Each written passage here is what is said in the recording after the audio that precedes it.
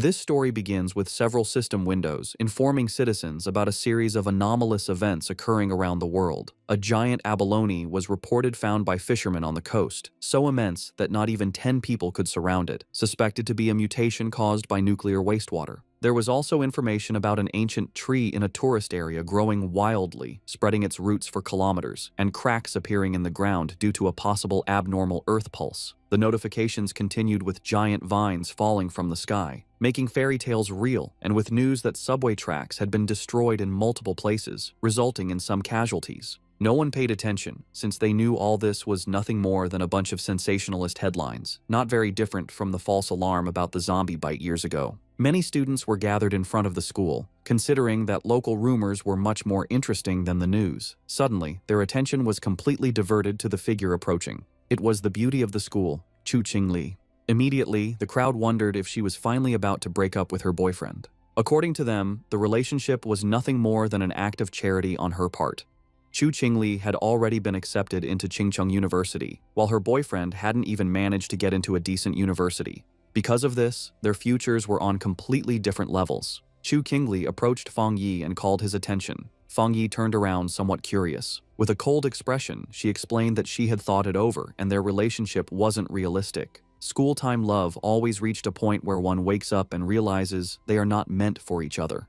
A life together, according to her, required not only courage, but also compatibility. For all this reason, it was best to end things. She thought with disdain that no matter what he tried to win her back, it would be impossible. Fang Yi remained silent, and noticing this, people thought his lack of reaction was because he was so shocked that he had collapsed or lost his mind. After all, she was the beauty of the school. They expected him to be on his knees, begging for another chance. However, upon observing him, they simply concluded that he was no match for a rich and beautiful girl, a toad who coveted a swan. With a calm gaze, Fang Yi agreed to break up with her, leaving Chu Qingli and the others in shock. Seeing that she had nothing more to say, our boy turned his back on her and decided to leave. She panicked and called out to him. With a piercing gaze, Fang Yi turned around and asked what she wanted. While her eyes were shining with rage, she made it clear that she didn't care what he was thinking or what tricks he would use. She wasn't going back with him, and she wanted this to be completely clear. Fang Yi began to stare at her and asked her not to flatter herself, calling her the school beauty. Upon hearing this, her eyes widened in surprise, making her blush. The others were in shock at Fang Yi's attitude. Fang Yi was aware that Chu Qingli and the others had no idea what was about to happen. He knew that society's current rules, like money and education, would soon turn to ashes. They were unaware that he had returned from a future disaster, a man reborn in this timeline. Because of this, the Chu Qingli before him was, to him, simply a distant stranger from another life. Fang Yi left the school. He had more important matters to attend to.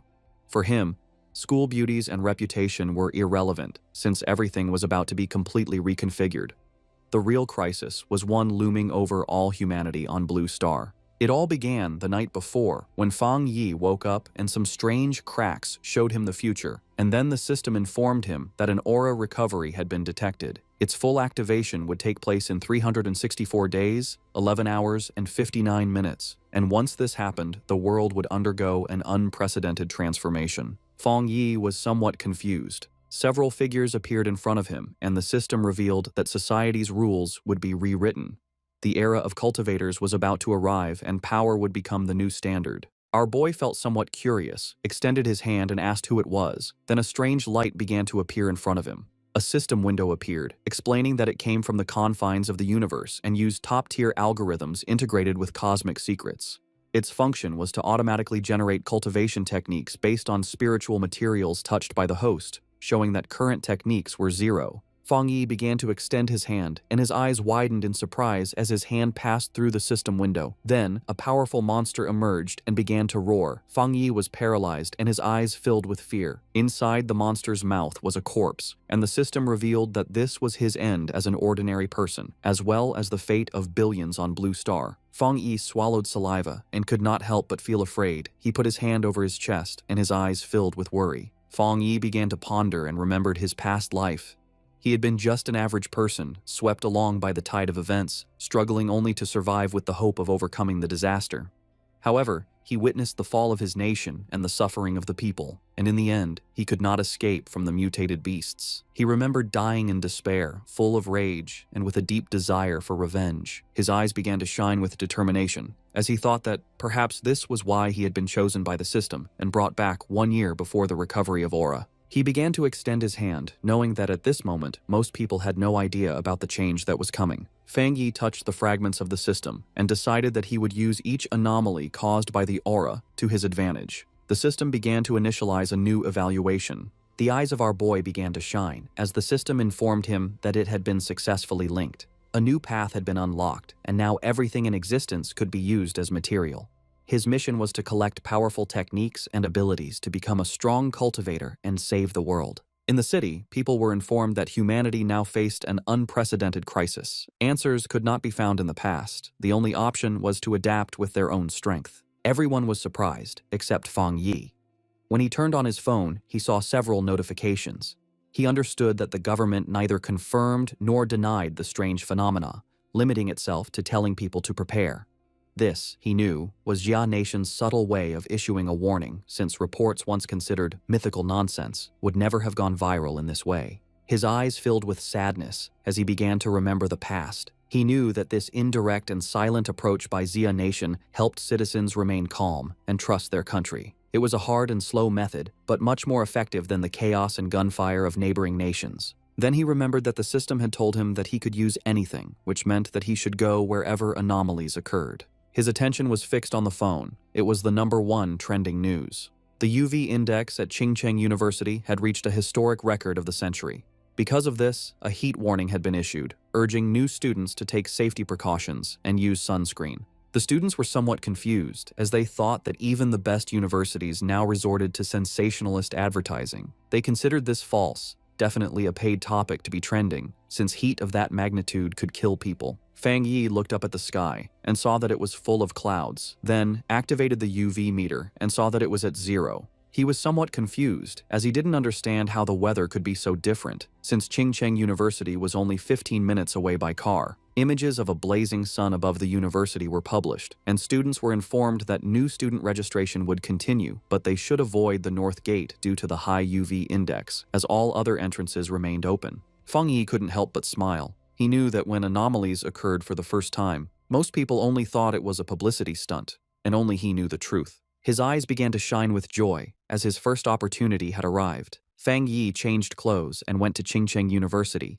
Everyone was carrying umbrellas. It was so hot that the leaves of the trees had fallen. Our boy went to the north gate of Qingcheng University, the least crowded of all.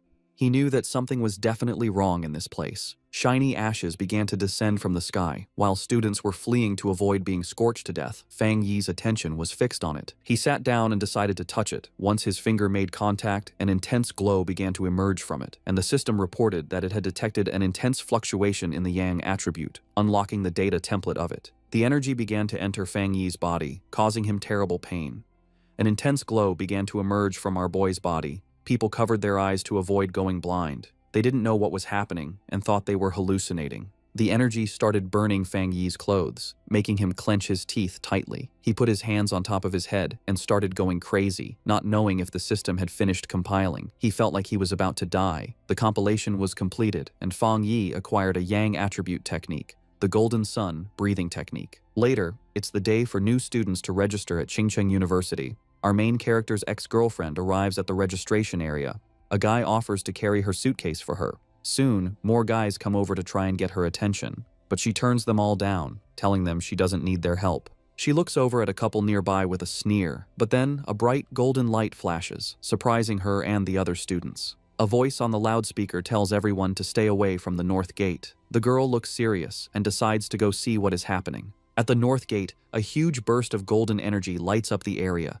A dark figure appears from the smoke, giving off a powerful feeling. He takes a deep breath, and his eyes glow with a strong golden light. A screen pops up, telling him that he has created a new technique and earned 50 points. The guy looks at the screen and wonders what the points are for. He decides it's not important right now, but will probably be useful later. Time passes, and it is now night, with a strange-looking moon in the sky. The young man then starts to practice his new breathing technique. The next day, a bright sun is in the sky, and a new energy spreads through the university. Some students notice the sky get dark and cool for a second as they run to the north gate. A large crowd gathers there to see what is going on. The university's dean is angry and asks why no one listened to the warning to stay away. The group pushes through the crowd, which moves aside for them as they go to the center of it all. A hooded person with a serious look tells the dean to block off the north gate completely. At that moment, a system tells Fang Yi that he has cleaned a polluted area. He learns that the government already knows about these areas and wonders if there are other people like him. Hearing an alert about people not being allowed in the area, the young man knows things have gotten serious. The students see people in uniforms and wonder if they are from the army. From a rooftop, Fang Yi sees that the disturbance is getting a lot of attention. With his red eyes glowing, he decides it's time to leave and jumps off the building. Down below, the mysterious hooded person walks across the ground, which is cracked from the energy. The hooded figure looks carefully at the scene. This person kneels and touches the ground to feel for any remaining energy. Then, she picks up a piece of the ground to get a closer look at what happened. The hooded figure studies it and realizes a person caused the energy. Just then, officials begin moving the students out, while the person in the hood watches from far away. In the crowd, the guy's ex-girlfriend is shocked to hear that only one person did this. At that moment, she sees a figure jumping away and wonders if it was her ex, but she quickly pushes that thought away. With his grades, he could never get into this school. Far away at Fang Yi's house, the sun goes down and night falls. Lying on his bed, the young man complains that his body is still hot, even after a cold shower. Because of the heat, he's afraid he won't get any sleep. He also worries that because of what happened today, someone might have noticed him. He then picks up his phone and sees a popular news story about a cultivation association. The young man remembers that everyone used to think it was just a joke on the internet. Just then, he remembers the hooded people at the university and thinks they must be from the association. Curious, he opens the news story to read the whole article. It explains the different cultivation levels, from ghost acts to total transcendence. In the comments, people think it's a joke, but he wonders if the announcement is real. Fang Yi thinks about how he never knew any of this in his past life as a normal person.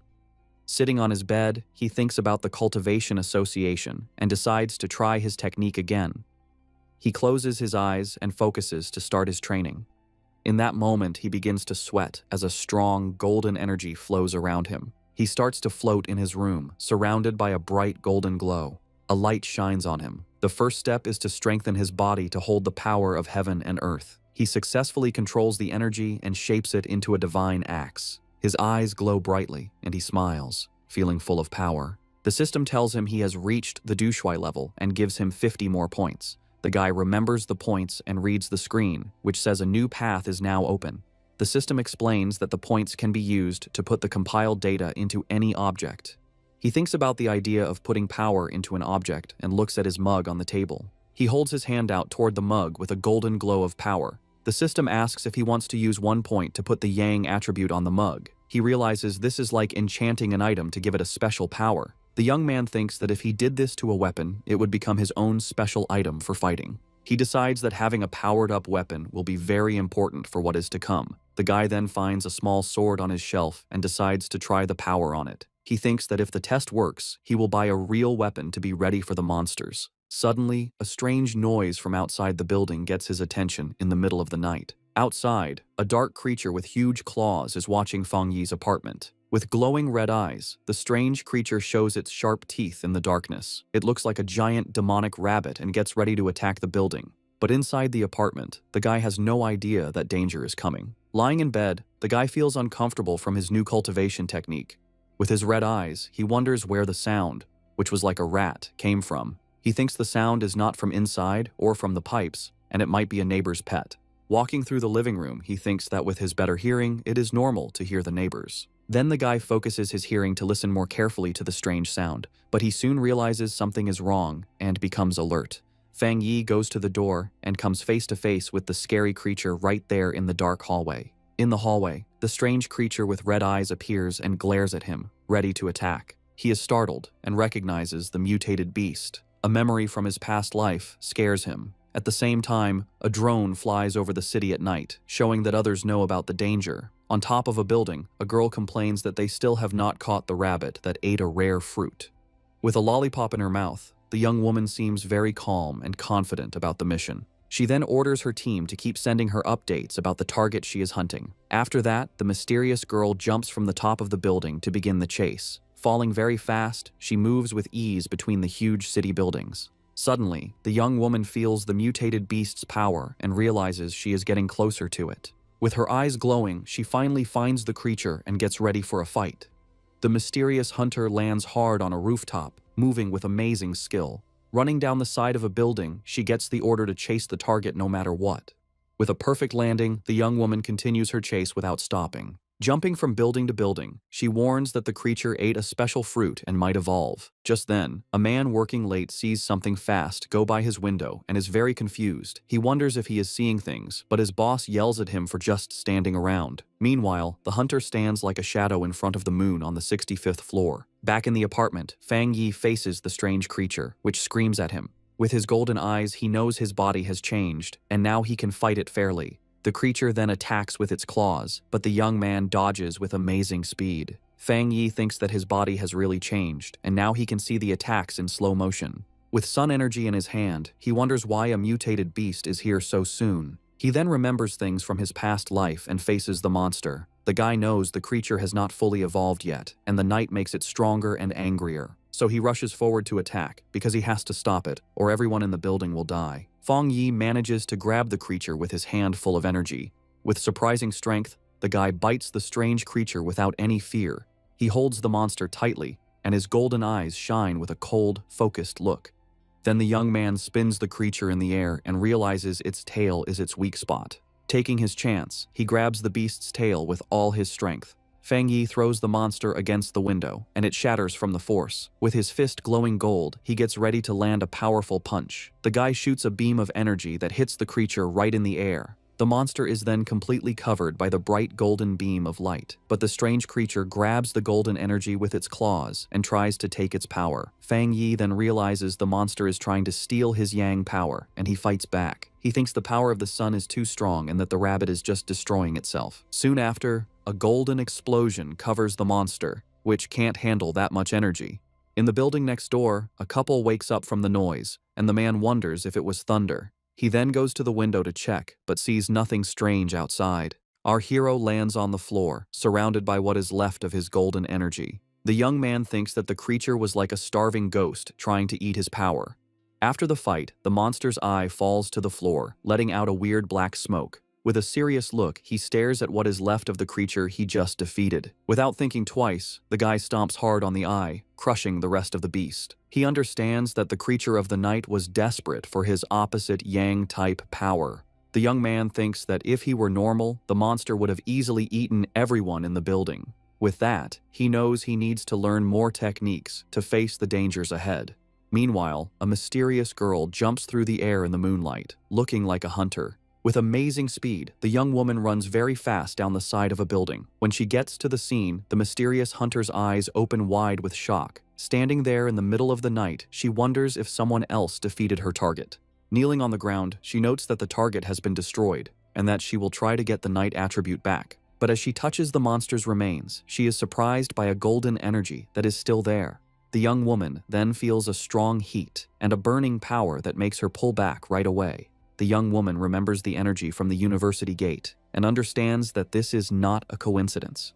After this discovery, the girl turns on her communicator with a serious and determined look. She tells her base that the target was taken out by a powerful new forerunner with a special ability. A voice on her communicator asks if the same person cleaned the gate and killed the rabbit. A man confirms they have no information on this person, and that the association must recruit him. The silver-haired girl agrees with the plan. She then carefully puts the small flame of energy into a container on her clothes. Her boss tells her to stop her other missions and focus on finding the new forerunner. At that, the mysterious hunter calmly unwraps the lollipop she was holding. The young woman puts the candy in her mouth and says she understands the new order perfectly. But before she starts the mission, the girl says she first needs to get some milk tea to relax. A voice on the communicator wonders who this mysterious person with so much power could be. The young woman agrees that the president was right, and that she needs to meet this powerful master. Fang Yi's day starts with the sunrise. He stretches, ready to train. He knows waking up early is good for his power, so he prepares for another session.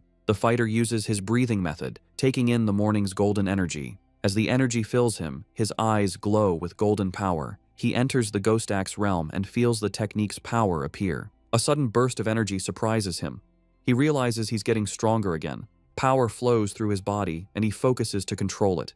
He makes a tight fist, feeling the energy now in his hand. He summons his key axe and sees that the weapon feels much lighter. He grips the weapon's handle firmly, ready to try out his new strength. The warrior lifts the golden axe over his head, preparing a powerful hit. He reaches the 2-star Ghost Axe realm, releasing his strength. His eyes now burn with golden flames, showing his new power. Fang Yi's body feels much stronger and tougher after this change. He grew stronger so fast because he used the extra energy from his last power-up. Fang Yi decides that from now on, he will level up slowly and carefully, one step at a time. But his growing power gets a lot of attention, so he needs a more private place. In the association's office, a man feels something strange in the air. He sees the change in the sun's energy and wonders if it's the new guy again. Fang Yi finds a quiet spot by a river to continue his plans. A system screen appears, and he confirms he will add a special quality to his weapon. He remembers trying this with another item, but it couldn't handle the power. This time, the new blade works with his energy, making a strong connection. A system message confirms the item encoding worked. Excited by his new weapon, he gets ready to test its amazing power right away. The test result shocks him with the incredible power the sword let out. A huge golden beam of light shoots from the blade into the sky. The warrior lands with his sword in flames, feeling the power flow through him. He almost starts a fire with that swing and sees how dangerous his strength is. The smoke from the attack is big, so he knows he was seen and needs to leave. A girl is running fast toward the smoke he left. She complains that she stepped away for a moment and missed everything. Suddenly, the young woman stops. She sees that the river is actually boiling. The agent flies over the damaged area, wondering what the new guy did to the place. She can already imagine being told off, since everything has gone wrong since he appeared. Just then, a golden flash in the distance catches her eye, and she becomes curious. The hunter is shocked by what she senses. This shouldn't be possible. His power level jumped from 1 star to 2 stars, and he even made a spirit weapon. The association only has 2 of those weapons, and the way to make them isn't fully known. The girl gets suspicious, wondering how he got this kind of power by himself. But she thinks she must be wrong and decides to start cleaning up the mess he made. Far away, Fang Yi thinks about how his weapon now has the Yang attribute, but he wants more. The system can encode anything, so he plans to add more qualities to the blade. Suddenly, his phone buzzes. He has a message from someone he doesn't know. He completely forgot about being private, and now a stranger is inviting him to a pioneers group. He's shocked to learn that official members must be at least Ghost Axe realm level. The stranger talks about a new pollution zone and invites him to a group hunt. He asks for the location, and the stranger sends a file about the lava dragon of the Shadow River. The zone has lava, and the same Yang attribute he has, so Fang Yi decides to accept the invitation. Far away in the Binmu district, a group is waiting for old Li's friend to arrive. One member says the girl's map was so good, he got there easily. The blonde girl thanks everyone for coming and tells them they need to work together. She is from the Cultivation Association and is disappointed that the pioneers here aren't very strong. What many don't know is that the Cultivation Association is a government group. Getting into the group was hard and required her family to ask for favors, so she hates to fail. Just then, one of the explorers sees the newbie arriving and calls him by his name, Fang. Fang Yi makes a strong entrance with his new sword and introduces himself to the group. The agent is startled by his power, but sees his aura isn't scary, but warm. Since the team is all there, the leader gives the signal, and they go toward the cave entrance. Fang Yi decides to go first and asks the blonde agent to take care of the light. The group walks through the cave, and one of them warns Fang about the loose rocks. They think it's strange that the place isn't very hot yet.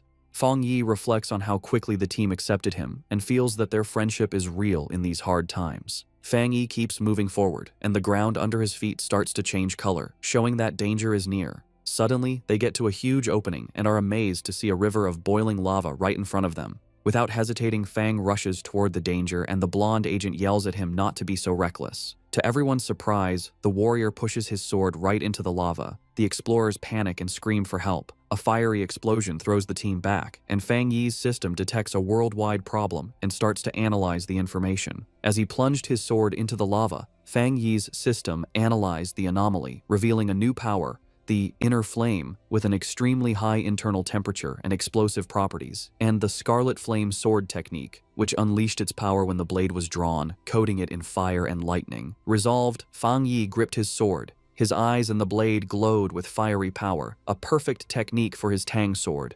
Below, the other explorers, thrown back by a previous explosion, watched in amazement as Fang Yi stood unharmed in a vortex of fire. Realizing his weapon was absorbing the lava's power, Fang Yi then used his script points to permanently embed the Scarlet Flame attribute into his sword, which now burned with energy. When the flames subsided, his teammates concluded he had suffered a small cultivation accident and had recovered. The group was euphoric, noticing the cave's spiritual energy had stabilized. One of them celebrated being able to absorb it smoothly, while another, on the verge of beginning his cultivation path, excitedly shouted Xiaoya's name.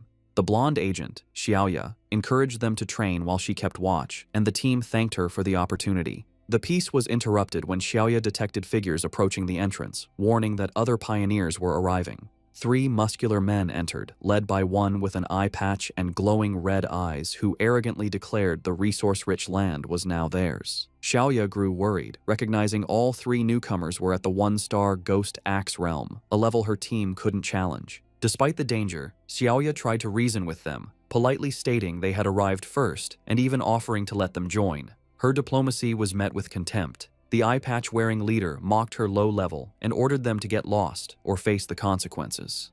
Xiaoya's expression hardened.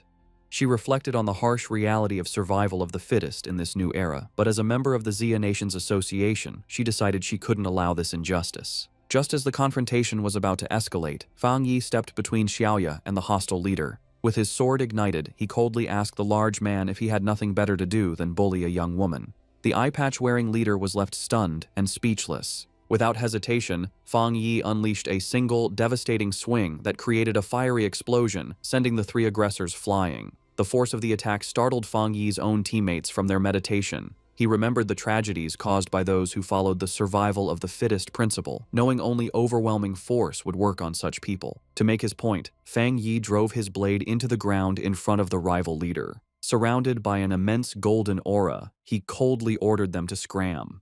Terrified by this second display of power, the leader called Fang Yi a monster and screamed for his men to run as Fang Yi watched them flee. His teammates rushed over, buzzing with excitement over his incredible power. Fang Yi smiled, brushing it off and suggesting it was time to leave. As they left, Xiaoya contemplated the immense power Fang Yi had shown, realizing he had held back. Convinced he was a top-tier pioneer, she knew she had to report this major discovery to her organization immediately. The scene shifts to the Spiritual Energy Cultivation Association office, where a woman on the phone with Xiaoya repeated in surprise that another high-attribute pioneer had appeared. The office worker grew flustered, realizing she had said too much, especially with an imposing man standing behind her. She awkwardly hung up after confirming the report. The young woman cheerfully asked her gray-haired superior if they were lucky enough to have 2 high-attribute pioneers in a row. He, however, grimly corrected her that luck had nothing to do with it, explaining that every high-attribute individual is destined to become a new center of power, a responsibility that stressed him immensely. Under a sunny sky, Fang Yi returned to the city.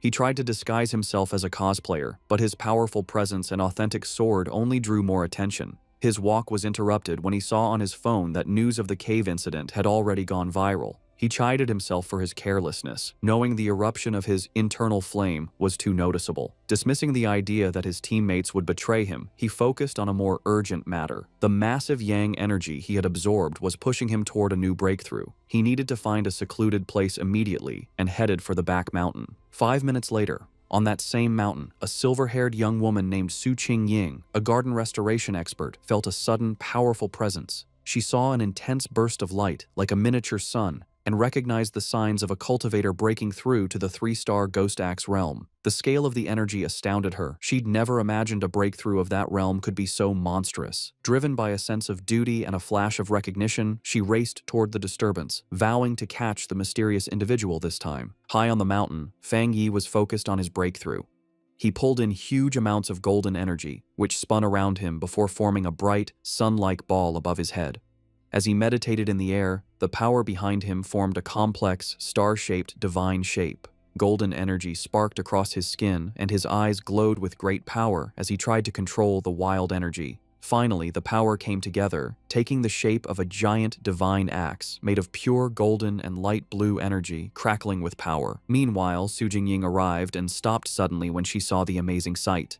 She watched in total disbelief, seeing that the mysterious person was about to swing the divine axe he had just created. His level of control was incredible. She wondered how anyone could command so much spiritual energy with such perfect skill and steadiness, asking herself if this man had secretly been training for centuries. The sight brought back a painful memory. Su Qingying remembered her own attempt to break through to the Ghost Axe 2-star level. The pressure from her own divine axe had been too much for her, pushing back and making her cough up blood. It left her stuck in bed for a full week.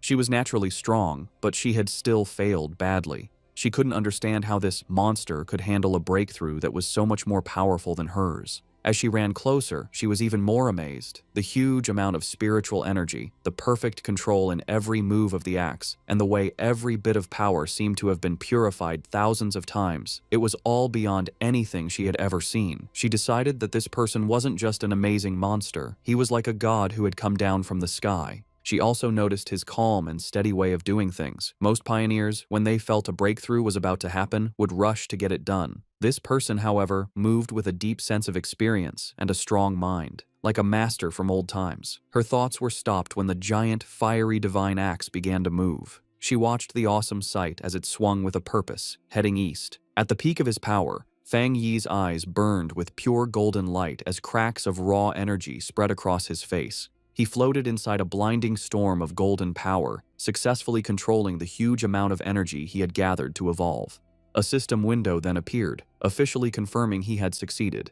He had reached the Ghost Axe realm, 2-star. The new divine axe slammed down into the earth, releasing all of its power in one huge shockwave that tore across the mountain. Su Qingying was caught in the powerful blast and had to hold herself steady against the wave of golden energy. The leftover force cut a huge path through the forest before fading away, but when she looked up, the mysterious man had completely disappeared. Breathing hard from the effort and her frustration, Su Qingying couldn't believe she had missed him again, especially since she had arrived in only 30 seconds. A worrying thought came to her. He must have known that she was tracking him.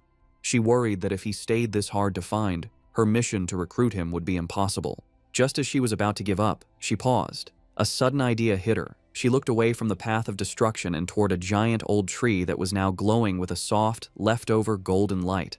With a new feeling of certainty, she called out into the woods that seemed empty, calling him Senior and asking if he was still in the area. From the shadows of the forest, Fang Yi appeared, his hooded body giving off a cool confidence. His glowing red eyes were on Su Qingying. He immediately knew she was the person who had been looking into him for the past few days. Seeing she had been found, Su Qingying stood her ground and properly introduced herself. She said she was the captain of the Firefly Squad, a part of the Spiritual Practitioners Association of Xia Nation, and also one of the nation's first pioneers. On behalf of the association, she sincerely invited him to join them. She admitted she had been following him for 2 days and hoped her methods hadn't made him think badly of her. As she spoke, Fang Yi stayed quiet, and his face was hard to read under his hood. Su Qingying added that while the public didn't know yet, all the official papers for the association were ready. Inside, however, she was very nervous, choosing her words carefully, and worrying if she was bothering him or making the powerful man angry. She knew she had to sound soft and respectful. Her carefully planned speech was cut short by Fang Yi's simple, direct question. "Why should I join?" The direct question surprised her completely. She stuttered for a moment, panicking over what to say. She quickly saw that empty, nice words would be useless against someone so smart. The truth was her only choice. Pulling herself together, she explained what the association was for. She told him that the Xia Nation wanted to gather and unite all the early pioneers, to guide them on an organized path, and also give them extra protection. She knew that growth was messy right now, and that an association might feel like a cage to a free spirit like him. But she asked him to look at the bigger picture. A great return of spiritual energy was coming, and they would all need to stand together to face the unknown enemies of the future. After listening to her passionate speech, Fang Yi leaned casually against a tree, looking tired and uninterested. He told her plainly that he was not willing to join. He explained that, for now, he still couldn't bring himself to fully trust her or the association she represented. Su Qingying was left completely stunned and speechless by his direct refusal, her eyes wide with shock. Facing his refusal, Su Qingying grew desperate. She quickly pulled out her identification card from her jacket. Holding it up for him to see, she quickly introduced herself again as Su Qingying and mentioned she used to be a well-known athlete before the spiritual energy returned. She begged him to believe her, hoping her public identity would give him a reason to trust her. Fang Yi paused and thought about her words. He touched his chin thoughtfully, saying that he now vaguely remembered her. His mind remembered a framed picture of her celebrating a victory as the runner-up in the Xia Nation's long-distance championship. He realized her natural athletic skill was what made her such a fast and good pioneer. However, his face then became hard. A dark memory from his previous life came to mind, showing a vision of a ruined city. He knew that in his original timeline, the Sia Nation's work, including the association, had failed in the end, leading to the end of humanity. Now that he had returned with his system, he knew he had to be part of the solution, but joining the association at this point was not the right move. Putting on a more thoughtful look, he looked back at a hopeful Su Qingying and confirmed that he did remember her. He told her he would think about her offer, and before she could answer, he jumped into the air and sped away from the spot. Just as quickly, he reappeared right behind a startled Su Qingying. He gave her a firm condition: she must keep his location a secret from everyone for now. In his mind, he studied her respectful behavior and guessed that the association was careful about upsetting powerful pioneers who weren't with them. He saw this as a weakness he could use. Su Qingying suggested a deal. She explained that the association had detected the energy from his breakthrough and that she had to file a report. She suggested sending a report that was a mix of truth and lies to protect his identity while keeping her bosses happy. After a moment of thought, Fang Yi agreed to her plan. Su Qingying tried to call out to Fang Yi as he agreed to her plan, but in the blink of an eye, he was gone. She ran down the mountain slope after him, but it was no use. Tired and annoyed, she walked alone on a forest path, muttering in frustration about how many times she had failed to catch him and how he was now trying to avoid her. She sighed, complaining about the tiring work of erasing the powerful energy signs he left behind after every incident. Her thoughts were cut short by a voice in her earpiece, telling her to stop worrying about the hard-to-find pioneer and remember the mission she was on. The voice seriously told her that the strange creatures had appeared again. Su Qingying froze, her eyes wide with shock as she asked if they were really back. A scary memory flooded her mind, showing her surrounded by a crowd of terrifying wolf-like creatures with bloody mouths and glowing red eyes. She thought to herself that she would never forget those strange, bloody beasts. The story explained what they were: cold, evil, and bloodthirsty monsters born from the pollution zones made by the spiritual energy's return. They got power from these zones, turning into monsters that ate humans. Some could even hide as natural disasters, killing anyone as they split up lands and made new pollution zones. If they weren't stopped, their very destructive nature would let them keep eating the human world until nothing was left. A heavy storm suddenly hit the city. The night sky wasn't lit by streetlights, but by constant, violent flashes of lightning. Rain poured down, and red alerts lit up people's phones, warning of the severe thunderstorm and telling everyone to stay inside. Another alert announced that the Yuhuang Mountain area was closed because of flooding risks. From their windows, people commented they hadn't seen a storm this bad in years, with some joking that a powerful being might be facing a lightning trial nearby. Hidden in a rainy alley, Fang Yi watched the storm grimly, his red eye glowing. He could feel the huge amount of lightning energy in the air, recognizing its wild power. He knew this was no ordinary storm but another anomaly, with its power focused on a single point. His eyes scanned past the city buildings and locked onto a distant mountain peak that was being hit by lightning again and again. He had found the center of the storm. Without hesitating, Fang Yi raced into the downpour, leaping across rooftops as he sped toward the mountain. When Fang Yi reached the base of Yuhuang Mountain, his system immediately confirmed a pollution zone was detected. He looked up at the peak, but instead of its usual beauty, he saw a grim scene with skeletal remains scattered among twisted trees. Another system notice added to the danger, stating the pollution level was unknown. Still, Fang Yi moved forward without hesitating, walking into the dark, stormy woods with a determined look. As he got closer to the center of the storm, he saw a massive bolt of blue lightning strike the mountain's summit, lighting up the whole area. He had found his target.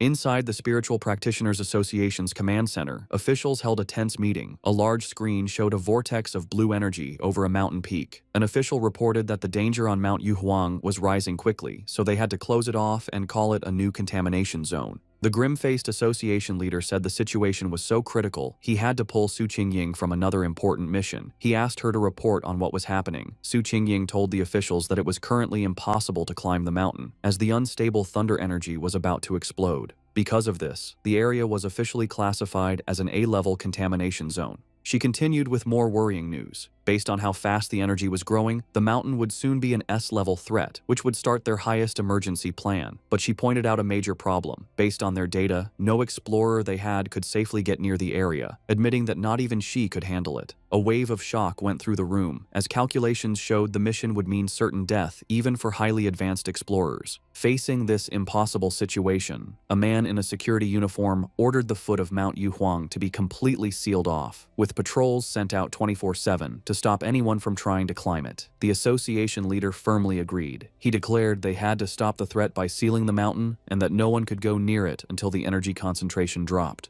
While the association thought Mount Yuhuang was too dangerous, Feng Yi was already deep inside the zone. Huge bolts of blue lightning crashed down around him. As the storm raged, Feng Yi stood firm, protected by a golden aura from his breathing technique. He knew, however, that just surviving the storm wasn't enough. To get the purest thunder energy, he had to climb to the center of the storm at the mountain's peak. His decision was fueled by dark memories of the past. He knew that the creatures they faced now were just the beginning, and even more terrifying monsters would appear in the future. He realized that his current fire-based powers were not enough for the challenges to come. He had to become stronger himself, not just rely on his weapon. Surrounded by the lightning, Feng Yi saw a rare and perfect opportunity to use the thunder energy to strengthen his own body. Feng Yi knew if he didn't take this chance to get stronger, he would face certain death from the disasters to come. His eyes glowing gold, he drew his flaming sword and, with a defiant roar, plunged it directly into a massive bolt of blue lightning. The wild energy surged through him, causing terrible pain, but his face remained determined. His body shook violently as the electricity coursed through him. He realized this thunder power was like a divine punishment, actively fighting against him. The storm was furious that he had entered its territory and seemed to demand that he give up. Staring at the chaotic sky, he wondered how he could possibly make such a raw force obey him. Then, he had an idea. He calmed himself and remembered his system's rule. To get a power, he had to touch the energy source. A golden aura exploded from him as he unleashed his golden sun breathing technique, determined to fight through the storm. With a loud roar, Feng Yi pushed forward, using his flaming sword to cut a path through the storm of blue lightning. The clash of his golden energy against the raw storm created a huge, chaotic explosion. Blood trickled from his mouth from the strain, but his eyes burned with determination. He knew this was a desperate gamble where he had to push himself to his limit, facing death in order to live. Finally, after a hard struggle, he reached the peak. He plunged his sword into the ground, cracking the rock as he arrived at the center of the storm. Here, the power was even more terrifying, a violent flood of thunder energy that made it hard to even breathe. He felt the storm's full attention on him and realized it no longer just wanted to push him away, it wanted to kill him. As if to prove it, the storm gathered its full power and shot a single, massive beam of white-hot lightning directly at him, an attack meant to completely destroy him. As Feng Yi faced the storm's final attack, his system activated, detecting a powerful thunder attribute and starting to process it. Far below in the city, people watched from a tall building, amazed. One man taking a photo had never seen lightning so big. Another wondered if a god was going through a trial, even thinking he saw a person in the sky. At the mountain's peak, the fight ended in a brilliant explosion. Feng Yi had won. A system message confirmed it, announcing he had obtained refined divine thunder power and could now summon heavenly lightning to make his body godlike. He was rewarded with 5 writing points. Feng Yi now floated in the air, surrounded by blue lightning and his golden aura. He understood his new power. The thunder attribute was a top-tier force for both attack and defense. Unlike his sun power, which was mostly for defense, the thunder could refine his body and turn it into intense energy. He decided that the thunder was now his spear and his shield. He also realized the power wasn't just about destruction, it was also about purification and rebirth. He could feel the energy strengthening his bones and muscles without any pain. The system then offered him an upgrade to punish evil, which would grant him double critical damage, asking if he wanted to use writing points to get it. Landing softly, Feng Yi thought about what to do next. His first thought was to put this new thunder power into his Tang sword. He considered it carefully. While it would make the blade stronger, he worried it might mess with the purity of the sun attribute already in it. He also knew that putting too many different powers into one item could damage or even destroy it. Suddenly, he had a brilliant idea. Looking at his hand, he decided to do something different. He would implant the thunder attribute directly into his right hand. The system immediately responded, asking if he wanted to put the thunder attribute into the chosen item. A confident smirk appeared on his face as he gave the command. Instantly, all the wild blue lightning in the air rushed into his right hand as he claimed the storm's power for himself. The next day on the storm-damaged peak of Mount Yuhuang, the immediate danger was gone. Below a cliff, Su Qingying and an army officer named Major Han Li stood over numerous figures in body bags.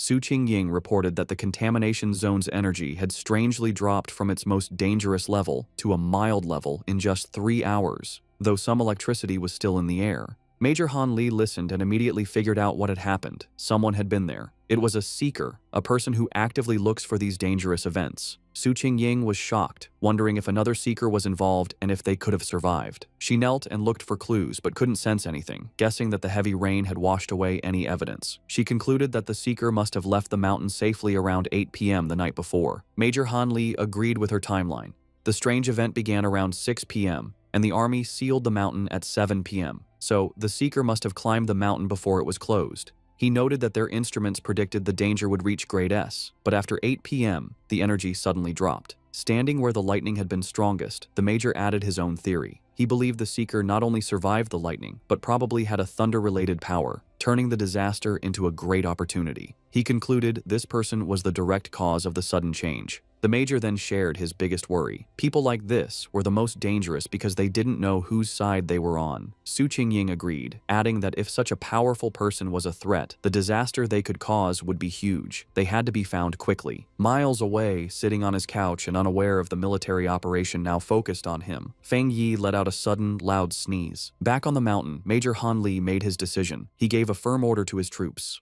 Find this person immediately, at any cost. As his command was given, he assigned the mysterious target his temporary codename, the Tyrant. The investigation on Yuhuang Mountain started right away. The army hoped the Spiritual Practitioners Association could recruit the mysterious person codenamed Tyrant soon. In the meantime, they would keep all information about the event secret and start their own investigation. On the Rainy Peak, the association leader told Major Han Li that they already had a high-level pioneer trying to make contact. He then turned to Su Qingying and ordered her to give her report to the Major. Su Qingying was caught off guard by the order and gasped in panic. Forced to think fast, she began her half-true report.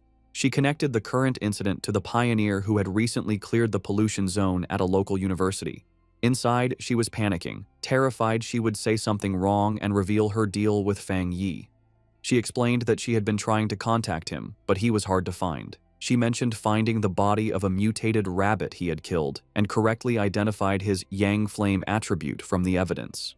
She finished by promising to do her best to get close to him and find out how he had cleared the university's gate.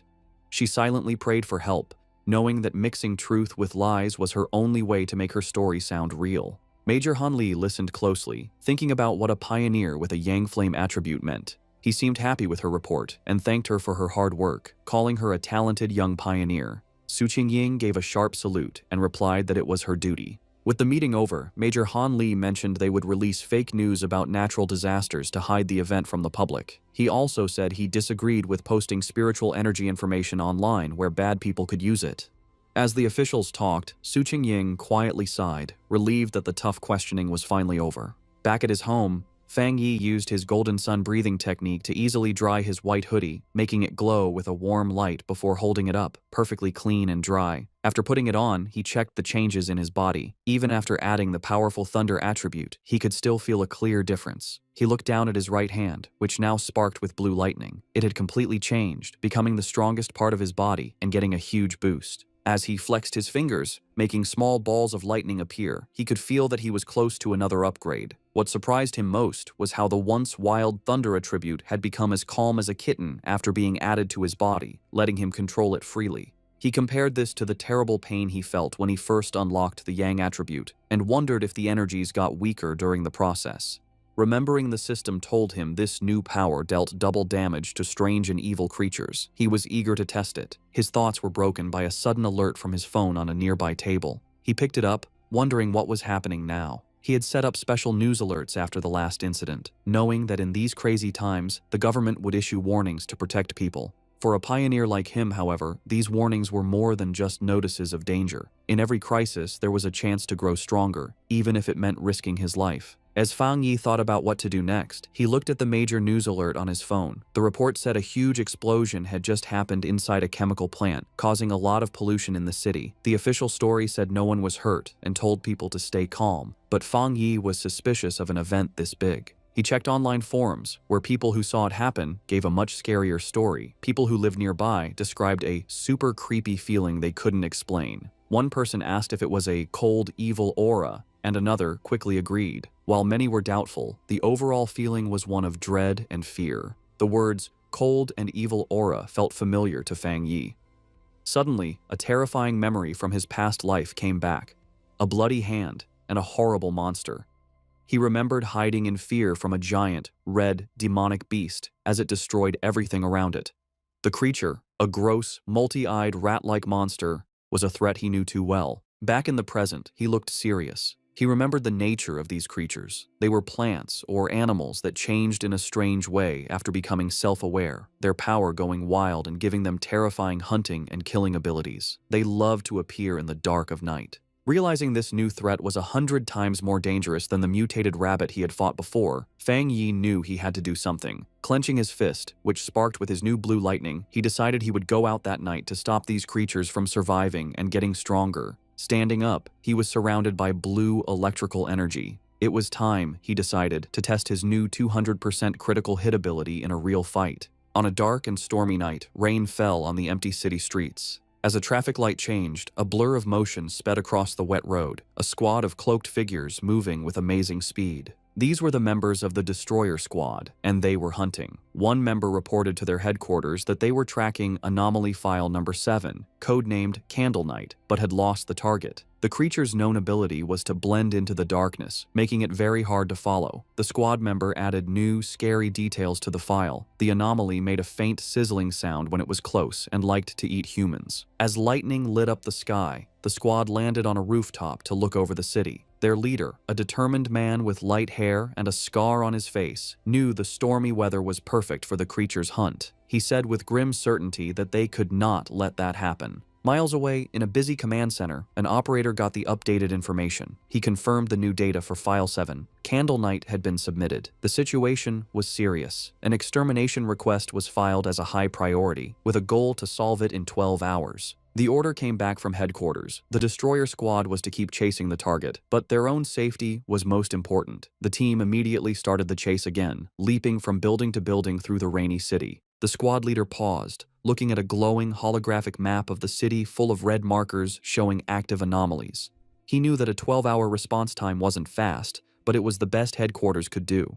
The country was large, and with anomalies appearing everywhere, even their advanced resources were stretched thin. Just as the Destroyer Squad got close to their target's last known location, a warning came from their headquarters. The operator told them that the area they were entering was currently occupied by Spiritual Energy Cultivation Association agents. A photo of Su Qingying appeared on the screen as the operator explained that her team was watching pioneers there and could be asked to help. The Destroyer Squad's leader acknowledged the message and asked headquarters to have her come help, saying he had heard of her good work. Elsewhere, Su Qingying was surprised to learn she had become so famous. The Destroyer Squad waited grimly in the rain. Soon, Su Qingying and her own cloaked team arrived, taking a spot on a higher rooftop. With a hand on her hip, she looked down at the squad below and casually asked if they were the ones calling her for overtime. The Destroyer Squad's leader was not happy with her casual tone. He sternly told her that the Candle Knight anomaly eats people and that this was much more serious than a simple overtime request. One of Su Qingying's team members shot back, asking if that was the right way to ask for help. Su Qingying then turned to leave, saying that the Destroyer Squad seemed so good, they probably didn't need help after all. She announced that her team, the Ying Squad, would be leaving. As they started to go, her team members muttered among themselves, one worrying about their boss's savage attitude and another defending her, saying their own missions were just as dangerous.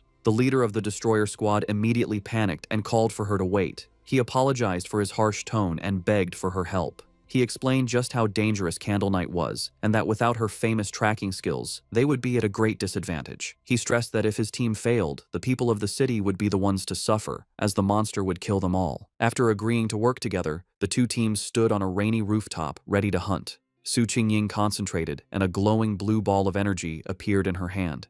She announced she had found the creature. The orb's energy expanded, showing the monster's location. Hidden in the dark, wet ruins of a chemical plant, the monstrous, multi-eyed rat-like creature called Candle Knight was eating something. Its file noted that it liked darkness, dampness, and eating people. With the target found, Su Qingying gave the command for the joint operation to start. The creature's senses were sharp, and it instantly looked up, aware of their presence.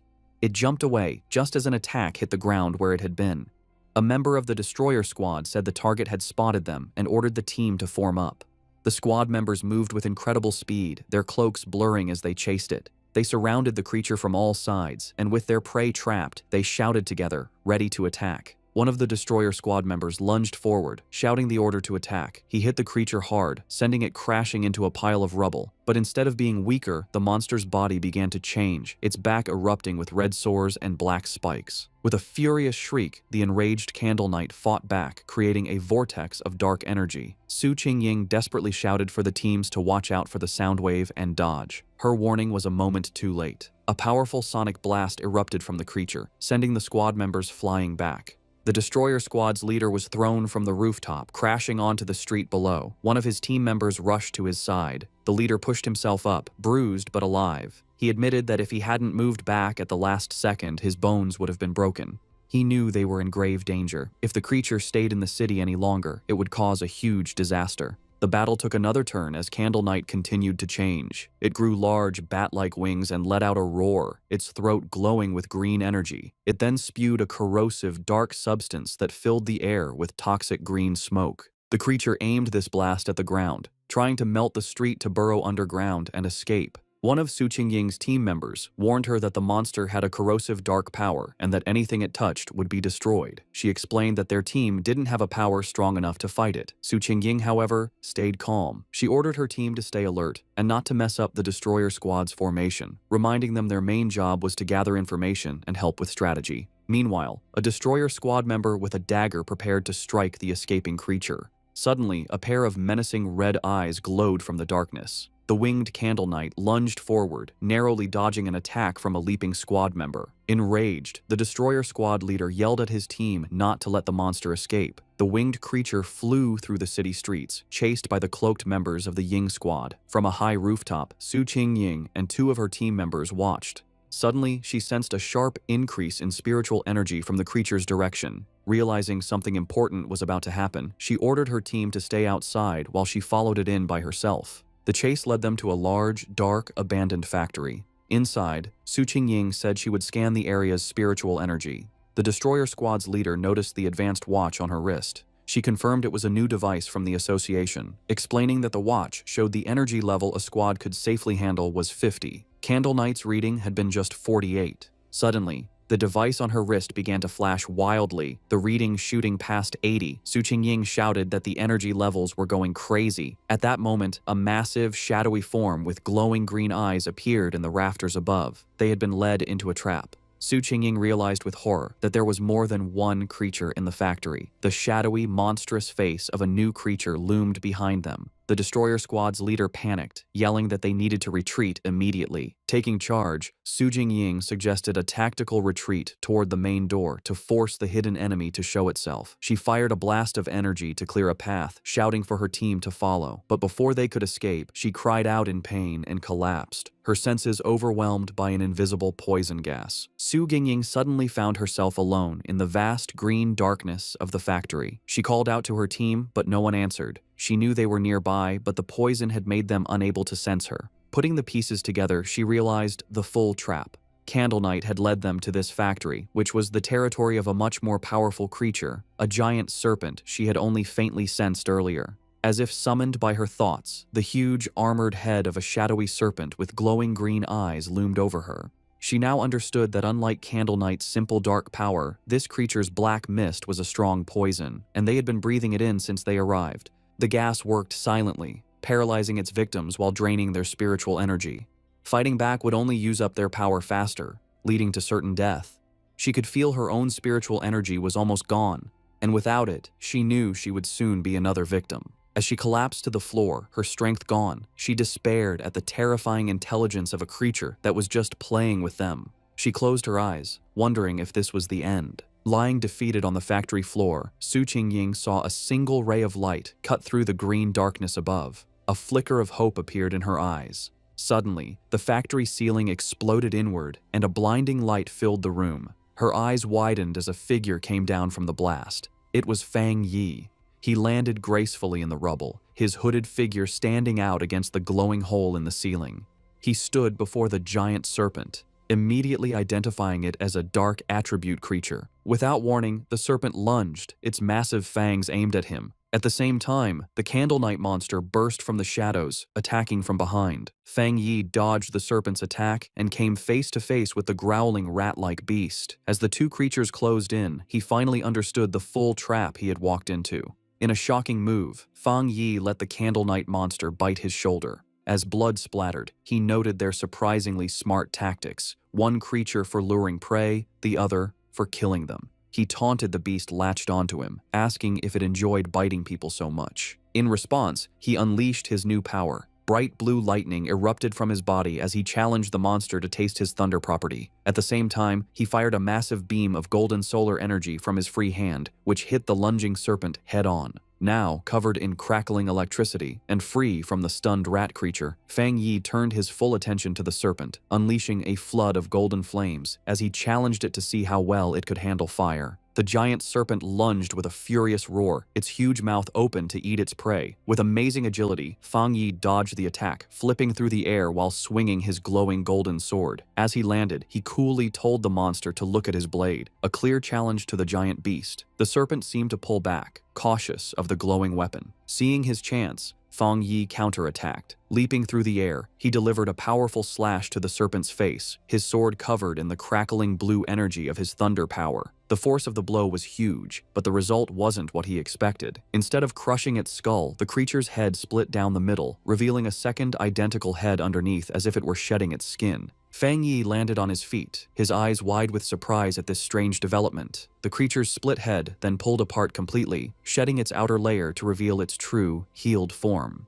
As green energy pulsed in its neck, Fang Yi knew the fight was far from over. The serpent reacted with shock and pain as the leftover thunder energy from Fang Yi's sword ran through its body. It roared in fury as the electrical energy grew stronger, overwhelming its dark power. Watching the creature twist in pain, Fang Yi gave a small, confident smirk. He knew he had the advantage, as he had already sensed this serpent's dark aura was stronger than Candle Knight's. He then revealed his clever plan. When he attacked with his sword, he had held back the full force of his fire. Instead, he had used the blade to carry and channel the thunder power from his hand directly into the snake's body. He compared the two creatures, realizing this serpent was a far more dangerous and evolved monster than Candle Knight. Suddenly, he felt a sharp pain in his shoulder where the rat creature had bitten him. He hissed, looking down to see strange purple snake scales growing from the wound. He understood immediately. Just as he'd thought, this was a smart, mutated species. Its poison, delivered by its partner's bite, had a paralyzing effect that let it kill silently. He could feel a sharp pain from the wound, but he also felt his Golden Sun breathing technique working to fight the venom. With a determined look, he knew he had the perfect counter. The Yang Flame power could dissolve the poison, the Golden Sun technique would protect and heal his body, and the Thunder power would purify anything left.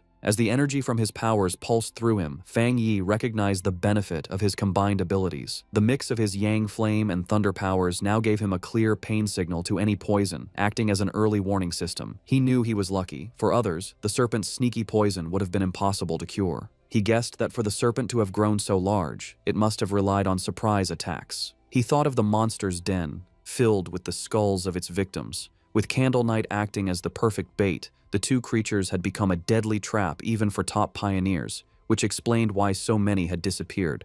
But in the end, it didn't matter. As he watched the creature's huge skeleton burn to ash in his holy fire, he knew its reign of terror was over. Standing before the fire, Fang Yi felt satisfied. His inner flame was powerful, but the triple critical hit from his new thunder power had sealed his victory. He felt confident that his fighting skills were now pretty good, even compared to other high-level pioneers. He stood silently for a moment, watching the flames burn the last of the monster. Just as he was about to leave, he paused, reaching out his hand as if he sensed something. His eyes narrowed. He wasn't alone. Someone was still there. He turned just in time to see a figure stumbling out from the smoke, coughing from the ash.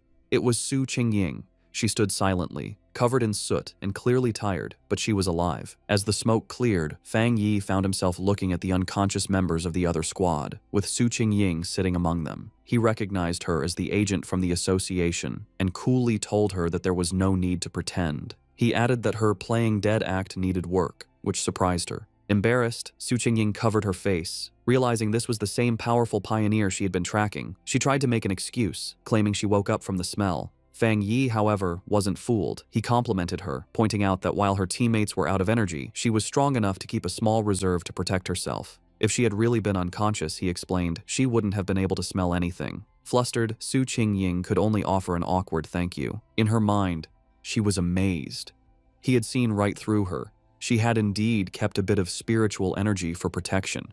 She had no idea how he had beaten both Candle Knight and the giant serpent all by himself. Noticing her embarrassment, Fang Yi's tone softened. He told her she didn't need to cover her eyes and that he only asked her to be honest with him and keep his identity secret.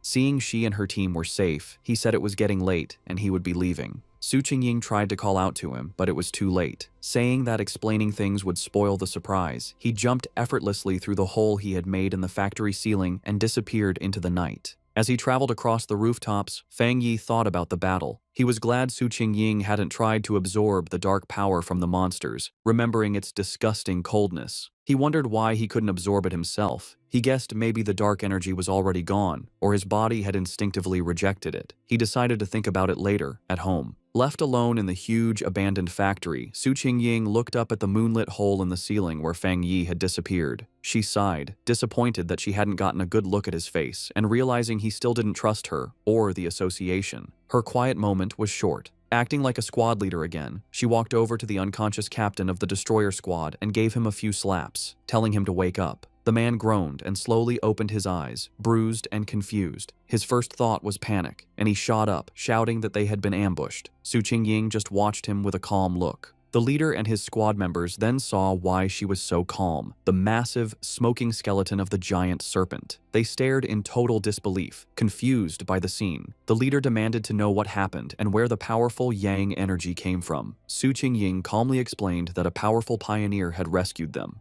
She continued her carefully planned report, explaining that the pioneer was likely the person from her original mission, a very high-level individual with a yang attribute. She let her voice trail off, suggesting his appearance was a lucky coincidence. The other squad members were in complete awe, with one saying it was unbelievable that one person could defeat both monsters. Su Qingying added that she hadn't managed to recruit him yet, and that he had even managed to track her back, which only made him more mysterious. Getting back to their grim job, the destroyer squad leader asked where Candle Knight's body was. As he began using a green energy technique to clean the scene, he said they needed to collect the remains for the association. As the squads began the cleanup, the destroyer squad's leader used a green orb of energy to gather the strange, dark remains left from the battle. As he stepped forward, he accidentally crushed a piece of debris on the floor, which suddenly exploded in a blast of bright blue electrical energy. He jumped back in pain, yelling at the force of the shock as Su Qingying looked on in surprise. This new discovery only made things more mysterious. The remains, which they now realized belonged to Candle Knight, were crackling with leftover electricity. The squad leader turned to Su Qingying, questioning her report. He reminded her she had said the pioneer had a yang attribute, yet this incredibly strong electrical power told a different story. The two leaders knelt to look at the electrically charged body. Su Qingying was stunned by the pure strength of the thunder power left behind, confirming it was a high-tier power. This led the destroyer squad's leader to a new idea. Maybe two high-level pioneers had appeared, one to kill the serpent and another to kill Candle Knight, before leaving together. Su Qingying knew that wasn't right. She struggled with how to explain the unbelievable truth, remembering the image of the lone pioneer holding both crackling blue lightning and roaring golden fire. She knew no one would believe that a single person could have two different top-level powers. Having just one made you a genius. Having two was almost unheard of. The impossible proof was right in front of them. The burning skeleton of the giant serpent was the work of a Yang Flame Walker, while the electrified body of Candle Knight was the clear mark of a Thunder Tyrant. The combined squads could only look on in complete disbelief, wondering what kind of monster this mysterious pioneer really was. As reinforcements from the association arrived, Su Qingying was glad she had left team members outside. If she had been inside too long without checking in, they would have reported her missing. She grimly realized the rescue team now at the scene had originally been sent to collect their bodies. Her two subordinates, who were knocked out by the serpent's poison, finally woke up. They scrambled to her side, crying with relief that their captain was still alive. With the threat gone, the association's team began their work. Their job had changed from a rescue to a forensic investigation. Using advanced scanning tech, they carefully analyzed the leftover spiritual energy and the battle signs, trying to piece together what happened for their report back to headquarters. Soon, one of the specialists approached Su Qingying and the Destroyer Squad's leader with his findings. He reported that after comparing all the data, from fighting habits to the way both monsters were killed, there was a 99% probability that one person was responsible for killing both of them. The two squad leaders stared at each other, their faces showing both shock and serious concern. The other squad members murmured to each other in disbelief. They were processing the fact that they had been saved by a pioneer with two different high-tier powers, something they never thought was possible. They knew either monster could have easily killed them all, yet this powerhouse had finished them both off, seeming to use single strikes. The power difference between them and this mysterious person was just ridiculous. Understanding the huge importance of this discovery, Su Qingying contacted her superior. She reported that the information on her target had been significantly updated. Looking up at the hole in the ceiling, she confirmed that the mysterious pioneer from the university and the powerful individual codenamed Tyrant were, in fact, the same person. Back in his office, the association superior listened calmly to her report. After thinking about the information, he gave a new command, telling Xiao Su to pause her mission for now. He explained that the pioneer had saved her team, killed the monsters, and secured the area. These were not the actions of an enemy. He added that he and Old Han, Major Han Li, didn't agree on the matter, and for her own safety and to avoid leaving a bad impression on their powerful potential ally, she was to stop all contact with the Tyrant for the time being.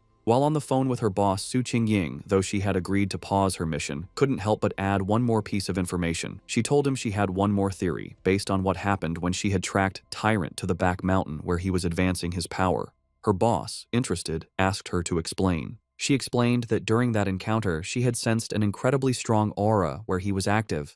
At the time, she suspected he might have a spiritual weapon but thought it was unlikely. However, now that it was confirmed he had two high-tier powers, the possibility seemed much more real. The association superior was surprised by this new information, questioning if the pioneer really had a spiritual weapon. He quickly became skeptical, leaning back and saying it was highly unlikely. He argued that no matter how talented, a solo pioneer couldn't possibly have such a rare item without outside help. Furthermore, he added, the team had found no traces of a third spiritual energy, which would usually come from a separately made spiritual weapon. Su Qingying quickly corrected him, clarifying an important detail. The spiritual weapon aura she had sensed during her first encounter with him was clearly a yang attribute. This new information completely changed things. The superior's eyes widened as he understood what this meant. If the weapon's attribute came directly from the user's own yang energy, it meant he wasn't just using a weapon, he was creating it. This led to an amazing conclusion. If he could create his own spiritual weapons, then he had to be a spirit creation realm cultivator. Such a being could theoretically do this alone, but that level of power was almost mythical.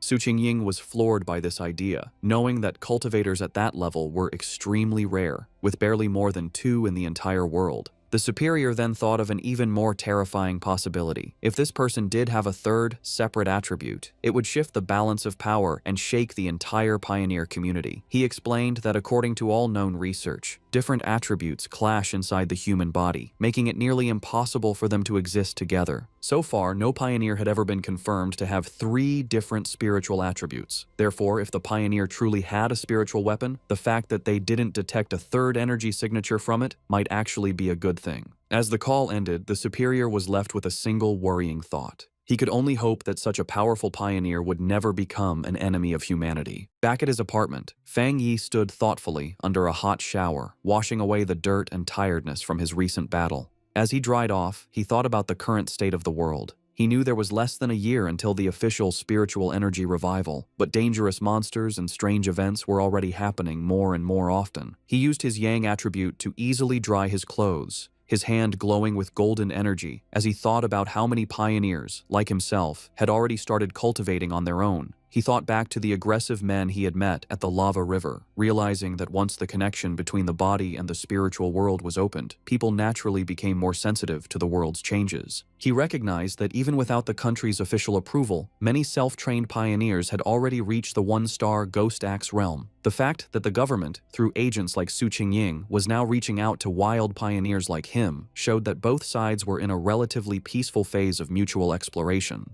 Standing in his room, thinking about Major Han Li and Su Qing Ying, he concluded that for now, the monsters were still under control, and there was no serious conflict yet among the different pioneer groups. However, as he finished getting dressed, he knew this peace was fragile. The government had already created the Spiritual Energy Cultivation Association, but it still hadn't told the public about it.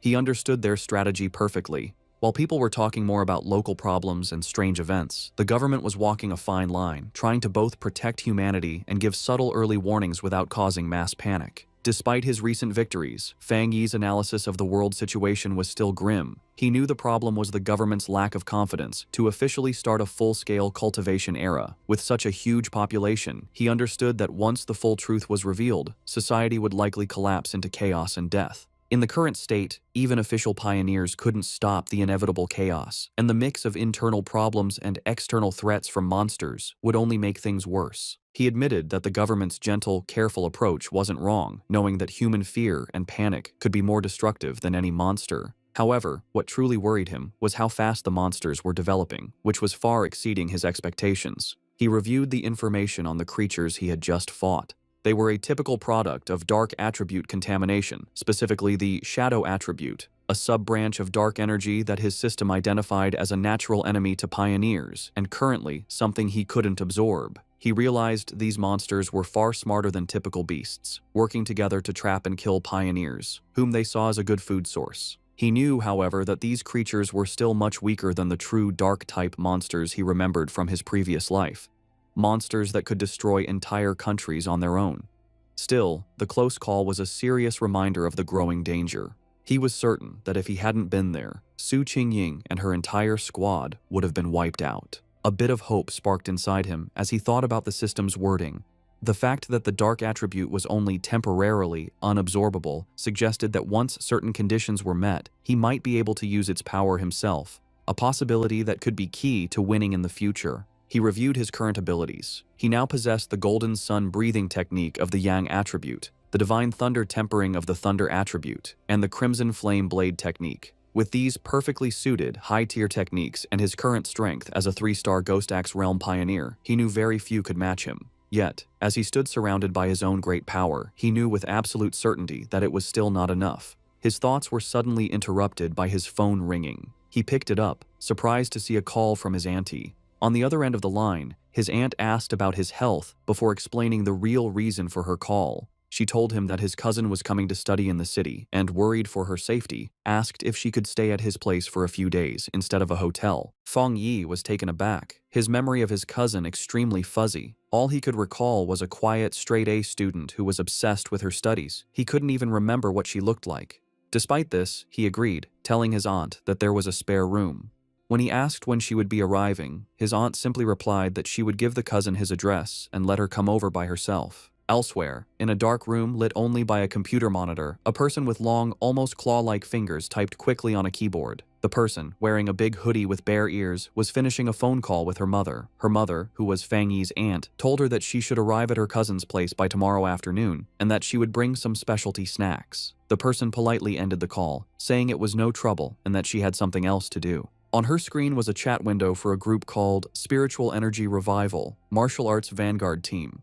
The user, Feng Heiju, had just announced her arrival in the city and her plans to stay at her cousin's place. After ending the call, she clicked her mouse, pulling up a new window. It was a rumor alert about an internet-famous town, now nicknamed Death Town, where 3 more people had vanished in relation to a pork beast challenge. A gruesome, blood-splattered image of the town was with the article. With glowing glasses reflecting the screen, Feng Heiju identified the location as Yanghua Town. Her interest clearly sparked. Her browsing was interrupted when her mother entered the room, asking if she had finished packing. Feng Heiju told her mother that she was packed, but that she'd rather stay in a hotel than bother her cousin. Her mother insisted, saying it was much safer than staying alone and that she trusted the cousin completely. Gently pushing her daughter out the door, her mother gave her some final advice. Be sure not to cause trouble and help out around the house when she could. Feng Heiju reassured her mother that she understood. Once the door was closed, Feng Heiju let out a small sigh, preparing herself for the visit. She thought of it as just one more hurdle to overcome. Adjusting her glasses with a flash of determination, she resolved that no matter what her cousin was like, he couldn't possibly be more difficult to handle than a monster.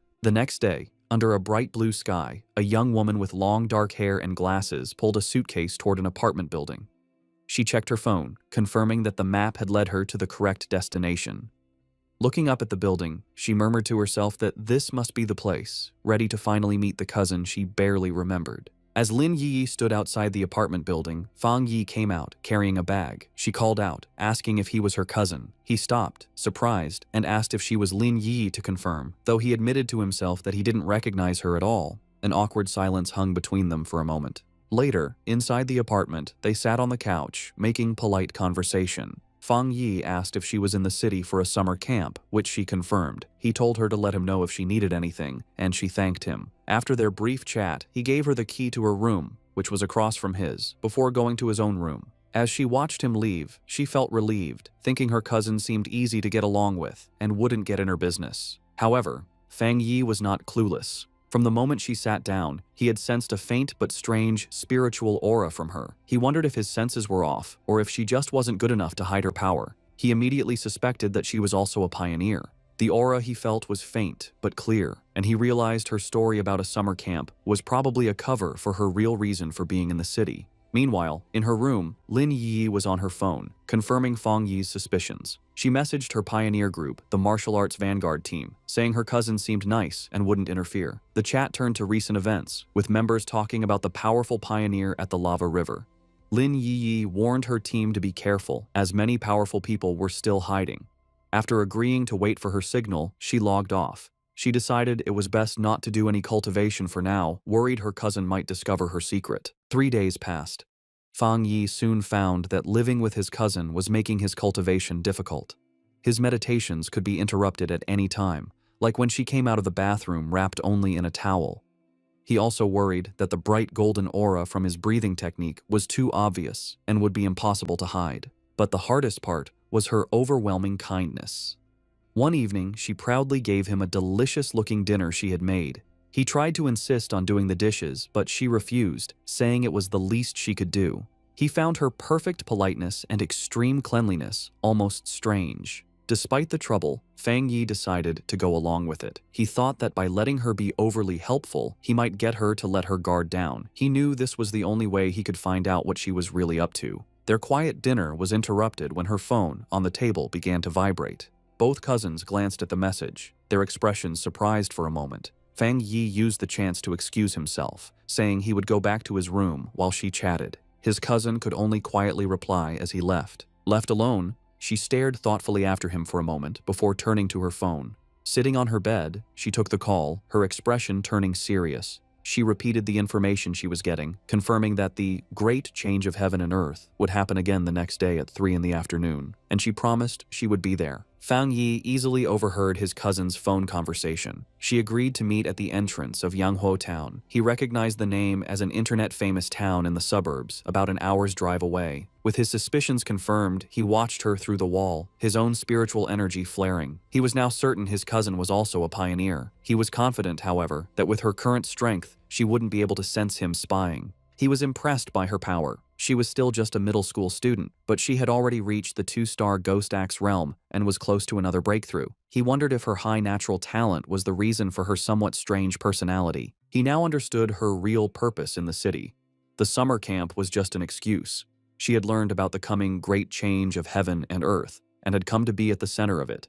He knew that every one of these great changes was a chance to get a new technique to increase his own strength. He wondered what kind of power would appear this time. In the end, it didn't matter. With a determined look, he decided that whatever power appeared, he would take it for himself. In her room, his cousin suddenly paused, feeling a strange sensation. She looked around, wondering if it was just her imagination, or if someone had been watching her. Seeing nothing but the moonlit mountains outside, she dismissed the feeling and continued her preparations. The next day, the town of Manhwa was buzzing with activity, with its mountains in the background. At the town's entrance, Lin Yi met a friend from her pioneer group. The friend playfully teased Yi about her cousin, asking if he was handsome. Yi replied that he was a good person, but just an ordinary-looking guy. Her friend sighed in disappointment. Just then, another woman from their group arrived, a redhead in a purple dress. She reminded the first friend that Yi herself had always said she was just an ordinary person. With the rest of their team there, the redhead announced it was time to get to business. One of the male members asked if a certain she was not coming. The redhead confirmed it would just be the 6 of them, adding that the missing member was always mysterious. Unknown to them, Fang Yi was watching from a nearby cafe balcony, his sword beside him. He noted that his cousin's little squad seemed to be pretty low-key. From where he was, he could sense their strength. The weakest was at the 2-star Ghost Axe level, and the man who had spoken was even a 3-star. He also overheard them say their team was usually stronger, with one powerful member often absent. As he sat watching, his attention was drawn to the mountains overlooking the town. His eyes narrowed with anticipation, sensing this was where the real event was about to happen. High in the mountains, the great change of heaven and earth finally happened. A giant green vine came down from the clouds, looking like the beanstalk from the fairy tale. This strange event would appear randomly and wasn't destructive, but for pioneers, it was an important key to understanding the changes in their world. Deep in the misty mountains, Lin Yi and her squad finally saw the incredible sight. The red-haired leader looked up in awe, confirming this was what they were looking for.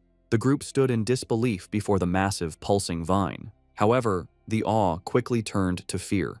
The group's adventurous friend suddenly grew pale and urged the others to stop, saying they shouldn't go any further. She was trembling with dread. She explained that seeing the vine in person gave her a terrible feeling. The leader then asked if they had seen the rumors on their internal pioneer forums. The friend's fear came from a dark story. She said she knew some of the pioneers from a team that had tried to touch the vine the last time it appeared. They were powerful, much stronger than she was, yet they all met a horrible end. She explained that after they came here, they were all buried, their skeletons now twisted within the roots of a dark version of the vine. Overcome with terror, she clutched her head in panic. She confessed she had a feeling they would all suffer the same fate. As she spoke, the reality around the group changed, and they were no longer on a mountain path. Instead, they were trapped inside a terrifying, pulsating, fleshy red cavern, the ground itself a gross mass of organic tendrils. The vision of their death was just a scary premonition. Back on the misty mountain path, the squad's adventurous friend, scammed in an online romance, was still shaken by the feeling of dread.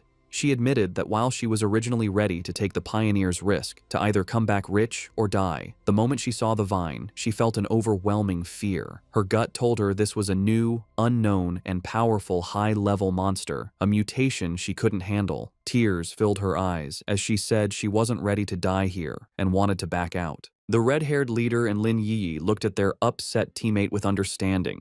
They confirmed they had all felt the same heavy feeling from the vine. Lin Yi explained it further, describing it as a feeling of complete emptiness within the wood-type vine. It was a strange feeling, as if all life had been swallowed by time, leaving only an empty shell. This, she explained, was why they all felt so scared. The group came to a scary conclusion. The vine was trying to eat their life force. Just as the fearful friend was about to panic, Lin Yi grabbed her hand, her face showing fierce determination. She declared that this was the path of the martial pioneer, a path that required them to face such dangers directly. Unseen by the group, Fang Yi watched from a nearby cliff. He, too, could sense the heavy, suffocating death energy coming from the giant vine. He noted that out of all the world monsters he had faced, besides the pure dark attribute, this vine gave him the worst feeling. He had to admit, the small squad had serious guts to even think about cultivating in such a dangerous place. He analyzed the monster more closely. While it was clearly a plant, a symbol of life, it felt completely lifeless. It wasn't really alive, but a dead thing pretending to be living, with no spiritual energy of its own. He could see it was stained with the blood and bodies of its past victims. Back with the squad,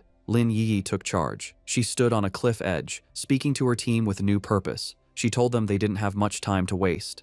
Knowing the danger, she suggested a new plan. They would carefully sense the energy around the area, checking out the monster without getting too close. Confident in her plan, Lin Yi believed that by sensing the monster's energy from a distance, her team would be safe enough. She found a spot high in a tree and began to meditate, surrounding herself in a protective bubble of blue spiritual energy. From a clifftop far away, Fang Yi watched them. He was impressed by their caution, noting they had chosen a distance that was both safe and good for cultivating. He gave credit to his top student cousin for correctly figuring out the best range, a position that was neither too reckless nor too timid. As Yi's cultivation grew stronger, the spiritual energy around her began to surge. Fang Yi watched in surprise, realizing she was about to have a breakthrough to the 3-star Ghost Axe realm. He was genuinely impressed. His cousin was truly talented. In a bright flash of blue light, she successfully broke through. Her teammates watched in awe, amazed that she had already reached such a high level of power. However, the huge energy disturbance from her breakthrough did not go unnoticed. Deep in the forest, the sleeping roots of the giant vine began to twist and glow with a scary green light. The pioneers felt the ground shake, and one of the men looked back in alarm. The whole group panicked as the monstrous vine began moving directly toward them, its tendrils bursting from the earth. The team's leader was shocked that the creature could have possibly sensed them from so far away. The vine's attack was fast and brutal. Vicious green tendrils shot up from the ground, trapping 2 of the male pioneers. The rest of the squad scattered in fear as their friends screamed for them to run, warning that if they didn't escape now, they would all die there. The team's leader quickly realized what caused the disaster. Yi's breakthrough had created too much of a disturbance, getting the monster's attention. As she shouted a warning, dark green tendrils began to wrap around Yi's protective bubble, which was still shielding her while she was weak after her breakthrough. The leader knew they couldn't get caught. Once the vine wrapped around them, its deathly aura would eat them instantly. Under the immense pressure, Yi's energy shield began to crack. Chaos broke out as the red-haired leader tried to pull her panicked friend to safety. The friend screamed that they couldn't leave Yi behind, but the leader replied desperately, asking what she was supposed to do. She furiously asked if she should use her own precious spiritual energy to protect Yi, basically dying so her teammate could level up. As chaos erupted around them, the red-haired leader tried to calm one of her male teammates, who was arguing that they should leave Lin Yi to save themselves. He coldly said that life and death were up to fate, and if they didn't leave right away, they would all die with her. He reminded her that they were all just people who had met by chance, and that she was being too emotional. This cold, practical view, however, only made the leader angrier. She shoved him aside, shouting that she would not leave her teammate, even if it meant going against the rest of them. From his clifftop spot, Fang Yi watched the scene. He knew his cousin, still just a student, was probably unaware of how much danger she was in as she remained weak in her meditative state. The vine's power was overwhelming, and he wasn't sure if even he could save her with his current strength. But he knew he had to act fast, as the tendrils were already starting to crush her protective barrier. He clenched his fist, a golden aura flaring around him. He had made a promise to his aunt to take care of her, and a promise made must be kept.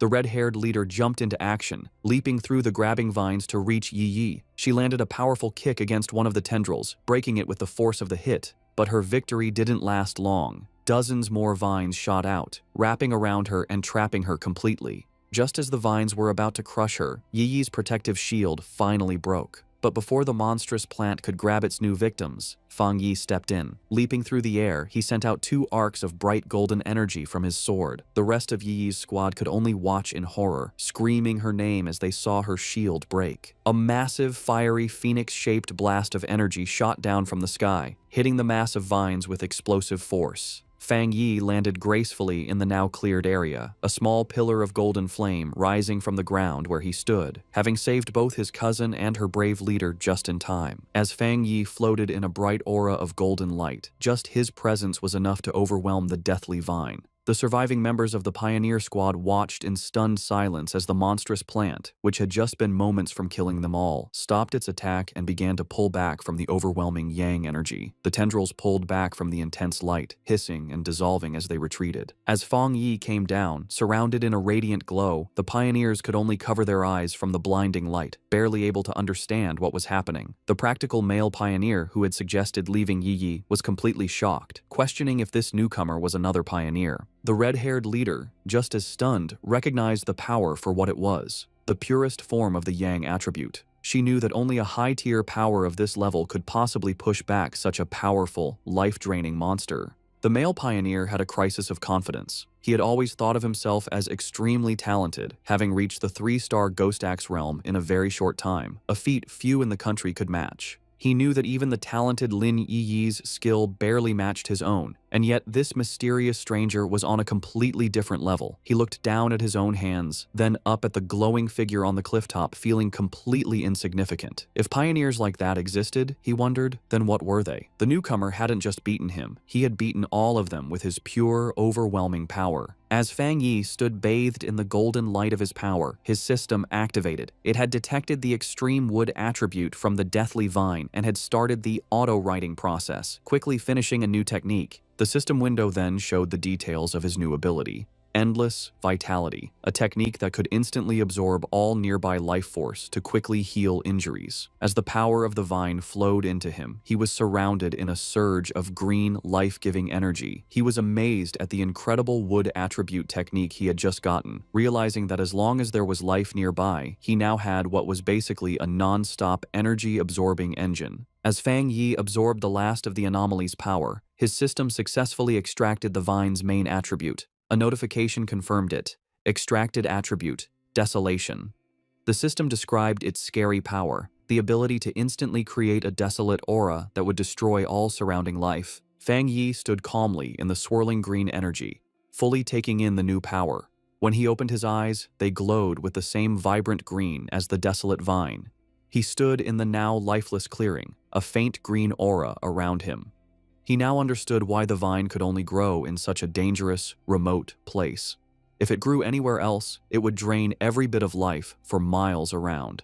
He thought about the ruthless nature of the desolation attribute, a powerful force that forcibly stole the life force of others. His thoughts were interrupted by a grateful voice. The red-haired leader of the pioneer group approached, her clothes torn and her body bruised, but she was alive. She thanked him greatly, saying that without him, they would all be dead. She then asked how they could possibly repay him for saving their lives. Fang Yi simply waved her off, coolly telling her there was no need and that they would meet again someday. He then turned and walked away. In his mind, however, he didn't feel like a hero. He knew that he had only found this opportunity because of their information. In his mind, he was the one who had benefited from the situation. As for the conflict he had seen among the pioneers, he wasn't concerned. With a final leap, he launched himself into the air, leaving the stunned squad behind. He knew that people's true characters are easily shown in a crisis, and a disorganized team like theirs would not be safe in the dangerous new era. Left in the empty clearing, the adventurous girl and the shaggy-haired man watched him go. The girl, still in shock, wondered aloud what they should do now. The man, however, answered her with a bitter, blaming tone, asking if she now regretted her earlier hesitation to save their teammates. With the immediate threat gone, and Lin Yi now at the third tier, the red-haired leader knew their best option was to stick together. Sometime later, Yi's eyes opened, glowing a brilliant blue as she came out of her meditation. Her teammates rushed to her side, relieved she was finally awake. The male pioneer who had suggested leaving her now said that their fate depended on their leader's wisdom, but another teammate said their focus should be on the mysterious stranger who had saved them. Still confused, Yi asked what had happened, noticing her other teammates lying unconscious on the ground. She stood up and was immediately hit by the powerful burning warmth of a leftover yang attribute on a nearby tree. She could feel its intense heat even from a distance. The shaggy-haired man then stepped forward, offering to explain what had happened while she was unconscious. Later that day, back in front of her cousin's apartment, Yi was still trying to understand the incredible events. She couldn't believe that someone so powerful actually existed. Her teammates' words echoed in her mind. He had called the mysterious pioneer a monster. He had described how the vines they couldn't even scratch had been easily pushed back by his power, and how the massive beanstalk had retreated far into the sky, no longer daring to come near them. Such was the overwhelming presence of the man who had saved them. She knew that even though he was long gone, the vine was still calm, a sign of his lingering power. She opened the door to the apartment and was surprised to find Fang Yi there to greet her. He looked at her with concern, noticing that she looked a little pale. Yi quickly pulled herself together, forcing a smile as she brushed off his concern, blaming her tiredness on a long day of studying. Fang Yi accepted her excuse, telling her she had worked hard and should go rest. He offered to order takeout for dinner, and she agreed before heading to her room. Once inside, she collapsed onto her bed, completely exhausted. She knew that breakthroughs were mentally draining, requiring a lot of concentration. She felt more tired than if she had stayed up for a month straight. Lying on her bed and scrolling through her phone, she felt a sense of relief. She was no longer an ordinary person. She wouldn't die from a few all-nighters. She accepted that this constant, life-threatening struggle was the fate of a pioneer in a world where things had begun to change. She thought of her cousin's seemingly normal, peaceful life and knew that such a life was no longer possible for her. Her quiet thoughts were interrupted by a new message in her pioneer group chat. It was from a user named Jiaolan, the mysterious, powerful member who was usually absent. Jiaolan had sent a simple, direct message. "If there are any more traces of that strong man, please inform me." This was the first time Jiaolan had ever spoken in the group, and it immediately got Yi's attention. She replied, agreeing to the request, before asking her own question to the group. She asked if they thought the man who had saved them could be the same one from the Dark River Lava Dragon incident, and if so, why he would have helped them. The group chat immediately lit up with a post about the mysterious high-tier Yang attribute master. The post described his sun-splitting slash in great detail, telling how the witness had been forced out of the cave by a blast of white-hot light. The author of the post declared with total certainty that no other pioneer in the Xia country could match his power, and warned everyone to stay away if they ever met him. Meanwhile, Fang Yi was heading out for the evening on his bicycle. He was confident that after the day's events, his cousin would have let her guard down around him, letting him come and go without making her suspicious. With his new freedom, he had a new mission in mind. It was time to find a suitable carrier for his new desolation attribute. He knew that this power was most compatible with plants, and he pedaled off into the night to begin his search. As he rode through the night, Fang Yi thought about the best way to use his newly acquired desolation attribute. He knew that despite its power, it was still a bad attribute at its core, based on destruction and decay. He worried that putting it on his own body could lead to bad reactions. Furthermore, he was concerned that its evil nature might conflict with the good, purifying power of his thunder attribute. He decided that the best solution would be to find a carrier for the attribute, something like the strange vine itself. He guessed that the original vine monster had been born when a regular plant sensed the return of rich spiritual energy and chose to evolve, creating the desolation attribute as a way to gather more power. With this in mind, a plan began to form in his mind. With a confident smirk, he knew exactly where he needed to go. He followed a moonlit road, guided by a sign pointing toward the forest park.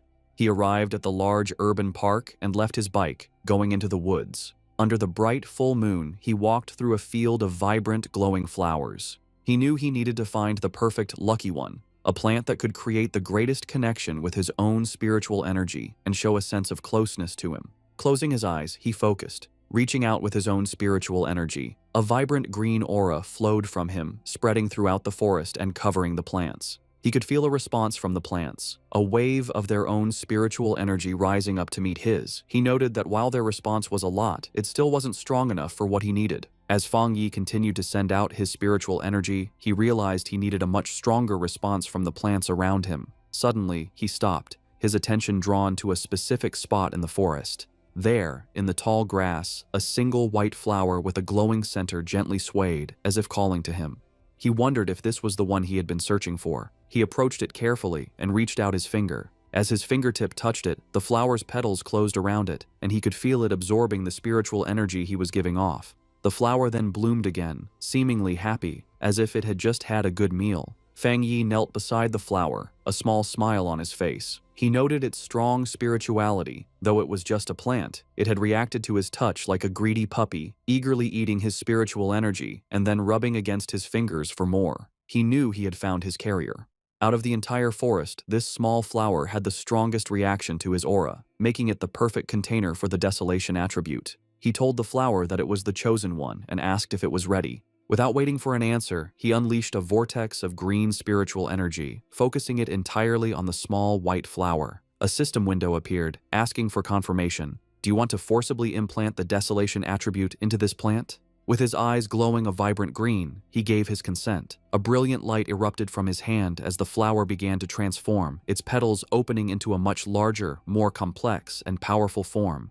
The implantation process was finished in a bright flash of green light. Fang Yi was surprised for a moment by the sudden burst of power. The small, simple white flower had been completely changed. Its petals had opened into a beautiful, lotus-like flower, and its leaves had grown thick and bright, all of it glowing with a powerful green aura. The newly powered flower immediately began to show its influence. It released a massive wave of desolation energy, its roots digging into the ground as it drew power. The effect was instant and destructive. The green, healthy forest around Fang Yi was drained of its life in seconds, the trees dying and the ground turning to dust. He was amazed at the pure, evil power of the desolation attribute. In just a few moments, the energy had eaten the entire section of the forest and was still spreading quickly. As the flower's light began to fade and its form shrank to a smaller size, Fang Yi knew he had to leave.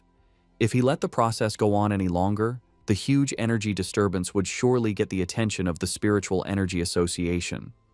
He reached down and plucked the glowing flower from the ground, roots and all. He knew this park was a risky place for such an experiment. Being so close to the city center, it was certainly watched by the association, who were worried about how the spiritual energy revival could turn even normal plants into dangerous threats. He had noticed the increased number of security cameras and the lack of any other people in the park when he arrived. As he walked away, holding his new prize, he noticed something incredible. The flower was still absorbing energy from the air, surviving and even doing well without its roots connected to the earth. He looked at it more closely, a smile of wonder on his face. He found it magical that its spirituality hadn't weakened at all since being pulled up, especially since it had been just an ordinary wildflower moments before he chose it.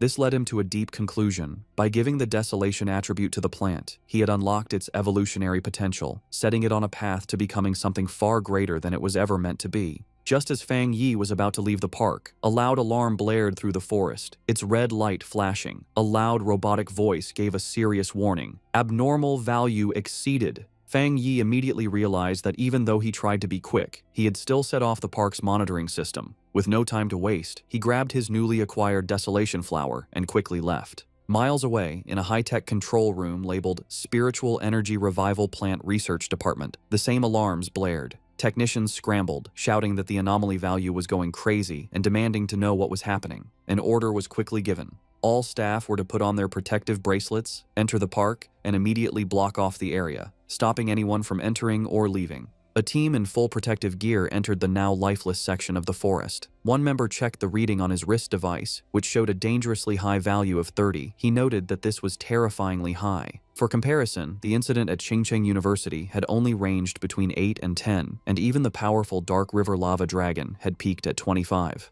Another team member added that the park's original spiritual energy level had never even gone above 10. As one of the researchers took a soil sample, another reported his strange findings. The air humidity, surface temperature, and sunlight were all completely normal. Yet, all the plants in the area looked as if they had been drained of their life in a matter of seconds. The team leader decided they needed to get closer to the center to figure out what kind of spiritual attribute could have caused such an event. However, as one of the members stepped forward, another researcher with glasses, who seemed to be a senior member, shouted at him to stop and not get any closer. He warned them with serious authority not to touch anything, identifying the leftover energy as the desolation attribute. He then asked if any of them knew about the vine that had recently come down from the sky. The younger researchers were stunned into silence. One of them finally found his voice, realizing with growing horror that the senior researcher was talking about the infamous, devil-like vine that had already been classified as an A-level mutation. The senior researcher confirmed their fears. Standing before a ghostly image of the vine with the souls of its victims trapped at its base, he explained the source of its terrifying power. The reason it was so deadly, the reason it had killed so many pioneers, was its natural desolation attribute, a powerful parasitic ability that drained the life force from all surrounding creatures, making everything it touched its own. The young researcher, who had been about to step into the dead area, clutched his chest, sweating and gasping in terror. He thanked his superior, realizing that he had just been saved from certain death. The senior researcher explained that the area around any plant that had awakened the desolation attribute was a dead zone, where anyone who entered would have their life force eaten. He remembered seeing data on another such plant in the Xia country, a rotting ancient tree in a forbidden zone in Wan City that instantly destroyed any life that came near it. He looked around at the lifeless clearing with serious concern, noting that the mutation of plants in this new era could not be ignored. From what they knew, the desolation attribute was the strongest a plant could awaken, and now, in addition to the ancient tree and the celestial vine, a third had been born. His lecture was interrupted by a hand clapping him on the shoulder. The research team turned in surprise to see the stern face of Major Han Li, who had arrived with his own group of soldiers. The major had already been told about the situation. He ordered all the researchers on site to change into the advanced protective suits his men had brought, and to follow him into the contaminated area. With Major Han Li leading the way, the newly equipped team, now joined by Su Qingying, stepped firmly into the dead zone. As they moved forward with their scanners, they made a series of confusing discoveries. They couldn't find a source for the desolation energy, and the aura itself was quickly fading, the level having dropped to 25 in the few minutes since they arrived. This went against what they knew about the celestial vine, which was supposed to be able to move. Major Han Li turned to Su Qingying, suggesting they investigate the area more closely. She agreed, her expression serious. As Major Han Li and Su Qingying began their investigation, two members of the team with glowing blue auras started tracing the flow of the leftover spiritual energy. The energy trails led them from the outer edges of the dead zone back to a single starting point. As they got closer, they stopped, their faces filled with shock. The Major and Su Qingying realized the horrifying truth at the same time. The source of the desolation energy had been dug up and taken away. A researcher in a protective suit couldn't believe what he was hearing, questioning how such a thing was even possible. Major Han Li knew that if someone truly had the power to enter a desolation dead zone and steal its source, their identity was extremely important. Su Jingying, however, had another theory. She showed a glowing data pad to the Major, explaining that after running a big data analysis, they had found a person whose movements matched both this incident and another recent mutation. The file on the screen showed a picture of Fang Yi, his name clearly visible. Just then, Major Li told Su Qingying that he would send her all of Fang Yi's information, confirming that he was highly likely the same pioneer she had been in contact with. With that, he tipped his hat, saying the rest was up to her association to handle. Left alone in the desolate woods, Su Qingying held the datapad, her expression one of grim understanding. 2 hours later, back in his apartment, Fang Yi carefully placed his new desolation flower into a small pot. He smiled, thinking that this was his first time raising a flower. He affectionately named it the obedient little white flower, and told it that since it now had the desolation attribute, it would cultivate on its own and become a powerful helper for him. He knew its special, life-draining powers would be a great help in battle, and its simple appearance would be the perfect camouflage, easily hidden from his cousin. As he gently touched a petal, he thought that in the dangerous new world, raw power was only part of the equation. The real key to victory was having more secret weapons. Fang Yi's quiet evening was interrupted by his phone buzzing on the table. He picked it up, surprised to see the caller ID, Old Wang. He immediately recognized the name as his childhood friend, Wang Liang, whom he hadn't seen in the 3 years since he'd left to join the army. A brief flashback showed the two as close friends in their school days, a bond that was broken when Wang Liang suddenly announced his decision to enlist. Fang Yi answered the call. On the other end, Wang Liang's cheerful voice greeted him, asking if he was back in town and inviting him out for a drink at their old spot. Fang Yi was taken aback by how sudden it all was. Wang Liang just laughed, adding that he had a big secret to tell him and that he shouldn't be shocked when he heard it. However, the seemingly friendly reunion was a carefully planned setup. After hanging up the phone, it was revealed that Wang Liang was not alone. He was in a dimly lit room, reporting to a tough and heavily scarred woman with long red hair and a high-ranking military uniform. Su Jingying was also at the table. Wang Liang confirmed to the officer that he had done as instructed. He then made a special request, asking that if Fang Yi was not the person they were looking for, they would guarantee his safety. The red-haired officer tapped her finger impatiently on the table. She coldly dismissed his concern, ordering him to simply do his mission and not do anything unnecessary. With a chilling lack of feeling, she added that if Fang Yi turned out to be the wrong person, Wang Liang should just consider it a punishment for his friend. At a quiet bar, Fang Yi and Wang Liang toasted with their beer glasses. They sat and drank, catching up after being apart for 3 years. Fang Yi noticed his old friend seemed much more mature and guessed that his time in the army must have been hard. Wang Liang talked about his experiences in the military before asking Fang Yi how he had been.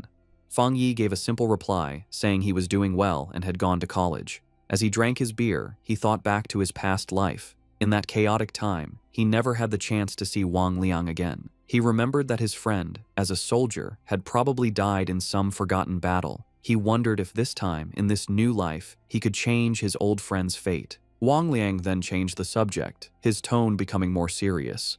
He asked Fang Yi if he had seen anything strange lately, like zombies or monsters from movies.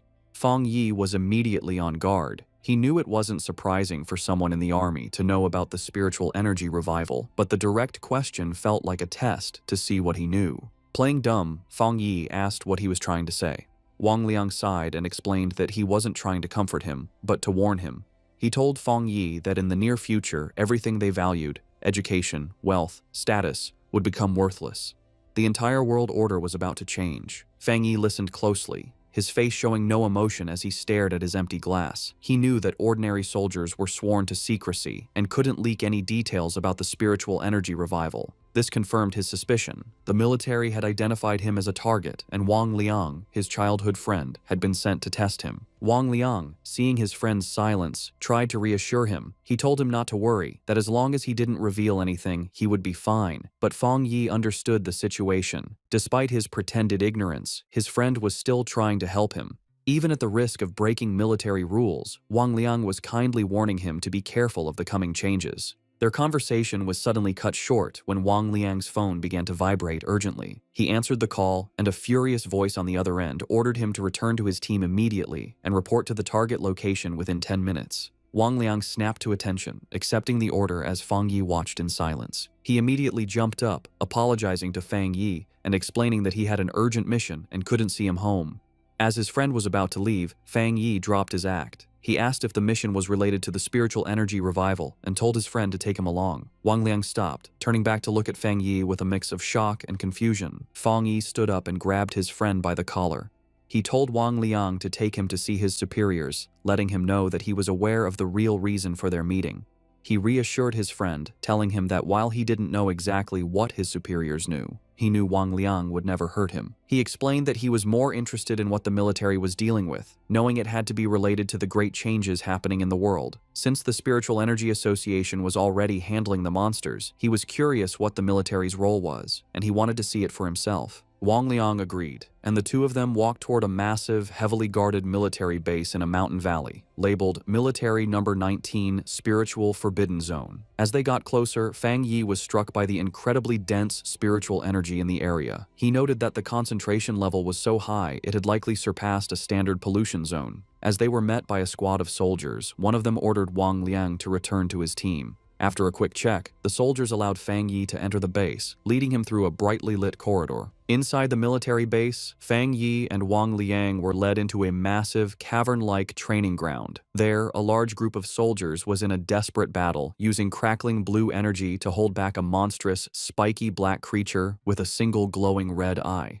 The beast fought back with fierce power, shooting a devastating beam of red energy that tore through the soldiers' ranks, causing cries of pain and fear. Standing on a raised platform, the tough, red-haired officer watched the scene with a critical eye. Fang Yi, who had been brought before her, immediately recognized the creature's power as a mix of two different attributes. The officer confirmed his thought, saying the monster was a perfect mix of the dark and flame attributes, making it exceptionally fierce and cruel. She added that it had already seriously injured several of her soldiers. A caption identified her as a 3-star Ghost Axe Realm officer named Ji Royan. Spotting Wang Liang, she barked his name, and he immediately stood at attention. She furiously asked why he had brought an unauthorized person into a restricted area, but before he could explain, she cut him off. Her expression softened a little as she told him to forget it, explaining that the situation was urgent and they needed him to join the formation immediately. She then turned her attention to Fang Yi. She saw nothing special about him, noting that his spiritual energy was only slightly active. She briefly wondered if he was the powerful pioneer they were looking for, but dismissed the thought, knowing she had to focus on the battle. She gave him a stern warning. Since he was Wang Liang's friend, she wouldn't say much, but he was in a restricted area, and his life was now his own responsibility. He was also sworn to secrecy about anything he saw. Fang Yi simply replied that he understood. With that done, Ji Royan took command. She picked up a massive energy cannon and shouted the names of 2 of her soldiers. The 2 men immediately jumped into action, their bodies covered in blue energy as they fought the monster up close. Ji Royan then aimed her cannon and fired a massive blast of pure energy at the creature. The attack hit the monster head-on, creating a huge explosion, but the creature was far from beaten. It let out an angry roar as its shadowy form began to pulse with a terrifying red light, its fanged mouth growing larger and more threatening. It was clear that the attack had only made it angrier, causing its mutation to get worse. The enraged monster lashed out with its massive claws, and one soldier shouted a warning to his comrade. The other soldier managed to block the attack, but the force of the blow sent him flying backward. Ji Royan immediately took charge, ordering her team not to be careless and to keep their distance. She knew they had to finish the creature off before it could complete its evolution. Watching from the side, Fang Yi was impressed by the soldiers' performance. He saw a well-trained team of comrades who trusted each other completely, with incredible discipline and coordination. He knew that every person was essential, and that when they worked together, they could unleash a power far greater than their individual strengths.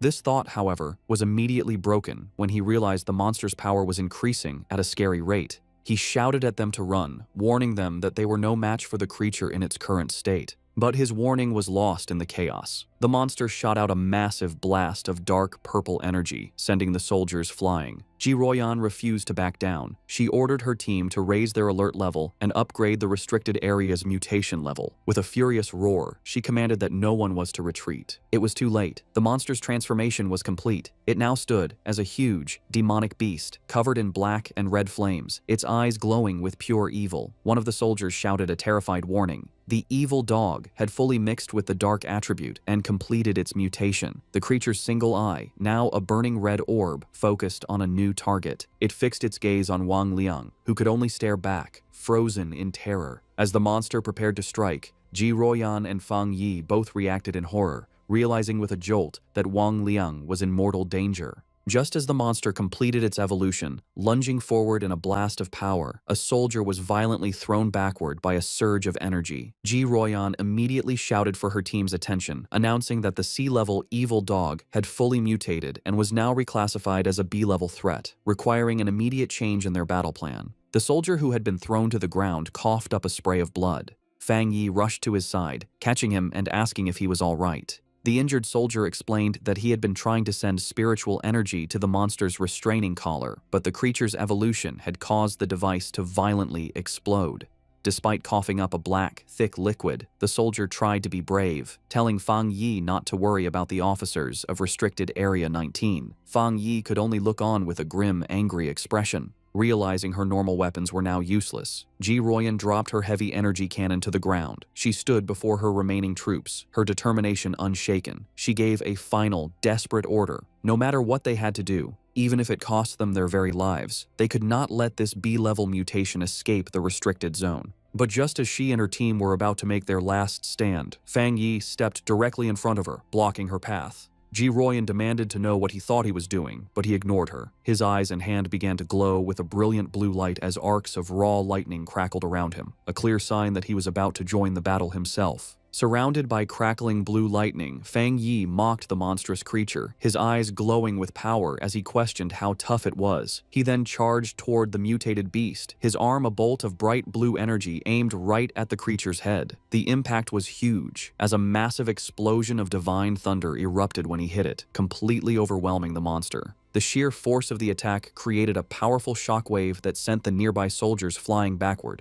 One of the soldiers, stunned, said he couldn't believe it, realizing this was the same B-level monster that even their commander, Ji Royan, couldn't beat alone. Wang Liang, just as shocked, turned to Ji Royan and asked if his friend was really who they thought he was. With a serious look, she confirmed that none of them were wrong. She declared that he was, without a doubt, the pioneer known as the Tyrant. Fang Yi stood calmly before the beast, which was still on fire but clearly hurt by the lightning. Seeing it wasn't completely beaten, he noted that he would have to finish the job. He then told Ji Royan and Wang Liang to stand back for their own safety. Ji Royan watched him, thinking about how her whole squad needed a complex formation just to face a B-level threat, yet he was getting ready to handle it all by himself. She wondered what kind of power he had. She had to admit that his was the most extreme form of the thunder attribute she had ever seen. She knew that even now, he was a top-tier pioneer in the entire country, and she began to wonder about his potential once the spiritual energy revival was fully underway. As Fang Yi raised his hand, gathering even more electrical energy, a shocked look appeared on Ji Royan's face. She looked up to see a massive storm of thunder energy forming in the sky above him, and she couldn't help but wonder just how scary his power would become as he continued to evolve.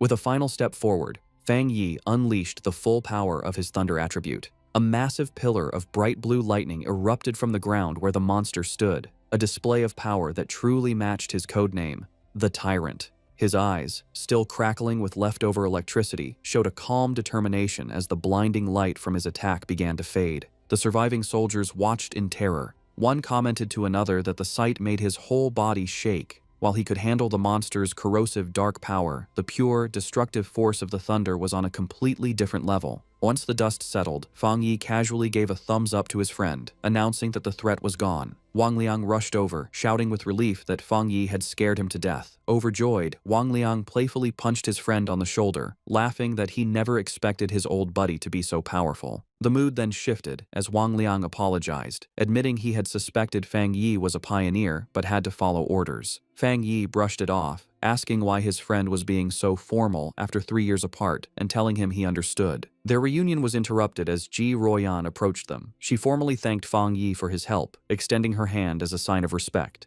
With a slight smile, Fang Yi accepted her thanks. He shook her hand, replying that it was no trouble and that he had mainly acted to save his friend. She then formally introduced herself as Ji Ruoyan, the warden in charge of Forbidden Area 019. She explained that since he had saved the entire base, she needed to file a proper report and asked if he would be willing to leave his contact information. Fang Yi agreed without hesitation, while Wang Liang watched from the side, silently amazed at the strange experience of seeing his tough, commanding officer act so respectfully toward his childhood friend. With the formalities done, Ji Ruoyan made a direct and serious offer. She said that Fang Yi's strength was greater than many of the military's own special pioneers and formally invited him to join the army. However, she admitted that an invitation from a single base warden like herself was probably not enough to convince him. Inwardly, she was still trying to grasp the sheer scale of his power. What shocked her most was the realization that he was also a 3-star Ghost Axe realm cultivator, the same as her. Yet, his abilities had reached a level far beyond the known limits of that realm, making him a monster of incredible power. Fang Yi calmly asked Ji Ruoyan if she truly meant that she felt she was not worthy of inviting him. With the weight of her superior's authority on her, she confirmed his words, saying there was nothing to deny. She explained that the order to involve him had come from High Command, and she was certain that they would come to invite him personally in the future. Fang Yi let out a small laugh, telling her it wasn't necessary to be so formal.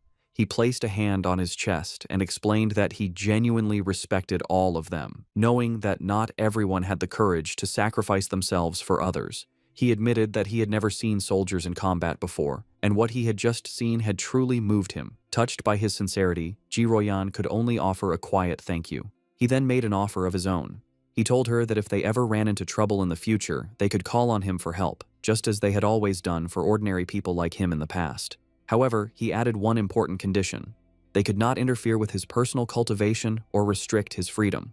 His unexpected proposal left Ji Ruoyan momentarily stunned. With their business concluded, Fang Yi announced that it was getting late and he should be leaving. Ji Ruoyan agreed, saying that she and Wang Liang still had to get rid of the mutated creature's body and that she would arrange for someone to take him back. As he stood before the soldiers, Fang Yi finally understood the military's true purpose in this new era.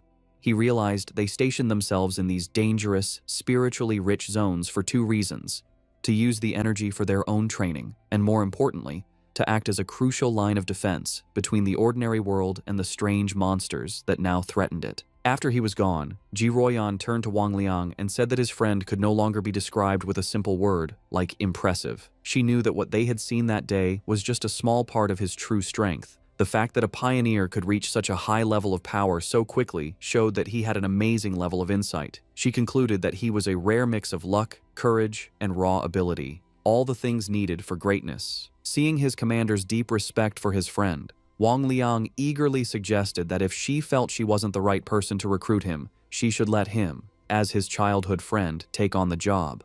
Ji Ruoyan, however, quickly brought him back to reality with a sharp tap on the head, ordering him to stop talking and help her clean up. He could only agree as he was dragged off to work. Later that night, back at his apartment building, Fang Yi meditated on the roof, surrounded by a brilliant golden aura. He thought about his meeting with the military. He knew that while the trip had revealed his identity, he had only shown them his thunder attribute, keeping his other powers a secret. Based on their respectful attitude, he concluded that this was likely a good thing. He now understood that his rare thunder attribute was a perfect counter to the dark monsters the military was fighting, making him a very valuable asset. He knew they would try to recruit him, not threaten him, which would give him access to the fastest ways to get stronger and the most advanced information. The day's events had also made clear the different roles of the nation's 2 main pioneer forces. The military, represented by Ji Ruoyan, were the Night Watchers. the hidden protectors of the nation. The Spiritual Energy Cultivation Association, with agents like Su Qingying, was in charge of handling the threats that slipped into the cities, protecting civilian life as much as possible. He understood the government's two-part strategy, using the forbidden zones to contain the biggest dangers while slowly releasing information to the public about the coming changes. This careful approach was buying valuable time, preventing society from collapsing into chaos. As he continued his meditation, a bright orb of golden energy pulsed in his core. He noted that despite absorbing the rich energy of the forbidden zone, he hadn't felt an immediate need to level up. However, the feeling quickly changed. Golden energy surged through him, and cracks of power spread across his face. Having spent even a short time in such a spiritually rich place had filled him to the brim. He recognized the signs immediately. He was on the verge of another breakthrough. Meanwhile, on the streets below, his cousin Lin Yiyi was walking home with groceries, wondering if he had returned yet. She thought that if he was home, she could have him try her cooking. Her casual thoughts were suddenly shattered when she looked up and saw a massive pillar of golden light erupting into the night sky from the direction of her apartment building. Her eyes widened in shock and alarm. A reflection of a flaming divine axe appeared in her eye as she recognized the powerful energy of a ghost axe realm advancement. But she immediately knew she was wrong. The sheer scale of the power, showing up as a massive, fiery divine axe in the sky, was far too terrifying for an ordinary breakthrough. She could only stare in disbelief, wondering if another powerful pioneer was making their move in the city. On the street below, Lin Yiyi stared at the sky in complete disbelief. She recognized the immense power of the Ghost Axe realm, but this was something else, a force so powerful it was changing reality itself. As a giant, divine hand made of pure golden energy formed in the clouds above, she realized the terrifying truth. This was the power of the legendary spirit creation realm. The realization that a pioneer of such incredible strength was living right next to her sent a wave of shock and fear through her. The massive energy surge did not go unnoticed. Miles away, in a high-tech command center, red alarms blared as technicians scrambled. An urgent warning flashed across their screens. The anomaly value had reached a catastrophic level of 99, its location pinpointed to the southeast of the city. An official and Su Qingying reacted with alarm. The official demanded to know what was happening, ordering all units to the target area. Su Qingying wondered how such a powerful anomaly could have gone undetected, noting that an energy reading of this size was powerful enough to destroy an entire city. Before a holographic map of the city, military leaders held a tense emergency meeting. They debated the two terrifying possibilities. Either a new, godlike spirit creation pioneer had just appeared, or the city was on the brink of a massive disaster. One grim-faced officer suggested it could very well be both. The situation escalated as the senior official frantically called headquarters, demanding they send all advanced equipment, short of large-scale weapons. His panic was cut short, however, when a subordinate burst into the room, breathlessly announcing that the alert had been cancelled. The anomaly had been identified not as a monster, but as a pioneer undergoing a promotion. Back on the rooftop, the blinding golden light faded as Fang Yi let out a quiet breath of relief. The breakthrough was complete. He casually noted that he had successfully reached the one-star spirit creation realm. Aside from his body feeling lighter and more agile, he didn't feel a significant difference in his raw power. His quiet moment was interrupted when his phone buzzed with a new message. It was from his friend, Wang Liang. The message was a warning. A new anomaly had appeared at Qingcheng University's playground. Internal military sources had confirmed it was a pollution zone, and more worryingly, it was the second time this specific anomaly had occurred. Fang Yi texted back, saying he knew about the previous heat anomaly. Wang Liang confirmed it was the same one, back again, and playfully warned Fang Yi not to tell anyone he was the source of the intel. After Fang Yi jokingly threatened to report him, Wang Liang's tone turned serious. He told Fang Yi that he was genuinely worried for his safety and urged him to be careful. Fang Yi put down his phone, his expression thoughtful. His friend's warning only confirmed his own strategy. This was exactly why he was so cautious in his dealings with both the military and the association. He knew that being too well known could bring unwanted trouble, which was why he had deliberately chosen to keep his powerful Yang Flame attribute and his Crimson Flame Blade technique a secret. They were his hidden aces. He typed a final reply to his friend, reassuring him not to worry, he would be careful, and he still had trump cards left to play. Lin Yiyi opened the apartment door, announcing that she was back. Seeing Fang Yi on the couch, she asked if he had eaten yet, offering him the bag of takeout she had brought. Distracted by his phone, he simply told her to leave it on the table and that he would get to it later. As she watched him, a worried and slightly frustrated expression crossed her face. In her mind, she thought about her cousin's character. She saw him as a perfectly good person, but with one major flaw: his laziness. He seemed content to just stay at home all day playing on his phone, not even bothering to go to college. She found it ironic that while she and her fellow pioneers were constantly busy, seeking opportunities and hiding their true identities, her cousin lived such a carefree, seemingly aimless life. Exhausted, she went to her room and collapsed onto her bed. She knew that news of the incredible spirit creation pioneer who had just appeared in their district would spread like wildfire. Feeling a sense of duty, she resolved that when the time came, she would protect her seemingly clueless cousin as a way of repaying him. Meanwhile, Fang Yi was not just playing on his phone. He was analyzing the news report from Wang Liang, which showed a massive, raging fire at the university playground. He noted that the first anomaly had been intense heat, and now it was a fire. He wondered if this was another form of the Yang attribute. The video showed the fire had started incredibly fast and was burning with terrifying intensity. Online comments from witnesses expressed shock, with some wondering if special forces were now being called in for simple fires.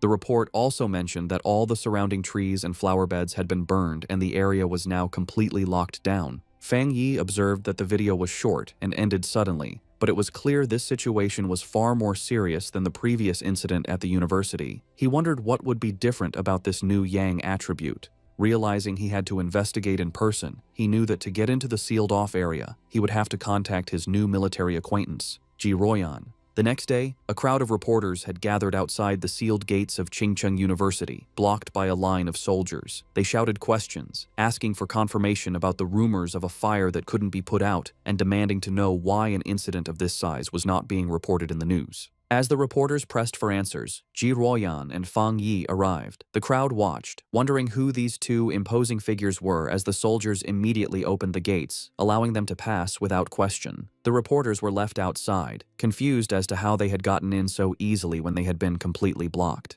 Inside the cordoned-off area, they looked out over the smoldering ruins of the university playground. Fang Yi remarked on the sheer destructive power, questioning if this was the sky fire he had heard about. Ji Ruoyan confirmed that was its official name. She explained its terrifying nature. It appeared without warning, was impossible to put out, and could only be left to burn itself out until everything it wanted was turned to ash. The name, she suggested, was quite fitting. With the initial look done, Ji Ruoyan told Fang Yi she needed to head to the principal's office and asked if he would wait for her. He told her to go on ahead, saying he would be fine there. Alone, Fang Yi walked along the edge of the destroyed area, which was now blocked off with yellow tape. He knelt and touched the scorched earth, analyzing the scene. He noted that the ground was already cold, and more importantly, there was no leftover spiritual power left from the sky fire. He realized with some disappointment that this meant he couldn't collect its attribute.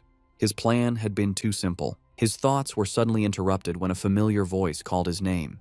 He looked up to see his ex-girlfriend, Chu Qingli, standing on the steps nearby with a friend. She asked in surprise what he was doing there. Her friend with glasses immediately recognized his name, asking Chu Qingli if this was the ex-boyfriend she had mentioned, the one who had only gotten into a vocational college. Chu Qingli simply confirmed it was him. The friend then patted Chu Qingli's shoulder with a smug, condescending look. She told Fang Yi that she understood he was likely there because he was still hung up on his ex, but now that the gap between their lives was so big, he should just give up. Fang Yi could only stare back, genuinely confused by her assumption, questioning the very idea that he would be hung up on her. From a distance, other students began to gossip about the scene. They wondered who the guy with the school beauty Chu Qingli was, guessing he must be another sad suitor. They noted he didn't look like a student from their university and complained about how security could have let an outsider in. Chu Qingli's friend with glasses stepped forward, aggressively confronting Fang Yi. She told him that Chu Qingli was now the university's campus belle and that he should think clearly about his actions. She warned him that countless guys far better than him were pursuing her and that he didn't even rank. She ordered him to leave, telling him this was not a place he belonged. She then threatened to report him to the disciplinary office if he didn't explain how he got in. Meanwhile, Chu Qingli watched him with a complicated expression. She remembered him claiming he wouldn't regret their breakup, yet here he was. She concluded that his previous lack of interest must have been an act, and that he was just putting on a brave face. Their confrontation was interrupted when Ji Ruoyan returned, asking Fang Yi if the girl was his friend. Chu Qingli was surprised by the sudden appearance of the imposing red-haired woman.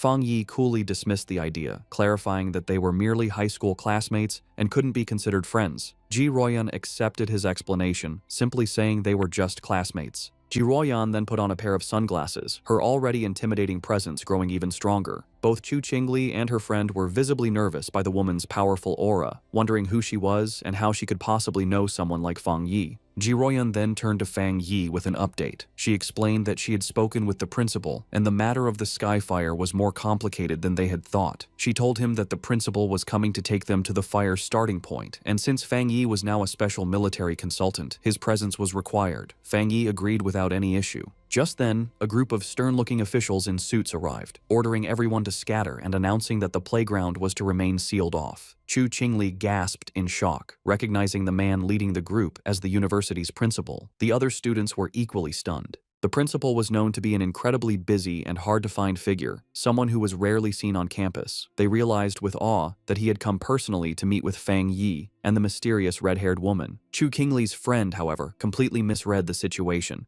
She smirked, thinking that the principal had finally arrived to deal with the two people who weren't supposed to be there. Chu Qingli, however, remained silent, a look of uncertainty on her face. To the absolute shock of Chu Qingli and her friend, the principal and his group did not approach Fang Yi and Ji Royan as trespassers. Instead, the elderly principal walked directly up to Fang Yi and greeted him with a warm, respectful handshake. He addressed Fang Yi as the consultant introduced by Ji Royan, explaining how worried he had been about the school's recent anomalies and the safety of the students. He expressed his immense relief that they had come to solve the situation. In an even more stunning display, the principal then bowed slightly to Fang Yi, formally putting him in charge of the entire playground matter. From where she stood, Chu Qingli could only watch, her eyes wide with total disbelief as her entire view of her ex-boyfriend was shattered in an instant. The principal's security then moved to secure the area, forming a human barrier and ordering all unrelated people to step back. As the crowd of students, including Chu Qingli, was pushed away, they buzzed with confusion, unable to understand why their respected principal was bowing to such a young man. Lost in the crowd, Chu Qingli listened as the students' opinions changed around her. They now guessed that Fang Yi must have some extraordinary special identity to deserve such treatment.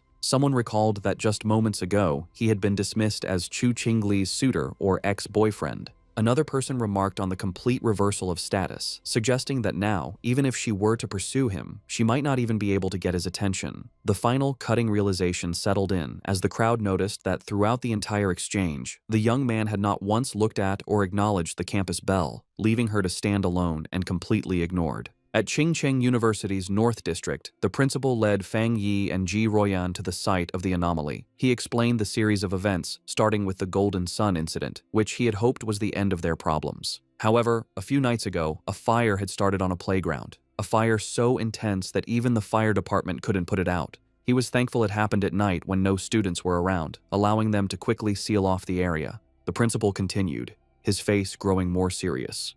While a single fire might have been a fluke, it was followed by fires on 2 more playgrounds. He said he had personally seen a crimson flame come down from the sky and float in mid-air, a clear sign of a supernatural event. He told them that while the other fires were eventually put out, one still remained. As they got closer to the final location, Fang Yi noted the sharp, choking smell of something burning. They arrived at a basketball court where a single hoop was on fire with a raging, eternal flame. The principal confirmed this was the starting point, the one fire that simply could not be put out. As they watched the anomaly, Ji Royan checked a device on her wrist, which showed a reading of 11. She explained to Fang Yi that it was a basic spiritual anomaly detector. She clarified that any reading over 10 was considered a disaster for ordinary people, requiring a complete lockdown. Suddenly, the device began to flash and beep wildly, the reading shooting up to 60. Ji Royan cried out in alarm at how high the value had become. Panicked, she warned the principal that if the energy kept rising, it wouldn't just affect the university, but the entire city. She declared they needed to immediately send an elite squad of pioneers to contain the threat. Before they could act on the plan, however, Fang Yi took matters into his own hands. Without a word, he leaped over the chain-link fence, ignoring the no-entry sign and heading directly into the fire. He was instantly covered by the intense flames, as Ji Royan and the principal watched in shock. At that exact moment, the reading on Ji Royan's device jumped again, now showing an incredible 110. She shouted that the anomaly had just been upgraded to S level. The principal, panicked, asked what they were supposed to do now that Fang Yi was inside. Ji Royan could only stare into the fire, questioning his recklessness and muttering that even the strongest soldier from the Forbidden Zone wouldn't dare to enter such a dangerous area alone. Inside the fire, however, Fang Yi stood completely unharmed, his silhouette calm against the raging flames. He knew that just as his Yang attribute had protected him from the divine thunder, it could also shield him from this sky fire. But he quickly found a major problem. While his power was protecting him, it also stopped him from touching the source flame itself, which meant he couldn't activate his system's ability to create a new technique. Realizing his protective aura was both a help and a hindrance, Fang Yi knew he had to get to the source flame. He watched as the fire wrapped around the basketball hoop like a great fiery dragon, understanding that he needed to get to its heart. Without hesitation, he prepared to face the fire head-on as the fiery dragon lunged toward him with a ferocious roar. In an incredibly risky move, he deliberately turned off his Golden Sun protective aura, leaving himself completely vulnerable. The sky fire instantly rushed in, covering his body in a storm of raw, burning energy. He gritted his teeth against the searing pain as the flames burned him, but he forced his hand forward, determined to touch the anomaly's core. His gamble worked. The moment his hand touched the source, his system activated, confirming it had detected the strong fluctuation of the sky fire attribute. Despite the pain, a determined grin spread across his face. He was amazed at the sky fire's power, noting its will was even stronger than the desolation attribute he had recently gotten. With fierce determination, he declared that he would absorb this power no matter the cost. The system began its final calculation, successfully compiling the new data. With a triumphant smirk, he knew he had succeeded. A new system window appeared, announcing his reward. He had obtained the Skyfire attribute technique, the 9 Dragons Skyfire Sealing Art, a power designed to eliminate evil and seal all demons. As he mastered the new ability, the once wild flames became extensions of his will, wrapping around his arm like a tame dragon. The system confirmed that the compiled technique was now unlocked and ready for immediate use. As he focused his will, he began the final process of extracting the Skyfire attribute itself, absorbing its essence directly into his being. His eyes began to glow with a burning red light as fiery markings appeared on his face, a physical sign of his new power. With his hands clasped in a seal and his eyes burning with red energy, he prepared to unleash his newfound ability, calling out the name of the 9 Dragons Skyfire Sealing Art. As Fang Yi unleashed his new power, massive, glowing red chains erupted from his back, lashing out into the fire. Outside the fence, Ji Royan and the principal watched in awe. Ji Royan immediately recognized the energy signature, identifying it as a sealing aura. She remembered seeing a high-level military pioneer seal a forbidden land once before. While their methods were different, the powerful sealing aura was unmistakably similar. With a single command to shrink, Fang Yi commanded the chains to pull back. They pulled inward with immense force, gathering all of the wild sky fire and squeezing it into a single, tightly bound orb of pure energy. Floating in the air, Fang Yi held the chained ball of fire, the sealing process now complete. The sealed orb of fire then gently floated back down towards the basketball hoop. Fang Yi landed gracefully and explained the situation to the principal and Ji Royan. He stated that he had temporarily sealed the Skyfire and told them not to unseal the playground or allow anyone near it for repairs. This, he explained, would at least stop the fire from spreading any further. The principal readily agreed, assuring him that the playground would remain sealed, adding that it wasn't a problem since the university had 7 or 8 others. Ji Royan, however, watched Fang Yi with a silent, intense look, her expression hard to read. The principal, very impressed, remarked on how humorous Fang Yi was and offered any further help he might need. Ji Royan, however, interrupted, telling the principal she needed to speak with Fang Yi about some things.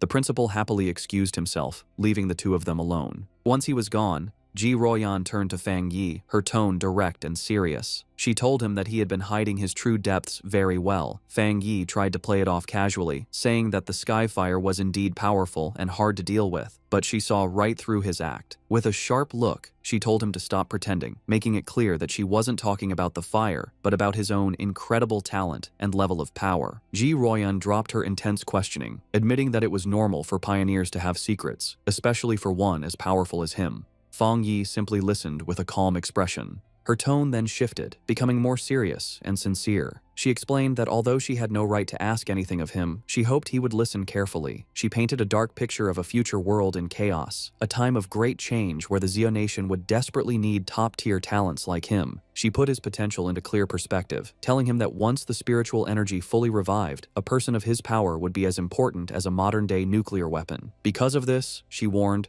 every major power, from the various military forbidden zones to the Spiritual Energy Association, would rush to recruit him. She told him to be prepared for high-level officials to personally give him invitations with incredibly generous offers. She admitted she had her own reasons for telling him this. If he were to join her military unit, it would be a great asset, and they would gain a powerful friend. Therefore, she advised him to start thinking about his options now, so he wouldn't be caught off guard when the time came. Fang Yi, however, was silent for a moment before asking a curious question. He asked why both she and Wang Liang seemed so hesitant to recruit him for their own forbidden zone, even acting as if they weren't worthy. Ji Ruoyan explained that it was because of another legendary military region, a group so insanely powerful that she felt he would be far more interested in joining them instead. A small smirk appeared on Fang Yi's face as he confirmed if she meant a top-level unit. She confirmed that was the case, though she admitted she hadn't seen them much herself. She had heard they were extremely busy lately, so much so that even officers from other military regions were feeling the pressure of their activities.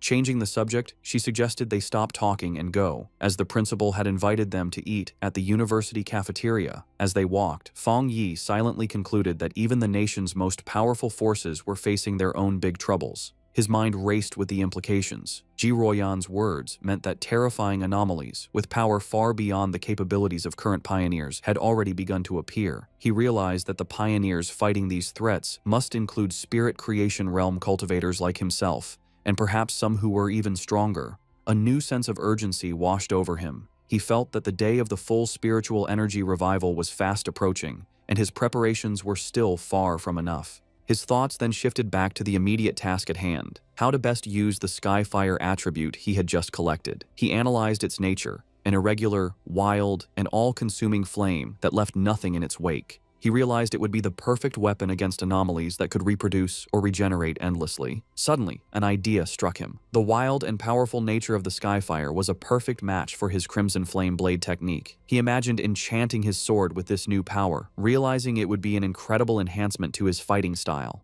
To test his new powers, Fang Yi heads to the back mountain, a place he often uses for training. When he arrives, he is surprised to find the path blocked by a large sign warning that the mountain is dangerous and entry is forbidden. He wonders who could have done this. He knows there haven't been any monsters in the area, and he doubts the military would have found his training spot so quickly. He concludes that the only group that would know his habits and do him such a favor would be the Spiritual Energy Cultivation Association. He realizes the association has gifted him this place as a private training ground, a way to win his favor. With a smile, he decides to accept their gesture. However, his thoughts are interrupted when his sharp senses detect an unwanted presence. He realizes an intruder has managed to sneak onto the mountain. Fang Yi senses a familiar aura, similar to the one he felt at the factory, though not as strong. Hidden among the trees, a monstrous, monkey-like creature with glowing red eyes watches him. Fang Yi notices the beast seems smart, as it hesitates and checks his strength instead of attacking blindly. With his sword already glowing with energy, he decides it's the perfect time for a show of power.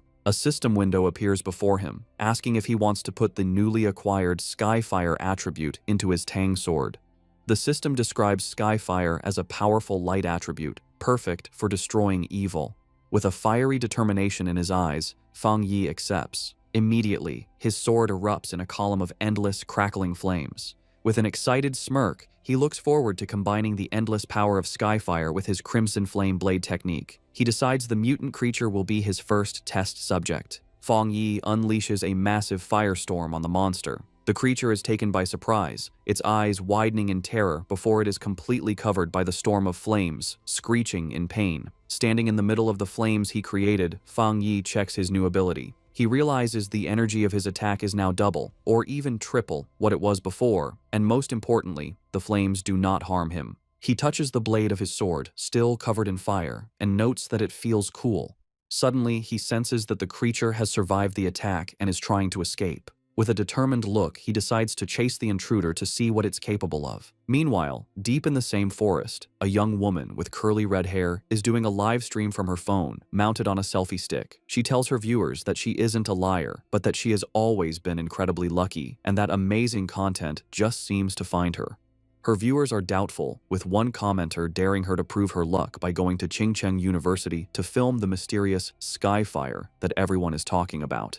Her confident broadcast is suddenly interrupted as her expression changes to one of pure shock. The monkey-like monster that escaped from Fang Yi leaps out of the woods and attacks her viciously. The force of the attack sends her phone flying, its screen cracking as it hits the ground, but the live stream continues. Through the cracked screen, her viewers see the monster pinning her to the ground, but they think it's just a fake fight with bad special effects. The streamer, however, is in real danger. She cries in terror as the monster holds her down, its paw covering her mouth. The creature opens its massive, fanged mouth, ready to deliver a deadly bite. Before it can strike, a massive blast of fiery energy shaped like a dragon's head hits the monster, sending it flying back. The streamer looks up in shock, saved at the last second. Her viewers are now blown away, not by the realism of the danger, but by what they believe are incredible fire dragon special effects. The sudden, dramatic turn of events causes her viewership to shoot up to over 13,000 people. Still terrified, the streamer looks over her shoulder, asking who is there. She scrambles to grab her phone from the ground.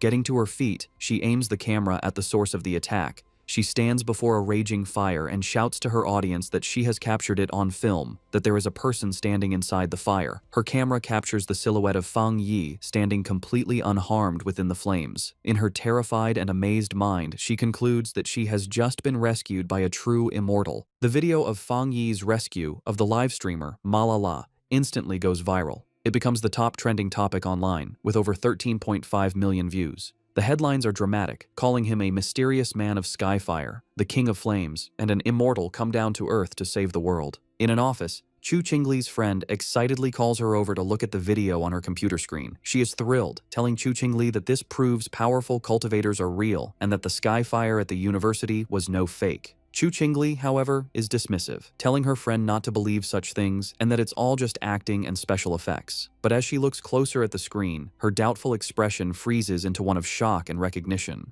Her friend, not noticing her reaction, points excitedly at the screen, triumphantly saying she was right and commenting on how handsome the man in the video is, before noticing her friend's stunned silence. Internally, Chu Qingli is in turmoil. She desperately tells herself the video must be fake and that the figure only looks like Fang Yi. She reasons that if it were really him, he would have been burned to ash by such intense flames. Her denial then shifts to fear as she considers the possibility that it truly is him.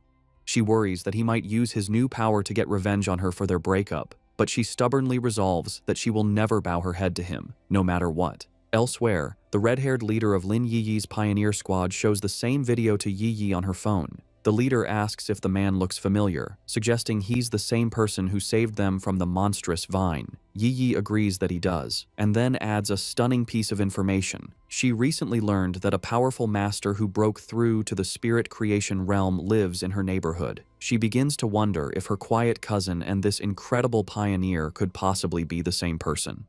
In yet another location, Zhang Xiaoya and a male pioneer from the lava cave incident also watch the video.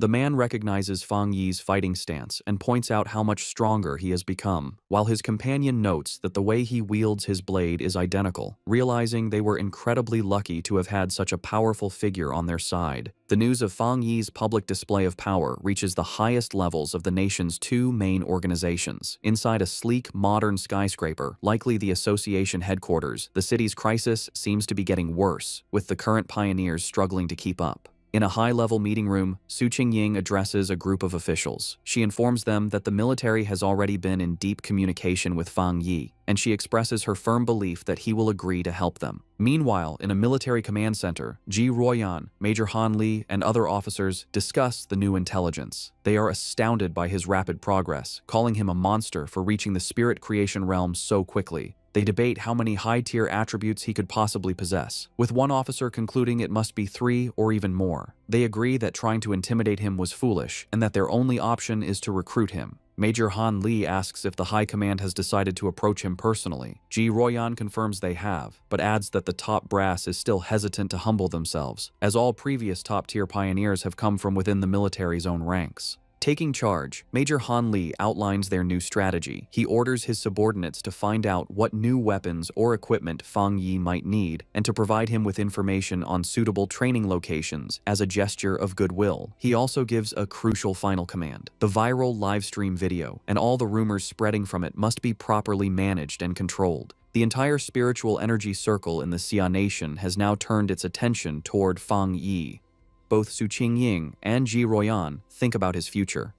Su Qingying appears concerned about the immense pressure he now faces, while Ji Ruoyan wears a slight, confident smile. Both women, leaders of their respective groups, eagerly await to see what this extraordinary young man will do next. In a quiet hospital room, a heart monitor beeps steadily. A mysterious woman with long purple hair sits by the bedside of an unseen patient, whom she calls her teacher. She speaks softly, telling the patient that the Xia Nation seems to have found a new hope. With the appearance of a person as powerful as Fang Yi, she adds, the chances of her teacher finally waking up have become a little higher. One day later, back at the apartment, Fang Yi is having breakfast and thinking about the previous day's events. He reflects on how the news of his battle in the back mountain went viral, all because a daring live streamer had managed to sneak into the restricted area for views. As he eats, he notes that the video has since been completely removed from the internet and the live streamer's account has been banned, correctly assuming it was the work of the military or the Spiritual Energy Association. His casual thoughts are suddenly interrupted as he realizes something is wrong. His cousin, Lin Yi, never came home the previous night and hasn't sent him any messages. He finds this very unusual, even if she was out on a mission. A feeling of unease grows as he tries to call her, but the call goes directly to an out-of-service message. Now genuinely worried, he knows something must be wrong and decides he has to go find her. Meanwhile, deep in a dark and misty forest, Lin Yi and the red-haired leader of her pioneer squad are lost and trapped.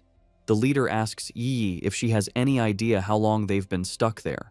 Yi estimates it's been about 10 hours, but she can no longer keep track. The red-haired leader, looking exhausted and bruised, apologizes greatly, blaming herself for dragging Yi into this mess. She admits she thought they were just investigating a strange phenomenon. As she speaks, she clutches her side in pain. Yi tells her to stop apologizing, insisting that it was her own lack of strength that was the problem. She urges her leader to stay alert and save what little energy they have left. As she tries to stay strong, her thoughts drift to the overwhelmingly powerful master she witnessed, wishing she had even a fraction of his power to save them. Their desperate conversation is cut short as a massive, shadowy monster with glowing red eyes and a menacing, spiky form appears in the fog directly behind them.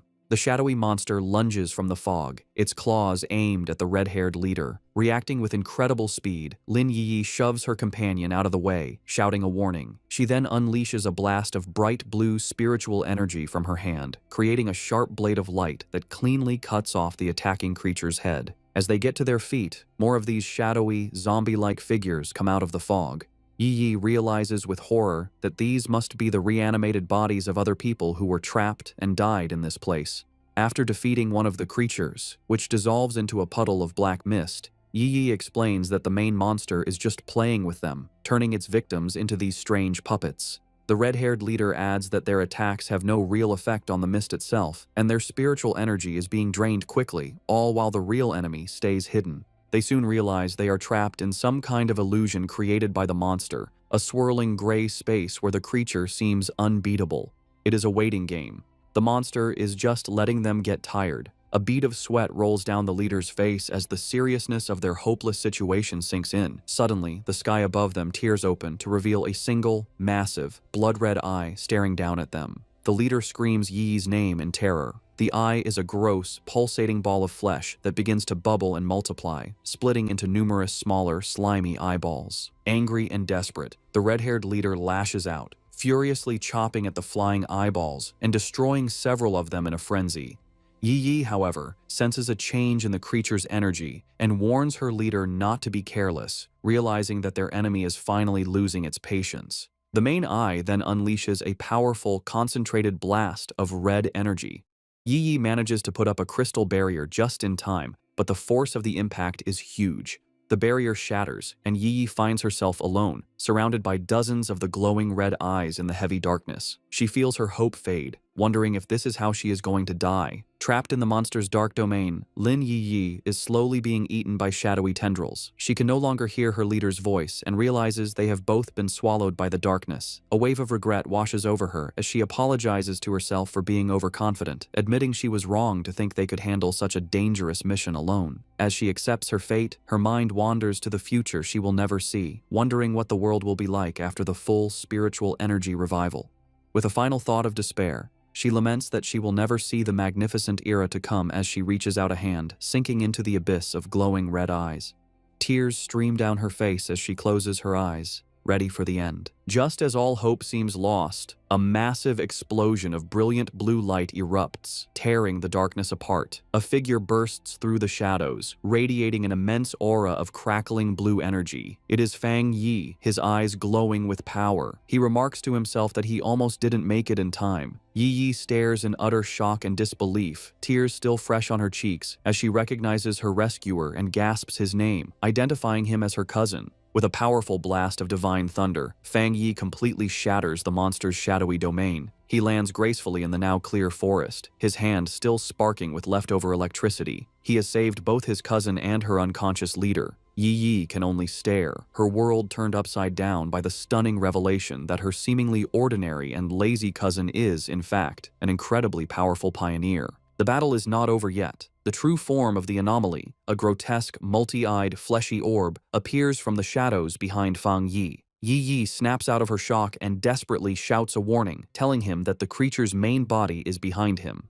Fang Yi, however, is not worried. His hand ignites with the golden red energy of Skyfire as a confident smirk spreads across his face. He sees this as the perfect opportunity to test the effect of his new power on a dark attribute creature. He leaps into action, unleashing his Crimson Flame Blade technique. The attack, now strengthened by the inextinguishable power of Skyfire, completely engulfs the monster in a raging fire. The creature lets out a final, agonizing shriek as it is burned by the divine flames. In the aftermath, the red-haired leader slowly regains consciousness. She finds herself and Yi sitting safely on the ground, surrounded by a protective circle of fire. Confused and terrified, she asks Yi if they have died and been dragged to hell along with the monster. Yi, now much calmer, reassures her leader, telling her to look closely and that they are still alive.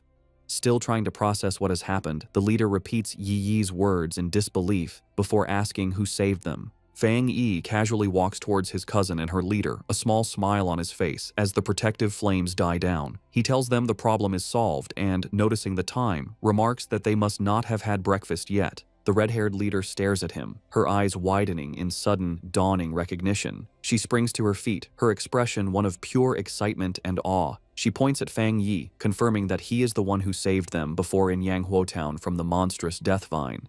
Fang Yi looks slightly surprised, thinking to himself that he was recognized so easily. Lin Yi is completely stunned by this new revelation. She asks her leader if she's saying that the powerful fire attribute master who saved them from the vine was also her cousin.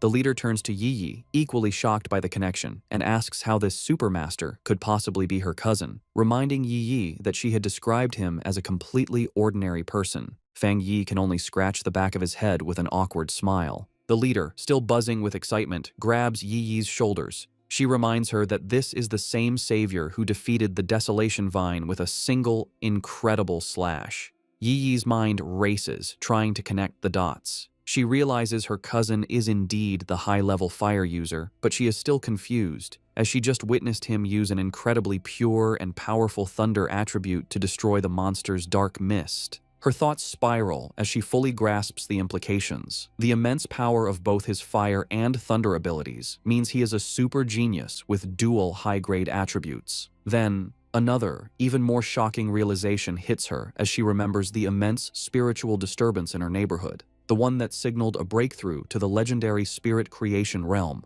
She wonders if that incredible display of power was also her cousin's doing. Tired of the confusion, Fang Yi cuts in and confirms that yes, it was all him. He then changes the subject, asking them about the dark attribute anomaly. He says that they should have known this type of creature was not to be taken lightly, and asks why only the two of them came, and where the rest of their teammates were.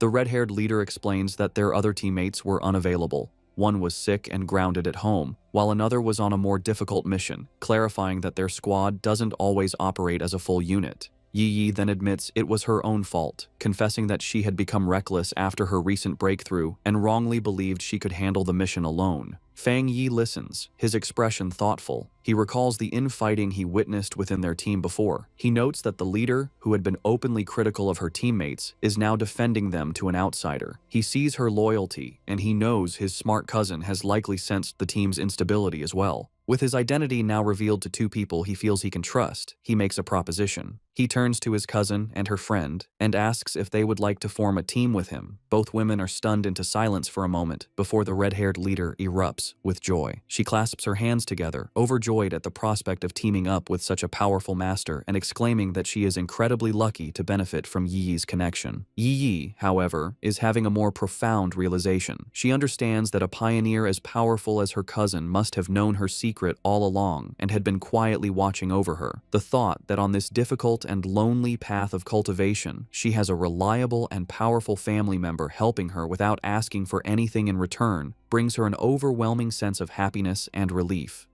A single tear of gratitude rolls down her cheek. Wiping it away, she flashes a bright, happy smile and a peace sign at her cousin, thanking him greatly and promising to make him 2 extra eggs for dinner. Just then, Yi Yi's phone buzzes with a notification. She announces that Sister Jiaolan, the mysterious and powerful member of their pioneer group, has just posted a new mission. The message is an alert for a high-risk collection task in a place called the Extreme Dark Zone, which is explicitly stated to be related to the dark attribute. Jiaolan's message ends with a stern warning for everyone to think very carefully before signing up. Fang Yi asks if they know about this zone. Yi Yi explains that it is a border area that is strictly forbidden by the Xia Nation. The dark attribute energy there is so overwhelmingly powerful that most pioneers make it a point to avoid the area entirely. She adds that most of the strange anomalies that have been appearing in their city are actually energy leakages from this forbidden zone. Because of the extreme danger, even the government has been unable to explore it deeply, as past attempts have resulted in severe accidents. Intrigued, Fang Yi suggests they should give it a try and asks Yi Yi to message Jiaolan for more specific details about the mission's content. Yi Yi replies that it's useless, as Jiaolan is famously mysterious and rarely says more than a few words at a time. Fang Yi considers this information. He deduces that for Jiaolan to be able to issue a mission in a top-secret government-controlled area, she must either be an incredibly bold rogue going against the authorities, or she holds a high-ranking position within the military or the Spiritual Energy Association.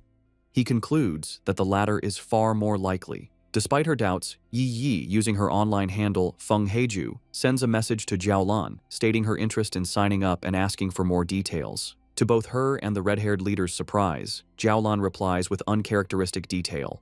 The mission is to collect something called a shizai flower.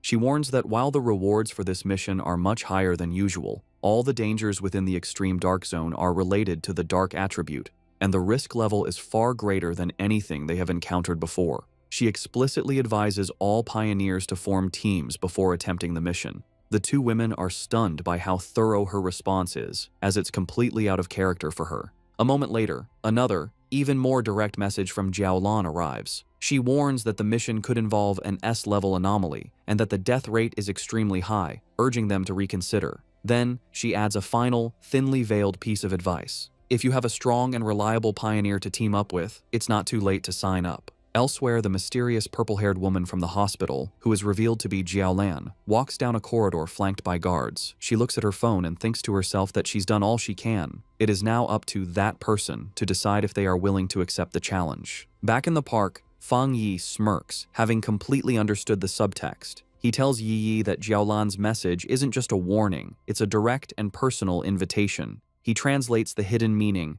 "I know who you are. I know a pioneer of your caliber would be interested, and I'm daring you to come." Fang Yi realizes with certainty that this entire mission posting was aimed directly at him. Looking out at a vision of the dark and desolate landscape of the extreme dark zone, he finds the prospect interesting and decides he will indeed be making a trip there. Lin Yi Yi, using her online name Feng Heiju, officially accepts the mission, telling Jiaolan that her team has 3 people. The scene changes to a hospital waiting area, where Jiaolan is walking with 2 female helpers. One of them is worried about the small size of the team that just signed up. Jiaolan, however, is calm and confident. She says that if he is a pioneer that the Xia Nation can truly trust, he will come. The helper asks more, worrying about what will happen to the other pioneers if he doesn't show up. Jiaolan simply replies that if he doesn't come, then it means their fates were not meant to be. As they walk, a smirk appears on Jiaolan's lips. She asks her helpers if they really believe the purpose of a mission to collect the Shizai flower is to send powerful pioneers to their deaths. She explains that the true goal of this incredibly dangerous task is the exact opposite of what it seems. A vision reveals what the flower is. It blooms from a dark, evil pool, fed by the bodies and souls of fallen pioneers. Jiaolan says that getting this flower is a necessary step to strengthen the nation, as it is the only way to save even more pioneers in the long run. The reason for this mission, she explains, is to protect both the future main strength of the Xia nation, represented by the new generation of pioneers like Fang Yi and his team, who are shown traveling to the mission on a subway, and to revive the top-tier fighting force that has already died in battle. They arrive at the hospital room of her teacher, the comatose elderly man. Holding his hand, she repeats their goal. They must get more Shizai flowers at any cost. She reveals his identity and the great importance of their mission. Her teacher is the only pioneer in the entire Xia nation to have reached the legendary Jinggang realm, and the Shizai flower is the only thing that can wake him from his coma. Jiaolan explains the huge strategic value of such a person. After the full spiritual revival, a Jinggang realm powerhouse is like a modern-day nuclear weapon, making him the nation's greatest asset in talks with other countries. From her point of view, sacrificing a few pioneers or even entire squads is a worthy price to pay for his return. Her helper, however, gets concerned for Jiaolan's own well-being, telling her that while the mission is important, her health is too. The comment causes a dark reaction. Jiaolan's face darkens as she repeats the words, "My health is important."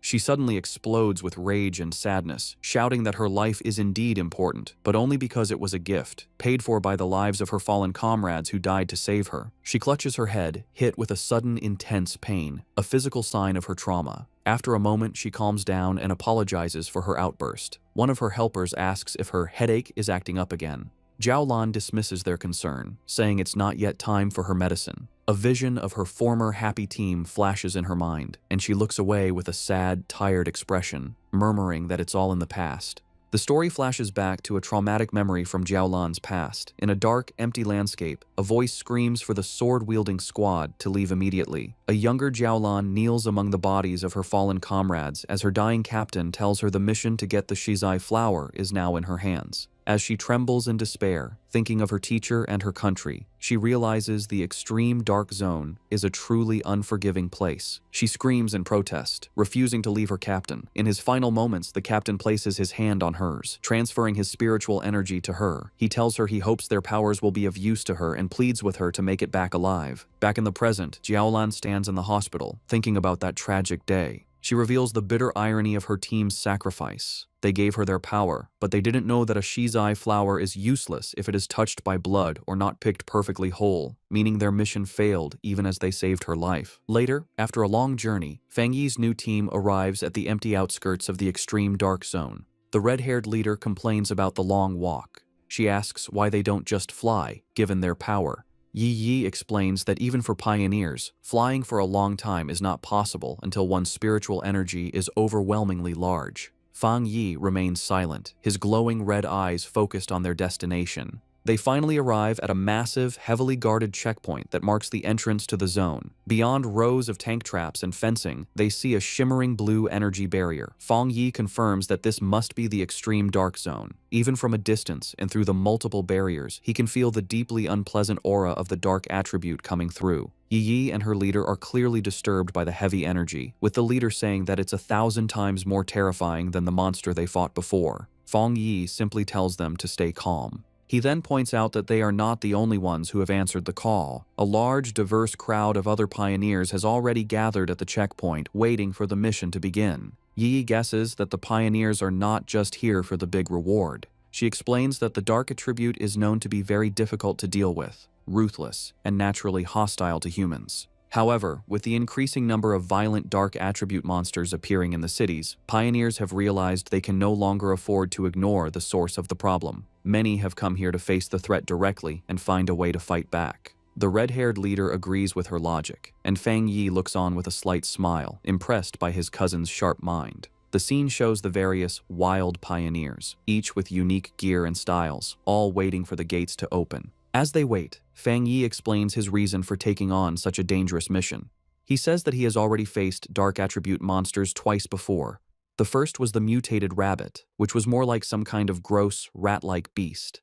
The second was the serpent and its rat-like partner, Candle Knight, a smart pair that worked together to lure and trap pioneers, a mission that nearly wiped out an entire squad from the Spiritual Energy Association. He explains that the most important detail, as his cousin Yiji correctly pointed out, is that these creatures seem to be cleverly and purposely bypassing the military defenses at the city's borders. He suspects they are using some unknown method to get into urban areas, and these incidents have happened so often that they can no longer be ignored.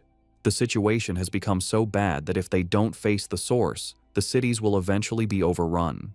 Therefore, he concludes, they have no choice but to go to the extreme dark zone. At the checkpoint, a military officer watches as Su Qingying briefs a group of pioneers before the energy barrier. She stands with a grim and serious expression, ready for the dangerous mission ahead. Her focus is broken when she spots a familiar group approaching. She is completely shocked to see Fang Yi walking up with Lin Yi and the red-haired leader. Her green-haired subordinate, Zhang Xiaoya, is equally surprised and calls out to her, but Su Qingying is frozen, covering her mouth in a panic. She silently prays that the great master won't notice her in the crowd, but her hopes are crushed when Fang Yi looks directly at her, a questioning look on his face as he calls out her name, identifying her as Captain Su. Resigned, Su Jingying walks over with her cloaked squad members, having already received military information about Fang Yi's team. The red-haired leader, always mischievous, sizes up the beautiful silver-haired girl and asks Fang Yi if this is Yi Yi's sister-in-law, a teasing term for a potential girlfriend. The suggestion sends both Yi Yi and Su Qingying into a panic. Su Jingying blushes and waves her arms, exclaiming what a huge misunderstanding it is. Fang Yi calmly clarifies that she is not, explaining that she is Captain Su from the Spiritual Energy Association who helps him out with miscellaneous tasks. This explanation, however, only seems to make Su Qingying more flustered, as she finds the description even more annoying than the romantic idea.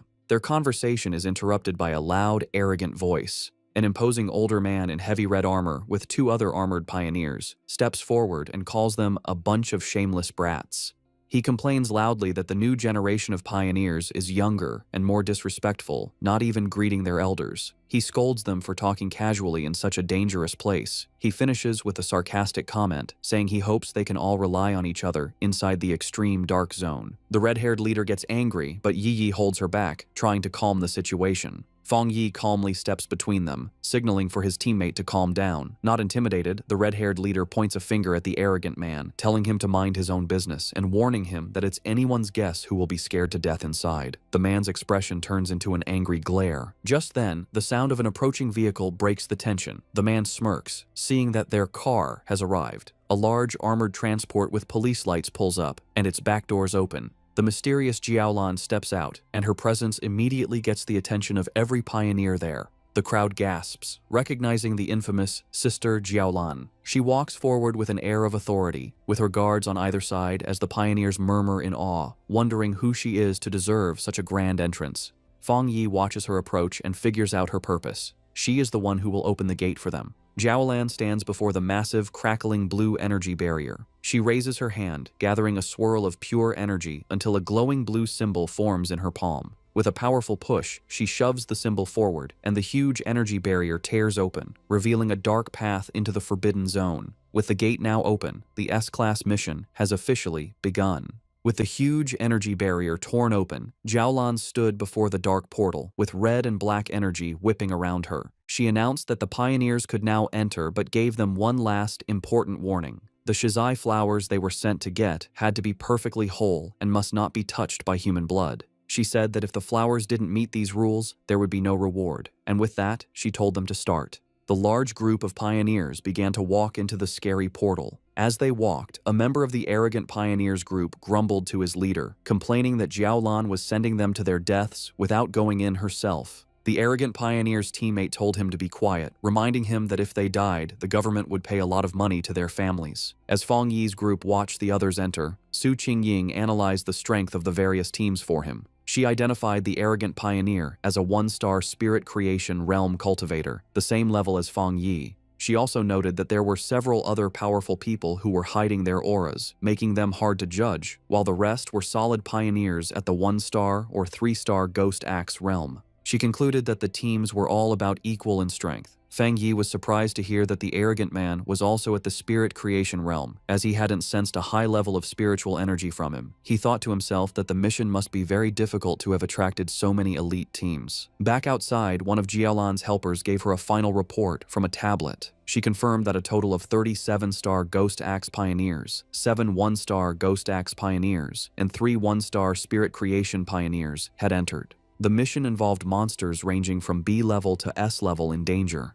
Jialan calmly told her helper to get the monitoring equipment ready, assuring her that she was prepared. Inside the portal, the pioneers found themselves in a deserted, dark, and misty place filled with dead trees. As Fang Yi's group stepped into the extreme dark zone, they were immediately surrounded by shadowy black tendrils of energy. Fang Yi warned everyone to stay close, explaining that the overwhelming dark attribute in the area would block their vision, and that they could easily get separated and lost. His warning was followed by the red-haired leader suddenly kneeling over, feeling sick.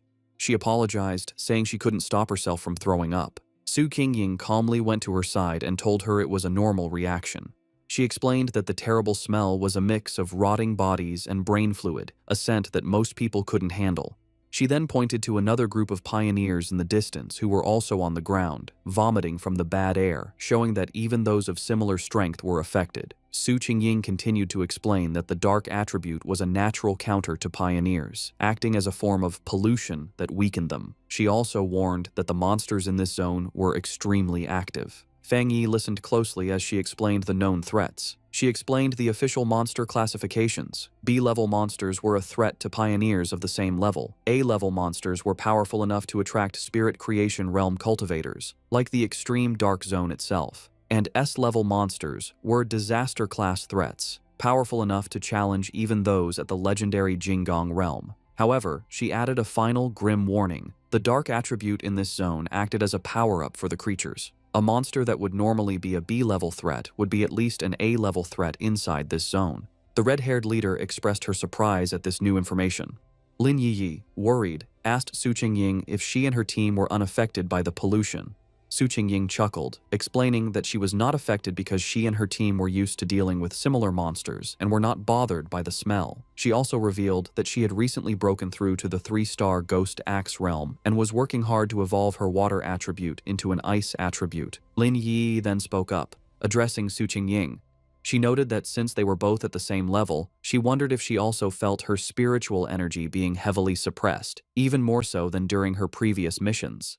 Su Qingying confirmed her suspicion, adding a grim warning that many high-level masters, including 1-star spirit creation military elites, had died in this zone, so they needed to be extremely careful. As they went deeper into the deserted landscape, Su Qingying took the lead. She saw that they could no longer see the group ahead of them and urged her team to move a little faster. She then gave an important instruction. They should all speak less to save their physical strength and concentrate their spiritual energy to prevent the heavy dark mist from taking advantage of any weakness. As he walked, Fang Yi thought about his own condition. He was surprised that he didn't feel the same severe discomfort as the others. He concluded that it was likely because his enhanced yang and thunder attributes naturally pushed back the dark attribute, or perhaps his spiritual power had simply become stronger after his breakthrough to the spirit creation realm. Elsewhere in the zone, the arrogant pioneer and his team were in a fierce battle. With a powerful slash of his glowing green sword, the leader easily cut off the head of a monstrous beast. He laughed arrogantly, mocking the zone's dangers. His teammates cheered him on as he declared that they would be the ones to get the Shizai flower, vowing to show the younger generation what true strength looked like.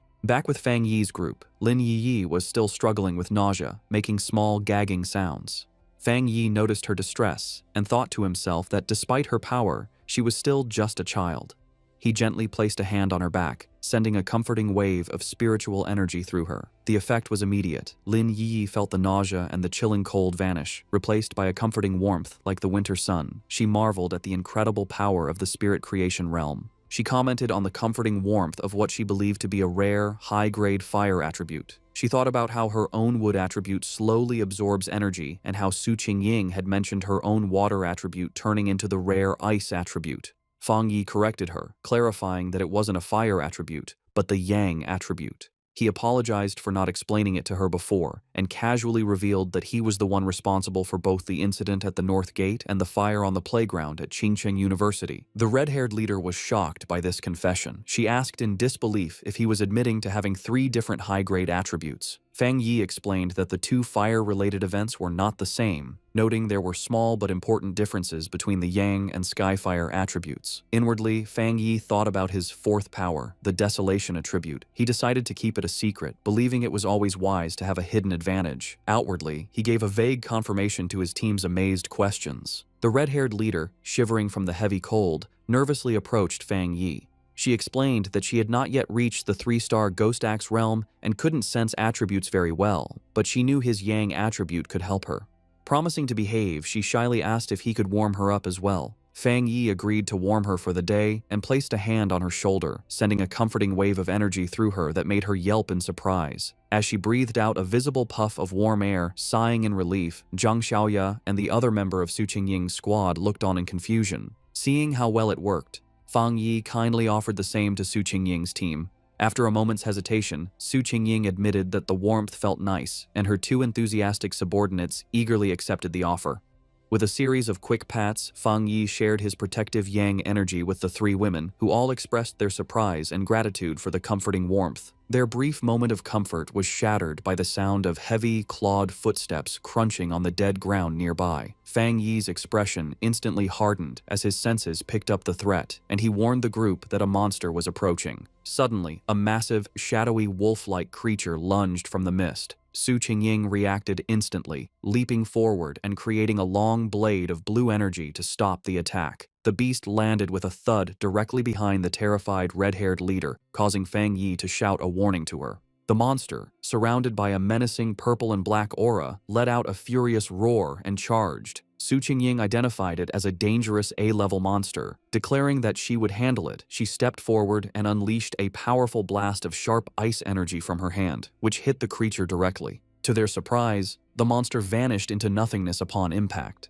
Su Qingying stood ready, an ice crystal forming in her hand, as Lin Yi wondered aloud if it had disappeared. However, Fang Yi saw the truth behind the attack. His sharp eyes pierced through the mist, revealing that the monster had been a distraction. The real threat was a massive horde of zombie-like figures with glowing red eyes, walking silently toward them. He shouted a desperate warning for everyone to watch their feet, but it was too late. The ground beneath them erupted in a mass of shadowy hands and tendrils, trapping the entire group as the zombie horde closed in from all sides. Surrounded by the grabbing zombie horde, Fang Yi calmly told his companions to get back as he drew his sword. His eyes lit up with a brilliant, fiery light, and he unleashed a massive, explosive wave of pure fire. The entire horde was instantly burned by the inferno, their shadowy forms dissolving into the flames as they shrieked in pain. Standing among the dying embers, Fang Yi casually twirled his sword, announcing that they were safe for the moment. He explained that despite the illusion of a large crowd, there had only been 2 monsters controlling the puppets.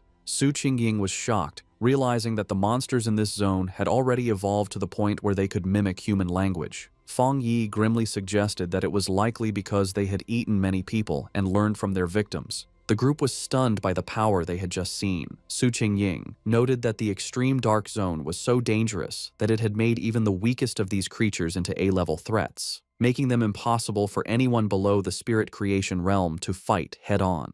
In a separate location, the mysterious Jiao Lan watched the event unfold. She was impressed, realizing that Fang Yi had destroyed 2 A-level phantom beasts with a single strike. She admitted to herself that even she would have needed to fight them for several rounds to win. Understanding the new level of danger, Lin Yi declared that if what Su Qingying said was true, it was more important than ever for them to stick together. She warned that the monsters could disguise themselves and attack when they let their guard down, and she urged the red-haired leader to get up from the ground. The red-haired leader, however, was still shaken, not by the monsters, but by the overwhelming power of Fang Yi's attack. She complained about the terrifyingly heavy aura, which she found more suffocating than the zombies, feeling that even a slight touch from his flames would have killed her. Suddenly, a deep rumbling sound echoed through the deserted landscape. Lin Yi asked if the others could hear what sounded like ocean waves. The ground began to shake violently, causing the entire group to stumble and lose their balance. In the distance, they saw other pioneer teams fleeing in absolute terror. One man desperately shouted at his comrade to stop fighting and run, screaming that the approaching threat was pure evil and that they were seeing ghosts.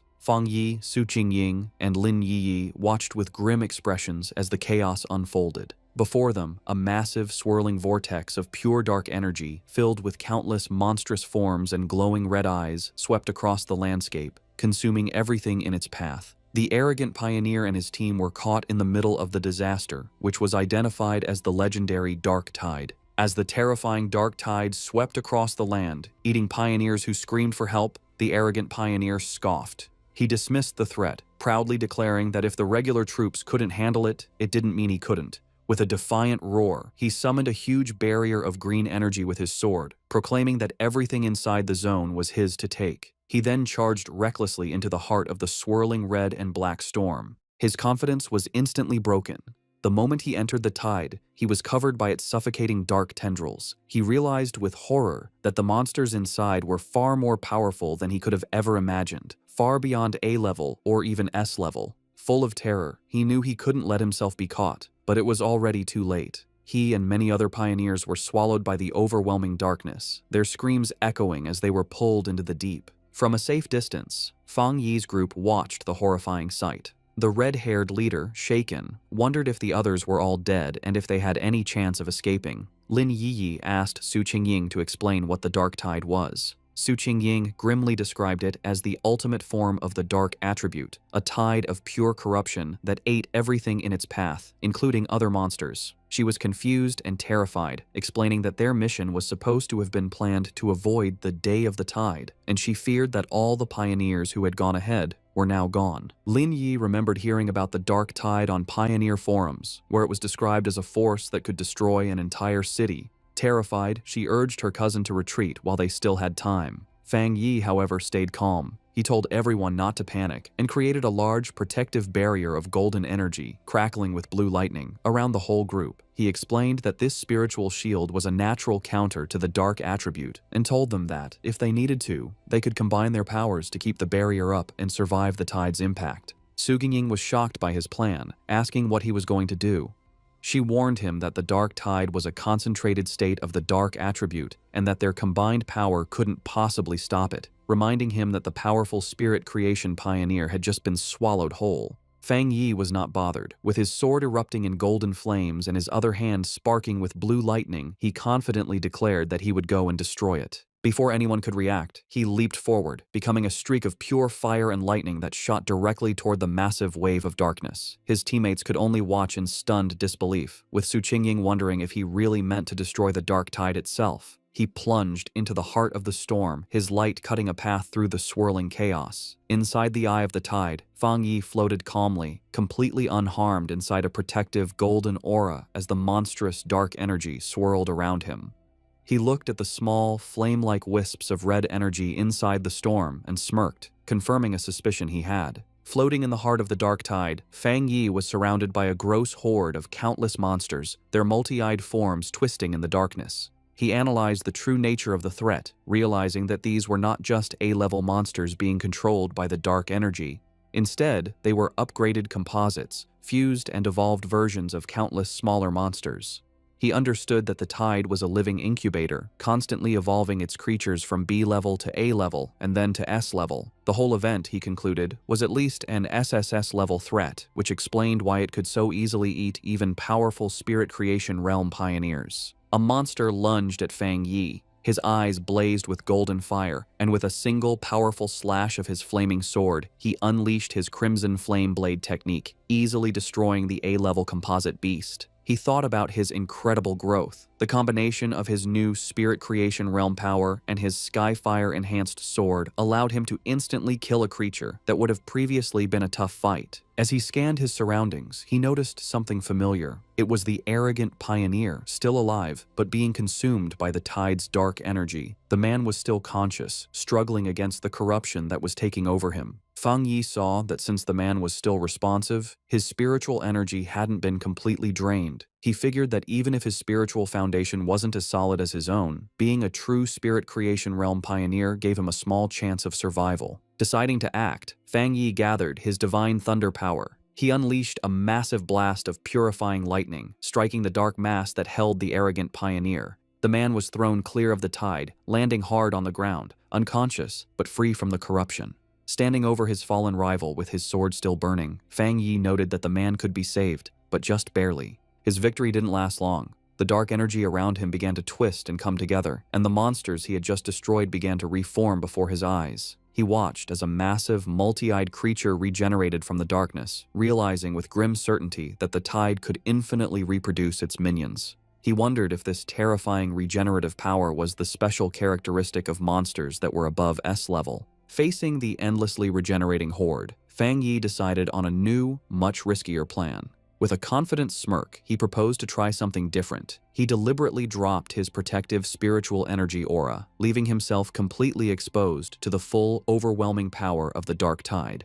The moment he was unprotected, his system activated, detecting the extreme dark attribute. However, it quickly reported a failure. The attribute's power was too special and could not be taken at this time. Fang Yi was disappointed but not entirely surprised. He realized that even after reaching the spirit creation realm, the dark attribute was still beyond his reach, confirming that it was fundamentally different and more complex than any other power he had faced. With his options running out, a determined smile appeared on his face. He concluded that since he could neither destroy the tide nor absorb its power, he would have to find another way to deal with it. As the monsters closed in again, he briefly regretted not bringing his little white flower, the desolation flower, knowing its life-draining power would have been a perfect counter.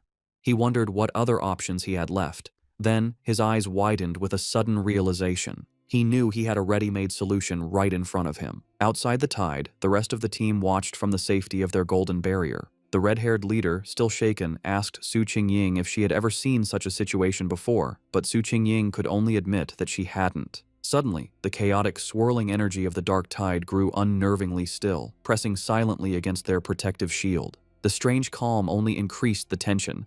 Lin Yi was terrified, admitting that even when they faced the monstrous desolation vine, she hadn't felt so anxious.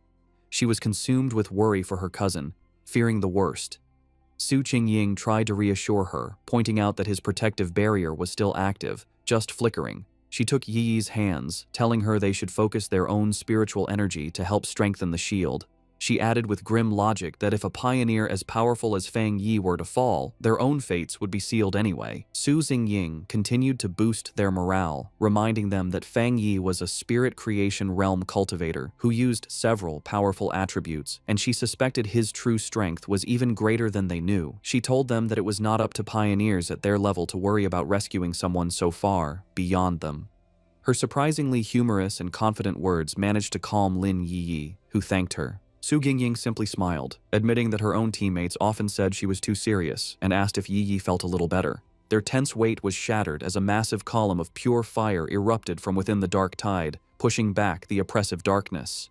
From the heart of the inferno, Fang Yi unleashed his ultimate technique, the 9 dragons, Skyfire's sealing art. He rose from the flames, his body glowing with a mixture of blue and golden energy. Outside, his teammates watched in absolute awe. The red-haired leader excitedly pointed him out to a stunned Lin Yi, while Su Qingying stared in disbelief at the sheer scale of the power on display. The technique appeared as 9 colossal, fiery dragons that swirled and danced, their combined light completely overwhelming the dark tide. Elsewhere, the mysterious Jiaolan, who had been monitoring the mission, was thrown off balance by the immense spiritual pressure. She recognized the power as the legendary Skyfire attribute and the technique as a powerful seal. She watched in utter disbelief as the 9 dragons came together, compressing the entire, city-destroying dark tide into a single, unstable orb of fiery energy, questioning if he had truly managed to seal the entire event. But Fang Yi was not finished. Having contained the tide, he gathered his divine thunder power in his hands, unleashing it in a massive vortex of crackling blue energy that swirled around the sealed fiery sphere. With a powerful roar, he invoked the name of his combined technique, the 9 Dragons' Edict. The 2 immense powers of fire and thunder crashed together, creating a massive explosion that shook the very foundations of the extreme dark zone. With a final, decisive command to seal, Fang Yi brought his hands together, forcing the chaotic energy to collapse in on itself. The vortex of fire and lightning compressed into a smaller, more stable sphere, finally settling into a small, brightly glowing orb of perfectly contained, pulsating power. After Fang Yi's incredible display of power, the arrogant pioneer lies unconscious on the ground. Fang Yi thinks that, for now, they are safe, and that he has unexpectedly rescued someone, wondering what he should do with him. Lin Yi runs to her cousin, very relieved that he is okay. Su Qingying, standing by the fallen pioneer, offers to have her team take care of the unconscious man. Later, Su Qingying approaches Fang Yi, asking why he does not seem happy after successfully sealing such a high-level dark attribute. In her mind, however, she is completely amazed, thinking that he truly kept his word to destroy the dark tide and that he is a truly incredible person. Fang Yi explains to the group that they must move quickly. He says that the seal he used is only temporary and that the overwhelming dark attribute energy in the area is still strong. They must hurry to find the Shizai flower before the seal wears off. Su Qingying understands and confirms that her team will take the man back to the association for treatment while her teammates carry the unconscious pioneer on their shoulders. The group stops at a cliff, looking out over the empty landscape. Su Qingying realizes that none of the other pioneers who went ahead made it out, sadly concluding that they were all eaten by the dark attribute, as not a single trace of them remains. The red-haired leader mourns how people who were alive just moments ago have completely vanished. Fang Yi, for his part, thinks that maybe he is cold-blooded, but he feels relieved that he didn't have to watch them die. As they approach a scary dark pool, Fang Yi takes command. He tells Lin Yi and the others to go ahead with Su Qingying's team, explaining that this pool is now the most dangerous thing and it's better for him to stay behind to protect them. The group agrees and moves forward. When he is left alone, standing on a rocky ledge, a system window appears before Fang Yi, telling him that it has detected a new, strong fluctuation of the dark attribute. Immediately, a powerful vortex of purple and black energy erupts from the ground around him. The system confirms that the detection was successful and announces that it is activating its ultimate computing power to begin writing a new technique. Fang Yi is lifted into the air, his arms outstretched, as huge pillars of pure dark energy rise around him. The system declares that the writing process has been successful, and Fang Yi's eyes snap open, now glowing with a menacing purple light, filled with the essence of the power he has just mastered. A system window confirms his new acquisition. He has obtained the Dark Attribute Technique, the Limitless Dark World. The system explains that this ability allows him to create a sealed space of dark mist, inside which spiritual energy is massively weakened. Fang Yi thinks about his new power, recognizing the dark world as a special domain he can control. He understands the huge strategic advantage this gives him. The corrosive effect of his new power will drain his enemies' spiritual energy and slow their ability to refill it. He imagines himself rising over a sea of desperate hands. He realizes that if he combines this new weakening effect with his other powerful attributes, he will become even more formidable, confidently concluding that he could destroy even a monster stranger and more powerful than the dark tide itself if it were to appear again. As the last of the purple energy settles, Su Qingying, still in disbelief, asks Fang Yi if he feels the dark mist reforming around them. Her eyes widen in shock as she fully processes the immense spiritual fluctuation she is sensing. She stares as Fang Yi is surrounded by the leftover energy, wondering how he could possibly be having another breakthrough without any of the usual big signs like a change in heaven and earth. The realization then hits her with stunning force. He hadn't just sealed the S-Class Dark Tide, he had absorbed its power. She finds the very idea ridiculous and unbelievable. In the early days of the spiritual revival, all pioneers knew that the dark attribute was the most terrifying power, born from the collective negative emotions and deep-seated evil of all living things. Because of this, absorbing its power is strictly forbidden by the government. A flashback shows a failed official experiment where researchers tried to purify the dark attribute but paid a painful price, leading to it being classified as a uniquely dangerous monster. The power of these dark monsters can range from D to S-Class, but even the weakest can overwhelm early pioneers, let alone the absolute S-Class threat of the Dark Tide, which could eat even Spirit Creation Realm cultivators with ease. Another flashback reveals the fate of a 3-star Ghost Axe pioneer who, before the ban, tried to absorb the energy from a mere sea-level monster. He was driven mad by the backlash, suffering from skin decay and a mental collapse, and remains in a psychiatric hospital to this day. Back in the present, the chaotic dark energy goes down, receding back into Fang Yi as he lets out a quiet breath. He calmly calls out into the empty, misty landscape, stating that whoever has been watching them for a long time can come out now. His red eyes scan the area with a sharp, knowing gaze. From the mist, Jiaolan emerges. She confirms that if she is not mistaken, Fang Yi was the one who single-handedly sealed the dark tide. Su Qingying is stunned by her sudden appearance, gasping her name in disbelief.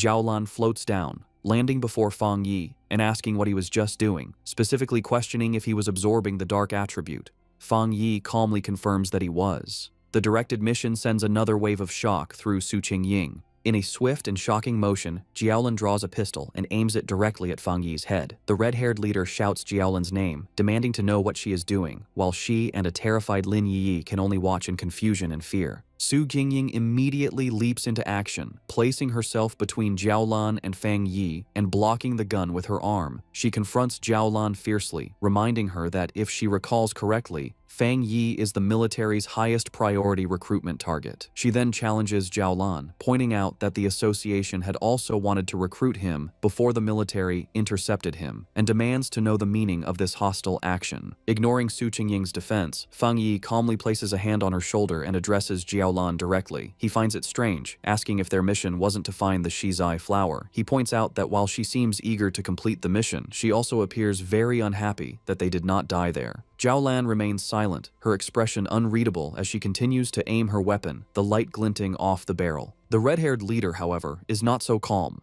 She erupts in anger, shouting at Jiaolan. She reminds her that their squad had always trusted her, and she furiously questions why Jiaolan didn't step in when they were facing the dark tide. She declares that without Fang Yi, they would have been doomed, pointing out that Yi is still just a child. She accuses Jiaolan of simply standing by and watching, only to now threaten the very person who saved them. Jiaolan suddenly lowers her weapon, a smirk playing on her lips. She dismisses the entire confrontation as a joke, remarking that Fang Yi seems to be very well liked by his teammates. She then congratulates him, announcing that he has passed the test. The sudden change leaves the red-haired leader and Su Qingying completely confused by her words. Fang Yi, however, understands immediately. He asks if her true purpose was to test him. Jiaolan confirms his suspicion, explaining that because of his incredible talent and strength, she didn't want to rely on cold, impersonal data. Instead, she wanted to see for herself what kind of person he truly was. She then turns to address the red-haired leader's earlier accusation. She explains that she didn't step in because pioneers must follow the harsh rules of this new world. She states that this is their shared fate, a life where fortune and disaster can change in an instant. However, she tells them they are lucky to have a trustworthy and powerful person protecting them. She asks if they have noticed that no other monsters have dared to attack them since the tide was defeated, explaining that the creatures are terrified of the power Fang Yi displayed. Fang Yi looks on with a grim expression, agreeing with her assessment. He adds that the dark tide itself follows the same principle.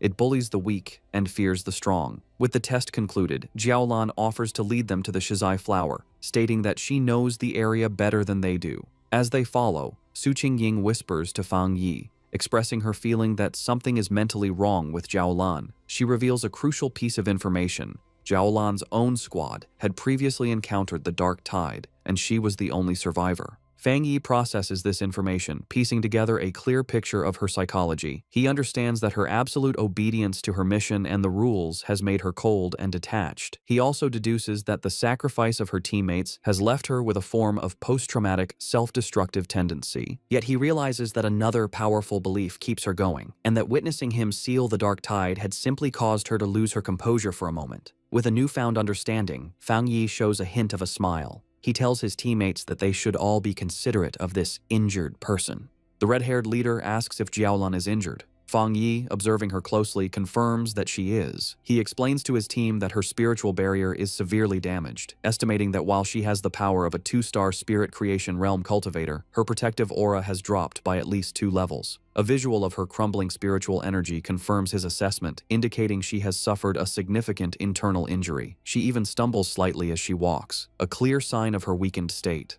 Noticing their concern, Jiaolan looks back and quietly thanks them, but dismisses the issue, stating that her injury is not a problem. Led by Jiaolan, the group travels through an empty, misty landscape filled with dead trees and the bones of fallen creatures, an area identified as the chaotic burial mounds.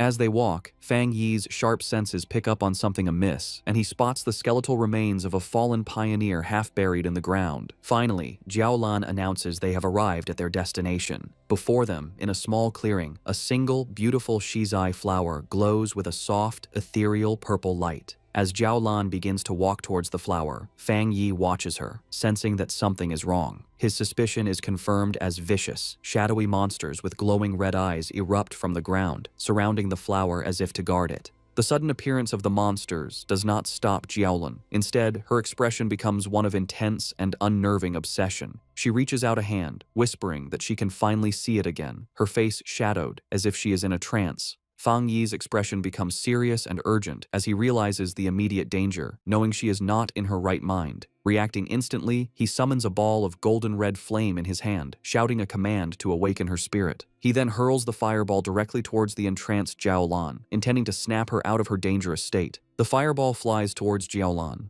Snapping out of her trance at the last second, she recognizes the attack as a very rare and powerful Yang attribute. With surprising speed, she knocks the blast away with her arm, and the impact sends out a shockwave. She and Fang Yi now stand facing each other in a tense silence, as golden energy crackles around his hand. Jiaolan, now fully awake, is shaken. The sight of the flower had brought back a bad memory, and the ghostly images of her fallen friends flash in her mind as she wonders if her preparations were still not enough. Seeing that she has returned to her senses, Lin Yi and Su Qingying rush to her side. Yi asks if she is all right, while Su Qingying wisely notes that Jiaolan is being badly affected by the dark attribute, and suggests it would be safer for them to all stick together. Ignoring them, Fang Yi steps forward confidently. He states that for the Shizai flower, it is enough if he goes alone, deciding to handle the situation himself. He calmly walks through the empty, misty clearing, approaching the glowing flower. Suddenly, the ground begins to shake. A massive, ugly, wolf-like monster with glowing red eyes bursts from the earth, lunging forward. Its mouth opens wide, showing a terrifying storm of smaller, screaming faces and dark red energy as it roars in hunger. Unfazed, Fang Yi summons crackling blue energy to his fingertips, saying a single word: Divine Thunder. He lets out several massive bolts of lightning that go through the monster's body. The creature roars in pain, its body filled with electricity, but it does not fall. Fang Yi watches it, realizing that this fox demon must have eaten countless other monsters to change so much, identifying it as yet another S-class threat. Knowing that the seal on the dark tide is temporary and their time is running out, he realizes he must end this quickly. Seeing the monster's amazing strength, a confident smirk appears on his face. He decides that if it won't die, he will use it as a test subject for his new power, gathering the scary purple energy of the dark attribute into his hand. With a confident look, Fang Yi unleashes his newly acquired power, the limitless dark world, on the S-class fox monster. A massive storm of swirling purple energy erupts from him, completely trapping the surprised creature. The energy hardens into a large, dark purple sphere, enclosing both Fang Yi and the monster inside its area. Inside this new reality, shadowy purple tendrils whip out from all directions, wrapping tightly around the S-class beast. The monster struggles and whimpers in pain, its massive form beginning to shrink under the immense pressure of Fang Yi's area. A system window then appears, confirming the devastating effect of his technique. Under the influence of the limitless dark world, the S-class anomaly has been forcibly downgraded by 2 full levels to a B-class threat. Standing before the now weakened creature, Fang Yi notes that the S-class anomaly must have had a very weak foundation to be downgraded so easily. With the monster now manageable, his sword ignites in a blaze of golden red fire. He declares that the fight is over and delivers a single, massive fiery slash, completely destroying the creature in a fire. Outside the sphere, Su Qingying and Lin Yi watch the massive orb of dark energy. Su Qingying finds it strange, noting that while it is clearly a dark attribute, it feels different from what she's used to. Lin Yi agrees, confirming that she doesn't feel the usual disgusting and heavy coldness from it. Jiaolan provides the explanation. She states that this is because they are witnessing Fang Yi's personal domain, a space he created himself after mastering the dark attribute without a teacher. Jiaolan thinks about the immense importance of this achievement. She explains that creating a domain is an incredibly difficult ability. Before this moment, the only person she knew who could create a spatial domain with their spiritual power was her teacher. She guesses that, besides him, there are at most 3 other people in the entire world with this power. A painful memory flashes in her mind, showing a vision of a massive, citywide disaster. She recalls how her teacher had tried to use his own domain to stop the disaster, but had ultimately failed. Their thoughts are interrupted as the purple sphere disappears, revealing Fang Yi standing alone in the clearing.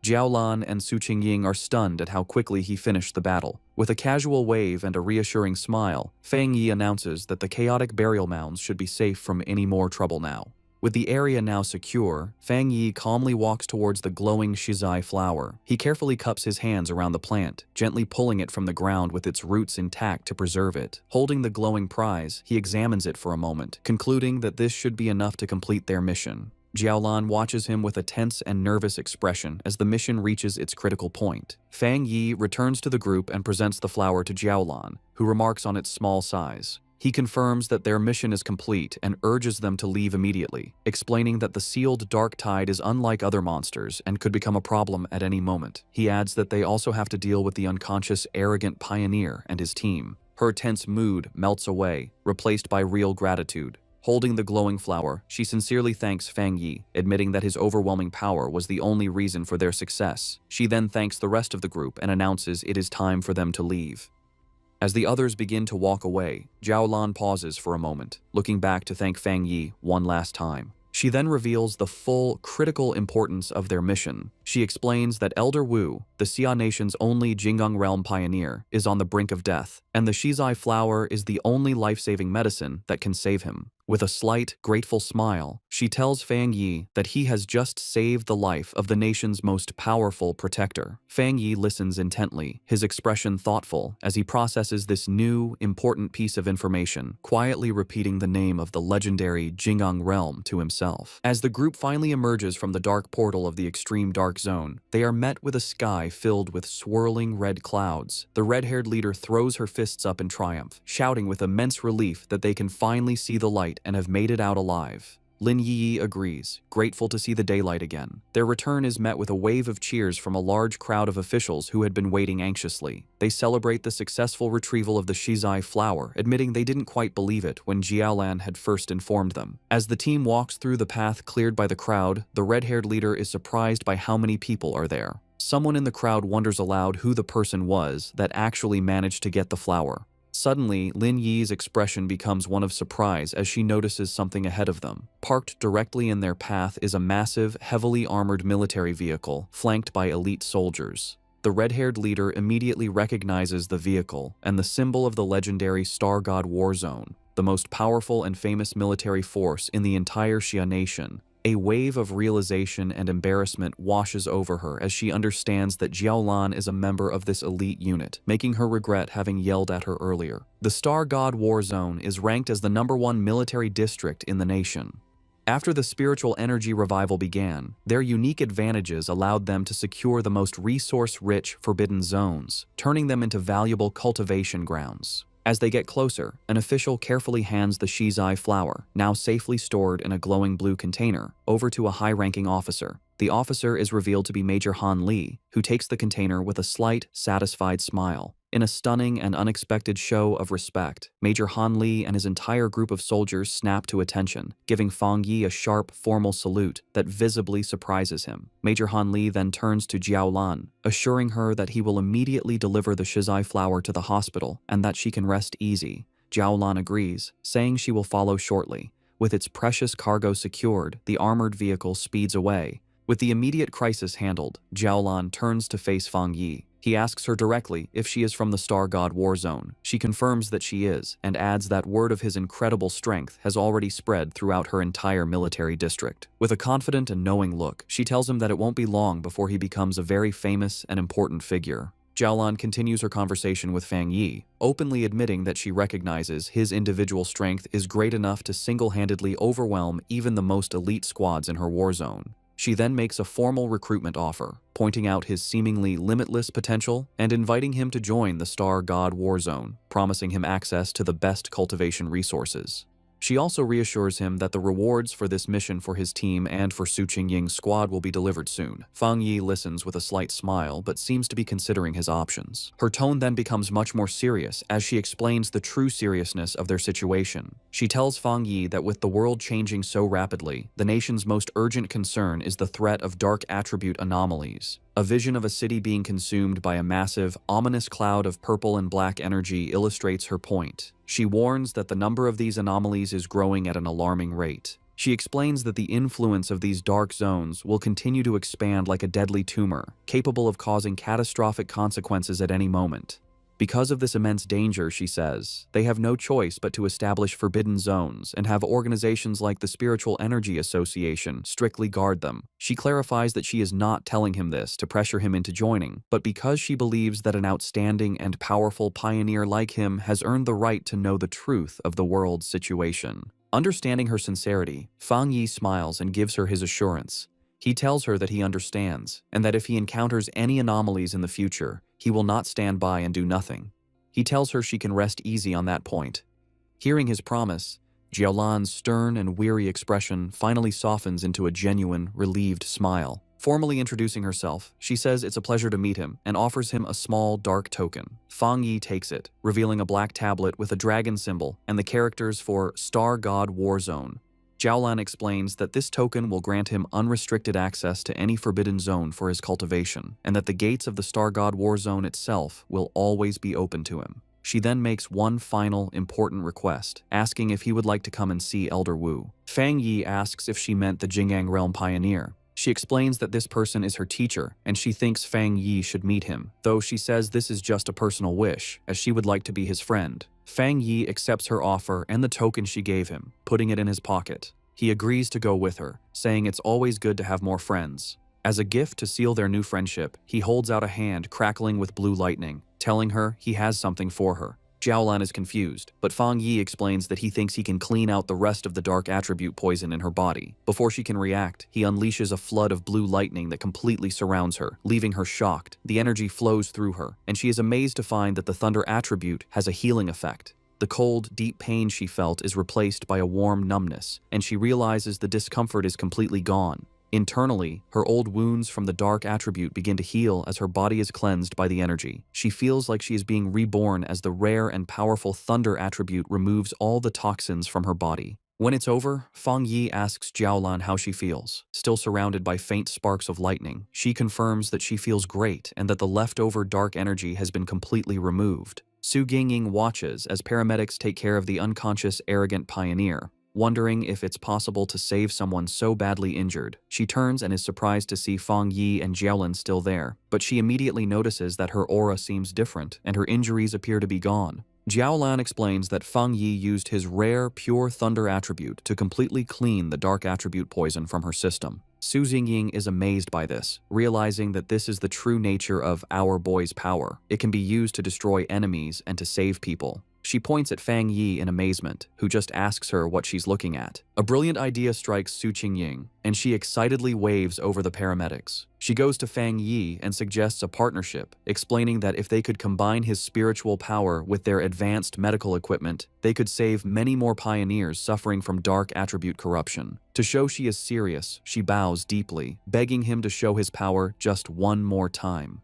Fang Yi stays silent, thinking about her request. Fang Yi agrees and unleashes a controlled burst of blue lightning from his hand, asking if that is enough of a demonstration. One of the paramedics, seeing the pure energy, excitedly confirms that it seems to be working and that such a high-level thunder attribute can indeed fight the dark attribute. Jiaolan explains that when Fang Yi treated her, the power was sent directly and destroyed the corruption inside her. Su Qingying suggests that all they would need is for Fang Yi and the patient to hold hands. However, the paramedic clarifies that not every cultivator, even at the spirit creation realm, can handle such pure energy. He explains to a smiling Su Qingying that while Jiaolan's injuries were serious, they were minor compared to the other patient. He estimates that healing the arrogant pioneer would require 10 times the amount of spiritual energy. He adds that just saving the pioneer's life will be a great achievement, and a full recovery is likely impossible. Fang Yi agrees to the procedure, asking the paramedics how to transfer his spiritual energy. They lead him toward the ambulance. A paramedic tells him to place his hand into a special device and release his spiritual energy, which Fang Yi agrees to do. From a distance, Lin Yi watches, thinking about how she never imagined Jiaolan was a high-ranking member of the elite Star God War Zone. She is amazed that her cousin is so powerful that even this legendary military unit is trying to befriend him.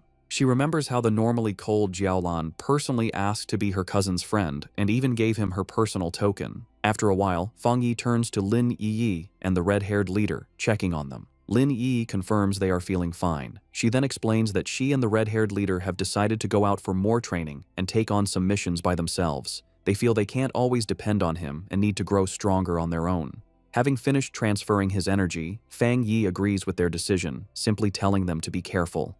He watches them with a small proud smile, thinking that his cousin has grown up. Su Jingying and her team prepare to leave. She waves goodbye, telling Fang Yi and Zhaolan they will see each other on the next mission. Zhaolan then tells Fang Yi it is time for them to go visit Elder Wu. As their ambulance drives away, Su Jingying is visibly frustrated, complaining loudly that the military's Star God War Zone has stolen such a powerful person from them. Her teammates try to calm her down. A final thought reveals the internal problems within the Spiritual Energy Association, which is described as being too chaotic, and its top elite squads unwilling to cooperate. Fang Yi and Zhaolan arrive at a large, modern hospital, which is the highest security ward of the Star God War Zone's medical base. Fang Yi asks if this is where Elder Wu is. Inside the hospital room, they stand before the bed where Elder Wu lies unconscious, surrounded by medical equipment. Fang Yi comments on the strange sight, noting how odd it is that the ultimate powerhouse of the Jinggang realm is actually a shriveled old man. Fang Yi observes the elder's condition. The old man's face and neck are covered in red veins, and he breathes through a respirator. Zhaolan explains that his condition was much worse before, saying he looked like a corpse.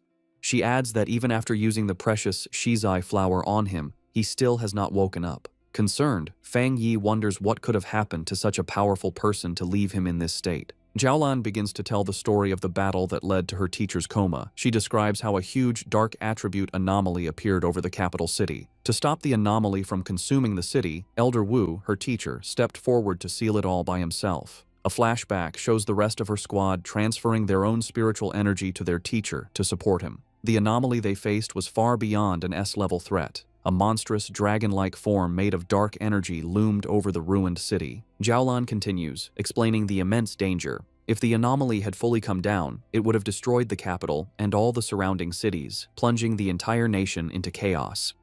In a desperate last stand, Elder Wu used his own personal domain to seal the S-level anomaly, but the disaster was even more powerful than they expected. The overwhelming power of the dark attribute backfired on him, corrupting his body. Zhaolan concludes that if he hadn't been a master of the Jinggang realm, he would have been instantly turned to ash. Back in the present, Fang Yi looks down at the comatose hero with new respect. He acknowledges that to stop the destruction of a city, Elder Wu is truly a great pioneer. As Fang Yi looks at the comatose Elder Wu, his thoughts go to his past life. He remembers that many pioneers had sacrificed themselves so he could be the last human to survive. He realizes with a sad thought that in his original timeline, Elder Wu had probably already died by this point. A new determination fills him, and he reaches a hand towards the elder. Zhaolan, startled, shouts at him, demanding to know what he is doing to her teacher. Fang Yi calmly tells her not to worry. He explains that while the shizai flower is already working, he wants to try and remove some of the stubborn dark attribute that remains in the elder's body. He places his hand on the elder's chest, and a powerful surge of blue lightning begins to flow into the old man's body. Fang Yi explains that this will help him wake up faster. Zhaolan watches in shock, exclaiming that the power he is trying to clean came from an S-level disaster. After a moment of hesitation, she gives in, telling Fang Yi to go ahead and try. Perhaps he is the miracle they need. The room is filled with the crackling of Fang Yi's power as he pours his energy into the elder. Zhaolan warns him to be careful, explaining that the dark attribute inside her teacher is far more terrifying than the dark tide. She adds that, without the shizai flower, the elder's recovery would not have been so slow. Fang Yi, his face serious, confirms that he understands. He can feel the immense power of the darkness within the elder's body. He knows that even though the shizai flower's purifying power has weakened it, the dark energy can still exert an immense and oppressive force. Suddenly, a powerful wave of dark energy erupts from the bed, pushing both Fang Yi and Zhaolan back. Zhaolan shouts a warning, telling Fang Yi to be careful and focus his mind as the dark energy is beginning to affect him. In response, a brilliant golden aura erupts around Fang Yi as he activates his own spiritual protection. His eyes glow with a golden light, but he realizes with a start that the dark energy has pulled his consciousness into a vision of the past. He finds himself standing alone on a deserted street in a ruined city, looking up at the massive, terrifying red eye of the anomaly that had consumed the sky. Inside the mental vision, the anomaly's massive red eye looms over the ruined city and asks Fang Yi who he is. Fang Yi realizes that by touching the dark attribute left in Elder Wu's body, his spirit was pulled into this dangerous illusion. Unbothered, he confidently replies that his identity isn't important, as he is just the one who has come to eliminate it. As his hand glows with blue lightning, he concludes that this anomaly isn't as powerful as it seems. In response, the giant eye launches a massive, sharp red spike at him, catching him by surprise. Fang Yi quickly activates his golden sun breathing technique, his eyes glowing with golden power as he prepares to defend himself. He swiftly dodges the storm of red spikes that rains down from the sky. The anomaly then unleashes tendrils of strange, red and black lightning. Fang Yi notes that this strange lightning is as strong as the divine thunder he absorbed on Yuhuang Mountain. The anomaly reveals its true form, shifting into a huge swarm of countless insect-like creatures made of pure dark attribute energy, swirling around a central red eye. Fang Yi recognizes that each of these creatures is as strong as the monsters from the Dark Tide, and he understands there are tens of millions of them. The entire swarm then comes down on him like a terrifying vortex. In response to the huge threat, Fang Yi summons his flaming sword. Facing the monstrous swarm, he declares that his only option is to wipe out these pests.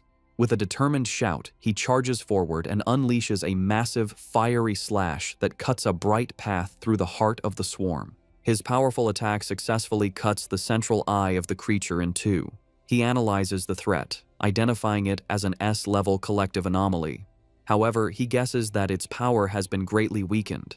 Maybe because it's an illusion, or because of the purifying effects of the Shizai flower that was already used on Elder Wu. The two halves of the swarm fall to the ruined city below, exploding on impact. Fang Yi lands on a rooftop, looking over the remains. He guesses its current power is around A level, and reflects with awe that this is the city-destroying disaster Elder Wu faced alone. Fang Yi realizes the threat is even greater than he first thought. Gathering dark, swirling energy in his hand, he unleashes his own dark attribute technique, the limitless dark world. A massive vortex of pure darkness erupts from him and begins to absorb the insect-like anomaly. The creature is shocked, realizing its opponent is not human. With a confident smirk, Fang Yi simply replies, "Guess so." He shouts a command to open, and his dark vortex fully absorbs the rest of the S-level anomaly. As the last of its energy fades, a final warning message echoes through the void: "We will be back soon." Fang Yi floats inside a sphere of his own dark energy, thinking the final message must have been a piece of the anomaly's consciousness. He considers the warning use of the word "we" and wonders if this means other similar disasters are waiting to appear. As the illusionary world roars and begins to fall apart around him, he decides it's best to leave and think about it later. His consciousness returns to the real world with a jolt. He immediately reaches into Elder Wu's body and begins to pull out the corrupting dark attribute energy. A mass of dark purple energy, crackling with his own blue lightning, is pulled from the Elder's chest. To contain the dangerous substance, Fang Yi uses his Nine Dragons Skyfire sealing art, trapping the energy inside a sphere of red, fiery chains. Holding the sealed orb, he explains to a stunned Jiaolan that this is the dark attribute remnant left in Elder Wu's body. He concludes that this must be the last piece of the city-destroying anomaly. He explains that while the sealed orb of dark energy is still powerful, its influence has been greatly reduced thanks to the Shizai flower and Elder Wu's own seal. He praises the Elder, noting that he is truly the nation's #1 pioneer for using his own body to hold back the dark power. He knows anyone else would have died many times. As Jiolan looks at her teacher, she sees the red veins on his face have faded and his breathing seems more peaceful. She tells Fang Yi that he has truly saved the Elder's life. Fang Yi, however, humbly says that it wasn't all his own ability. He explains that without the Shizai flower weakening the corruption first, he wouldn't have been able to remove the stubborn dark attribute. Jiaolan agrees, saying that while the flower saved the Elder's life, Fang Yi's power has now given him a chance for a full recovery. With a final surge of power, Fang Yi clenches his fist and completely crushes the sealed orb of dark energy, turning it to dust. He announces that the remnant is now completely useless. He then tells Jiaolan he has one more thing to tell her. He reveals that in the mental illusion, the remnant of the dark attribute anomaly warned him that it would return. He concludes that they must always be prepared, as they can't let an old man who has just recovered from a serious illness fight on the front lines again. Jiaolan confirms that she knows, as she has heard the rumor before. When Fang Yi asks her what she means, she explains that the monitoring departments of the military and the association collect data on spiritual energy changes. She reveals a rumor based on this data. With the current power of the Xia nation, they might not survive the first year after the full spiritual energy revival. Of course, she adds, no one believed it. Feng Yi remarks that monitoring spiritual energy changes sounds very official. Jiaolan then asks if he also believes the rumor could be true. A shadow crosses Feng Yi's face as he wonders if his own rebirth has somehow changed the future. He recalls that in his original timeline, he lived for 3 years after the spiritual energy revival, and by that time, the entire planet had been nearly destroyed. Coming back to the present, he puts a comforting hand on Jiaolan's shoulder, telling her not to overthink things and that Elder Wu should wake up soon. He looks at her with a serious expression and makes a solemn promise. If the disaster does return, he will stand with them and fight. He knows that the final battle against the great disaster will come, sooner or later. He declares with fierce determination that this time, he will change everything. Later that night, Feng Yi is back at his apartment. He sits meditating on his couch, surrounded by the swirling energy of his new dark attribute. He thinks about his recent battles, feeling that after his 2 fights with S-level anomalies, he is close to breaking through to the 2-star spirit creation realm. However, he knows the full spiritual energy revival is coming fast, and even with his new dark attribute, his current strength is not nearly enough. He thinks about the terrifying power of the anomaly he faced in the mental illusion, realizing that even when it was weakened, its true power was immense. His thoughts are interrupted when he notices the potted plant he had left on his table, the obedient little white flower. He speaks to the glowing flower, telling it that it's not easy to carry around and admitting it was his mistake for not bringing it with him on his last mission. Smiling, he picks up the plant, which seems to brighten up, and tells it that he regrets not giving it a chance to level up. He then decides to take it out for a walk. Feng Yi heads to the back mountain, his private training ground. As he walks along the moonlit path, he notes how skilled the association's plant research department must be. He observes that in the short time since the area was last damaged, the forest has already begun to recover, a sign of nature's improved self-healing in this new era. He finds a good spot in the woods and kneels down, taking the flower from its pot to plant it in the rich soil. He makes a mental note to thank Su Qingying and her team for securing this place for him. As he prepares to plant it, he holds the flower and gently warns his new companion to take it easy and only absorb a little at a time, reminding it that if it becomes too greedy, not even all the forest on the planet would be enough to feed it. Once in the soil, the obedient little white flower immediately takes root. A massive vortex of green, life-draining energy erupts from the plant, spreading quickly through the forest and absorbing the life of all the nearby trees. After a few moments, Feng Yi stands with his arms crossed in the now dead and empty section of the woods, deciding that the flower has absorbed enough for now. With a satisfied smile, he gently pulls the brightly glowing flower from the ground, roots and all, and tells his companion it's time for them to find a new place to feed. He holds the plant, which seems to bloom with new energy, and wonders where it might rank among all the evolved plant-type spirits. He concludes that with its powerful desolation attribute, it must be at least an A-level threat. As he walks along a dark ridge, he notices the deep silence of the forest, and realizes that all the animals that once lived there must have fled in terror from the flower's power. His thoughts are suddenly interrupted by a loud, ferocious howl that echoes through the night. Feng Yi's expression hardens as he recognizes the sound as the howl of a wolf. On a nearby cliff, against a blood-red moon, a pack of monstrous wolves with glowing red eyes gathers, their forms shifting and growing. Feng Yi realizes with alarm that the wolf pack is in the middle of a dangerous evolution. Standing before the pack of monstrous wolves, Feng Yi identifies the huge creature on the cliff as the Wolf King, noting its evolution is almost complete. With a loud howl, the Wolf King finishes its transformation, its body now glowing with a menacing green energy. Feng Yi, holding his potted flower, is surprised by the immense spiritual power coming from the creature, realizing with alarm that it is about to become an A-level anomaly. The newly evolved wolf pack quickly surrounds him, cutting off any escape. Feng Yi figures out that the Wolf King has evolved a new, powerful poison attribute from its original wood attribute, a change likely caused by absorbing the dark attribute energy in the area. Despite the danger, Feng Yi remains calm, dismissing the threat as only A-level in strength. He takes his obedient little white flower out of its pot, telling it that it's time for them to solve the problem. He kneels and plants the flower in the ground, thinking that while the anomaly is only A-level, the large number of wolves is a problem. More importantly, the city is just down the mountain, and letting them get there would cause a major disaster. As the Wolf King lunges to attack, Feng Yi tells his flower to begin, and a brilliant green energy starts to flow from the plant. He decides to test the flower's power, curious to see how much damage it can do on its own. A massive beam of green, life-draining energy shoots into the night sky, visible from far down the mountain where another group of pioneers is watching. This new squad observes the scene with concern. One of the men notes that the Wolf King has successfully evolved and is incredibly strong. He asks about the contamination level, and a cloaked figure replies that it has reached 90. The man and his companion are stunned by the dangerously high reading. The squad's blonde-haired leader grows tense, realizing the danger is still increasing. He identifies the Wolf King's wood attribute as being at least at the 3-star Ghost Axe realm, maybe even reaching the Spirit Creation realm, while the rest of the pack is also powerful. He worries that his team doesn't have enough people to handle the threat, admitting that even he has only recently broken through to the 3-star Ghost Axe realm. Suddenly, the leader notices the massive beam of green energy and the clear presence of the dark attribute.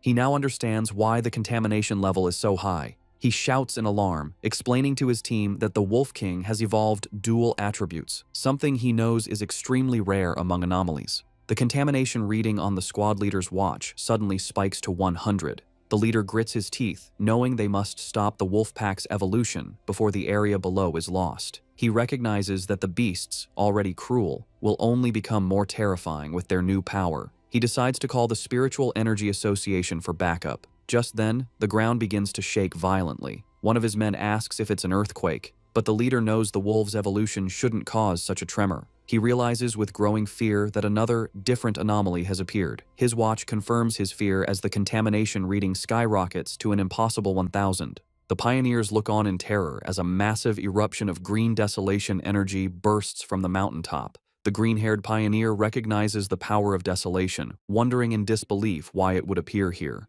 As the life-draining energy rushes toward them, the squad panics. One man cries out, asking if this is the giant vine from the sky that had disappeared, sad that there was no warning. The squad leader shouts for his team to retreat and get all nearby residents evacuated immediately. However, just as quickly as it appeared, the huge wave of desolation energy seems to stop. One of the men calls out to the leader, noting that the energy has stopped advancing. The squad watches as the massive vortex of green power pulls back, sinking back into the mountain. They wonder if the danger has passed. One asks if they should still report it, while another questions if they should go up the mountain. On the mountaintop where Fang Yi planted his flower, the ground is covered in a network of thick green roots. These roots sprout dozens of glowing white flowers, which then erupt in a massive burst of green energy, blooming into a huge, radiant flower-like structure. The energy then transforms into a sea of white petals that covers the entire area. The Wolf King howls in fury as the seemingly harmless petals turn into a deadly weapon, forming a sharp blade that slices through the air. Fang Yi stands calmly among the swirling petals and explains the terrifying nature of his flower's power. The sea of spiritual flowers will endlessly grow back and multiply, absorbing and purifying the enemy until nothing is left. Fang Yi stands on his flower's massive root system. As the wolf pack begins to fall to its power, he taunts the Wolf King, asking how its pack members will do without the same spiritual protection he has. The smaller wolves are quickly trapped by vines covered in white flowers, their life energy rapidly drained until only their skeletons remain, collapsing into dust. Having absorbed the life force of the entire pack, the flower and its petals turn a deep, menacing red. In a last, desperate attempt, the Wolf King gathers its energy and fires a powerful green blast from its mouth. The red flower, however, easily forms a protective barrier, absorbing the full force of the attack. Hidden among the swirling red petals and vines, Fang Yi tells the beast that its attack is useless. He explains that the desolation attribute of his spiritual flower has already taken root deep within the mountain itself. The Sea of Flowers, he says, draws its power from the mountain and uses it on the mountain, creating an endless cycle of power. The Wolf King, now smart after its evolution, seems to understand its hopeless situation, but still refuses to give up. It identifies the main red flower as the source of the power and charges directly at it. Fang Yi watches with a small smile, mockingly asking his little flower what it will do now that it has been discovered. In response, the central red flower grows to an immense size and lunges forward to meet the charging Wolf King. It opens its massive petals and traps the beast within its grasp. The Wolf King howls in agony as its life force is drained away by the powerful desolation attribute. The massive red flower continues to absorb the Wolf King, its green energy being eaten by the desolation attribute. Fang Yi watches with a serious expression, surprised that his flower is allowing the dark attribute to invade it. The Wolf King is completely consumed by the flower's pulsating red petals. Fang Yi is amazed by this development, marveling at the formidable power of the desolation attribute. He realizes that he never expected the flower to be able to create its own technique without his direct input after he implanted the attribute. As the giant flower shrinks back down, he understands the terrifying nature of its new ability. Once an enemy is trapped within the sea of flowers, there is no escape. The flower then spits out the clean, bleached skeleton of the Wolf King. Fang Yi concludes that even if the spiritual flowers are destroyed, they can endlessly grow back and use their desolation power to reduce any enemy to bones. Standing before the massive red flower, which is now surrounded by a field of smaller red flowers, he decides to give this new technique a name, the Endless Spiritual Sea. A system window appears, confirming his creation and announcing that the spiritual flower has successfully written the desolation attribute technique, Endless Spiritual Sea. Having finished its battle, the flower's petals close up, glowing brightly from within. Fang Yi looks on, a bit tired from the battle, as a single red petal gently brushes his cheek. The flower then erupts with a massive surge of energy, and Fang Yi realizes with surprise that his little flower is also about to evolve. In a high-tech control room, alarms blare as an analyst reports an A-level anomaly. He explains they are detecting two different spiritual powers in the same area. Just as the Wolf King was evolving and creating a dark attribute, a separate and powerful desolation attribute appeared. The Association Superior, listening with Su Qingying, demands to know the location. A technician points to a map, explaining it was an area Su Qingying's team was previously in charge of. The Superior questions this, asking if the Destroyer Squad wasn't already sent to deal with the Wolf Pack. His question is cut short by a call from the squad on the ground. The squad leader reports that a powerful wave of desolation energy appeared and wiped out the A-level wolf pack. However, he adds that the desolation power moved back into the mountain, where a large number of unusual flower anomalies have since appeared. The pioneers stand before the mountain, which is now glowing red from a sea of flowers, unable to get closer. The Association Superior and the squad leader continue their talk. The leader warns that if this new, unknown anomaly were to erupt, it would be far worse than the Celestial Vine. He requests support, admitting that even with all the pioneers there, they likely couldn't handle an unexpected event. The Superior agrees and decides to send 2 elite teams. Su Jingying, however, has another idea. She looks at her superior with a knowing expression, stating she has a feeling that the source of the desolation power is Fang Yi. She interrupts the call, pointing out that Fang Yi's home is in the area and confidently declaring that he will protect everyone. As she speaks, a vision shows Fang Yi floating in a fiery aura above the city. Back on the mountain, the landscape is now covered in a sea of red flowers. Fang Yi stands before his obedient little white flower, which has grown to a massive size. He observes that, just as he suspected, after eating the Wolf King, the flower is about to evolve a second attribute. The giant red flower blooms, its center now glowing with a brilliant golden light. Fang Yi is surprised, noting that the flower's new power is a fire attribute. He touches the massive plant, remarking on how its evolution method, simply swallowing enemies, is an incredibly easy way to gain power. After its evolution, the massive flower shrinks back to its original handheld size, its petals now a deep red. A system window appears, confirming the spiritual flower has completed its evolution. It is now classified as an A-level anomaly named the Desolate Fire Spirit Flower and has dual desolation and fire attributes.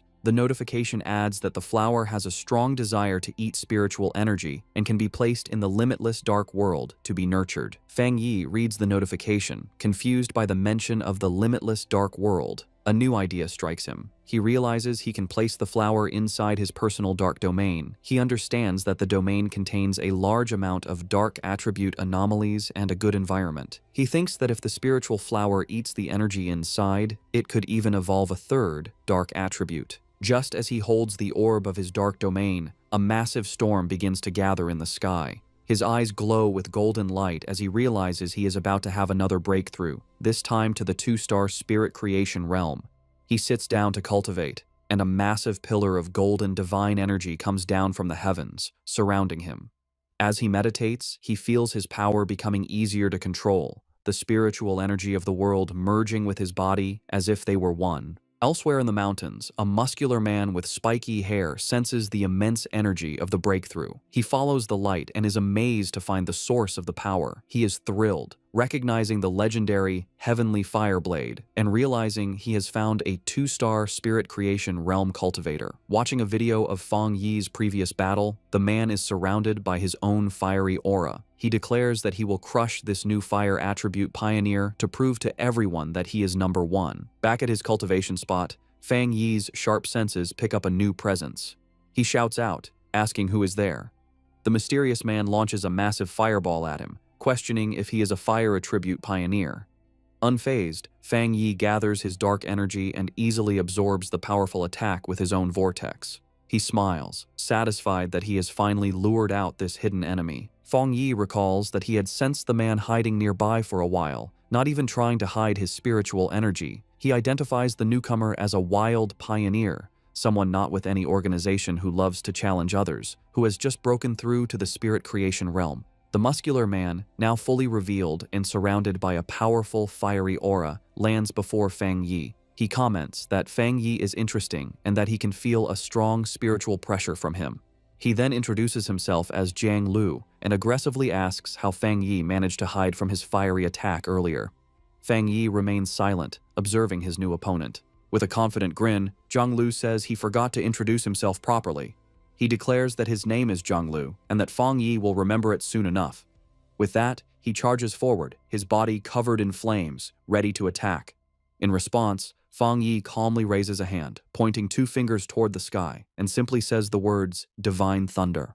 A massive bolt of brilliant blue lightning comes down from the heavens, aimed directly at the charging Jiang Lu. Jiang Lu is caught completely by surprise, wondering what this new power is. The Divine Thunder strikes him head-on with immense force. He lets out a pained cough, smoke coming from his mouth after the powerful impact. He struggles to his feet, his body covered in crackling blue electricity and scorch marks. He wonders what just happened, questioning how his opponent could use a thunder attribute when he was supposed to be a fire pioneer. He grits his teeth, his body still shaking from the powerful electrical shock. Fang Yi stands over the defeated Jiang Lu, who is on his hands and knees, completely unable to move. Fang Yi grabs him by the hair and brutally smashes his head into the ground, causing the rock to shatter. With crackling blue lightning still surrounding him, Fang Yi mockingly asks his opponent to repeat his name, saying he didn't hear it the first time. Jiang Lu can only stare in silent shock, his face pressed against the broken ground. Jiang Lu is filled with disbelief, wondering how he could have been so easily defeated. He had just reached the 1-star spirit creation realm and had always been the fastest cultivator he knew. He couldn't understand how he lost, especially when he hadn't even had a chance to use his ultimate move. His mind flashes back to a time when he was celebrated by his peers, his rare and powerful fire attribute making him a true powerhouse. He had believed that everyone would eventually have to submit to him. A small, dismissive sound escapes Fang Yi's lips as he sends another surge of electricity through Jiang Lu's body, causing him to scream in pain. Jiang Lu wonders how his opponent can have a thunder attribute when he was supposed to be a fire user. Fang Yi, his eye glowing with blue energy, looks down with disappointment, remarking that he had expected his opponent to be much stronger. With a condescending smile, Fang Yi mocks the younger generation's overconfidence as he pins Jiang Lu to the ground with his electrical power. Jiang Lu grits his teeth in pain and frustration, his mind racing. He realizes that even though his opponent is clearly at the 2-star spirit creation realm, his spiritual pressure feels as if it is much higher than his own, by at least 2 entire realms. A final, terrifying realization hits him. It feels like a difference of 3 full realms. Convinced he is about to die, Jiang Lu thinks to himself that his end has come, and that he, the great Jiang Lu, is truly going to die here. Terrified on the ground, Jiang Lu begs Fang Yi not to kill him. With a cold, silent look, Fang Yi lets him go. He warns him that a pioneer's power shouldn't be used lightly against others, and suggests that if he has so much free time, he should focus on clearing up some of the new anomalies. After a final, dismissive look, Fang Yi walks away, leaving a confused Jiang Lu on the ground. Jiang Lu watches him leave, wondering about Fang Yi's great spiritual power and whether the gap between them is because Fang Yi is a genius or because he himself is too weak. Later, in a luxury apartment, a sad Jiang Lu enters a room where 2 men are waiting for him. One of the men welcomes him back and comments on his new hairstyle, while the other, a red-haired man, immediately scolds him, saying he had warned him not to pick fights. The red-haired man continues to scold him, telling Jiang Lu that his aggressive attitude is too dangerous, especially since the spiritual energy revival hasn't officially started yet, and that it will only bring him trouble. To his friend's surprise, instead of getting angry, Zhang collapses onto the sofa, completely defeated. Confused by his strange behavior, one of the men asks what happened and if he is still the same fight-ready Zhang they know. The red-haired man asks Zhang what happened, reminding him that he had gone to challenge the Heavenly Fireblade user. Still sad, Zhang quietly admits that it was over in an instant. His other friend grabs him, demanding that he speak clearly. With tears on his face, Zhang breaks down and confesses that he was the one who was defeated instantly. His friends are in total disbelief. Zhang in a frantic state, wishes he had realized something was wrong and backed down, which would have saved him from this shame. The seated man expresses his confusion, questioning how the Heavenly Fireblade could be so strong when Zhang himself is a rare genius who broke through to the spirit creation realm in just a few months. Zhang then remembers the fight, recalling how his best technique, the meteor flame, was shattered in a single moment by his opponent's powerful thunder attack. His friends try to make sense of the defeat. The seated man wonders if Zhang simply fought the wrong person, arguing that with his pure firepower and his spirit creation realm level, it's almost impossible for anyone to beat him so easily. The red-haired man suggests that maybe this person wasn't a pioneer at all, and that their first guess about his strength was wrong. Zhang furiously rejects their ideas, screaming that he couldn't have been mistaken and that the location was definitely his opponent's territory. He insists they wouldn't understand because they didn't experience it. He describes the man as a monster, recalling the terrifyingly powerful thunder that felt like it was going to make his head explode. Both of his friends are shocked into silence as Zhang declares that his gut feeling tells him it was the right person. He explains his horrifying conclusion. His opponent is a top-tier pioneer with both fire and thunder powers, and his thunder power is somehow many times stronger than Zhang own fire. He believes the man was hiding his true strength, which he guesses must be at least at the 3-star spirit creation realm. His friends are stunned by this. The red-haired man thinks about how impossible a 2-star wild pioneer at that level should be, concluding that if Zhang is right, this person will become a nightmare for all other pioneers. After a moment, Zhang looks up with new determination and asks his friends if he should try to become his opponent's apprentice, leaving them completely speechless. While meditating in his apartment, Feng Yi is surrounded by a swirling golden aura. He finds it strange that the feeling of being on the verge of a breakthrough to the 2-star spirit creation realm has suddenly disappeared. He opens his glowing, fiery eyes, deciding that the problem isn't with him, but must be because of some outside factor. He realizes that the spiritual energy in the air has become unstable, making it impossible for him to gather it and advance. This confirms his fears. Remembering the secret government monitoring of spiritual energy and the rumors of a coming disaster, he wonders if something truly terrible is about to happen. Looking out at the city, he sees a massive electrical storm brewing, confirming his suspicion. The full spiritual energy revival is beginning early, right here in his city. He immediately tries to call Jiaolan to find out what the military knows, but the call won't go through. He worries that they might have been forced to go silent, which would be the worst-case scenario. Just then, his phone rings with a call from Su Qingying. He answers to the sound of static as a panicked Su Qingying tells him the situation has changed and asks for his help. As Feng Yi asks if the bad signal is due to monsters appearing in the city, a monstrous, bat-like creature with glowing red eyes suddenly slams into his window, cracking the glass. Through the static, Su Qingying confirms the problem is huge and that she is in the city. With a final crash, the creature wreathed in dark energy shatters the window and charges toward the still-seated Feng Yi. Unimpressed, he calmly remarks that the creature is overestimating its own strength. Reacting instantly, Feng Yi summons a blade of pure blue electrical energy from his hand. He leaps into the air and throws it at the charging beast, piercing it completely and destroying it in a flash of light. The noise brings Lin Yi rushing from her room, shouting a warning to her cousin about the bat-like monster that has just appeared. She stops, staring in shock at the destroyed window and her cousin, who stands calmly amidst leftover lightning. She asks him what's wrong. Looking through the shattered window, Feng Yi explains that while monsters usually appear randomly, it's worrying that they are now appearing directly in their home, and more than one. He believes the situation is still under control for now. They both look out at the massive electrical storm over the city, and Feng Yi says this could be the start of a major disaster. He finds the situation very unusual, noting that a 2-star Ghost Axe realm monster would typically hide in the dark rather than boldly attack a pioneer's home in the middle of the city. Realizing a difficult fight is coming, he tells Lin Yi to contact every pioneer she knows and have them gather at the apartment.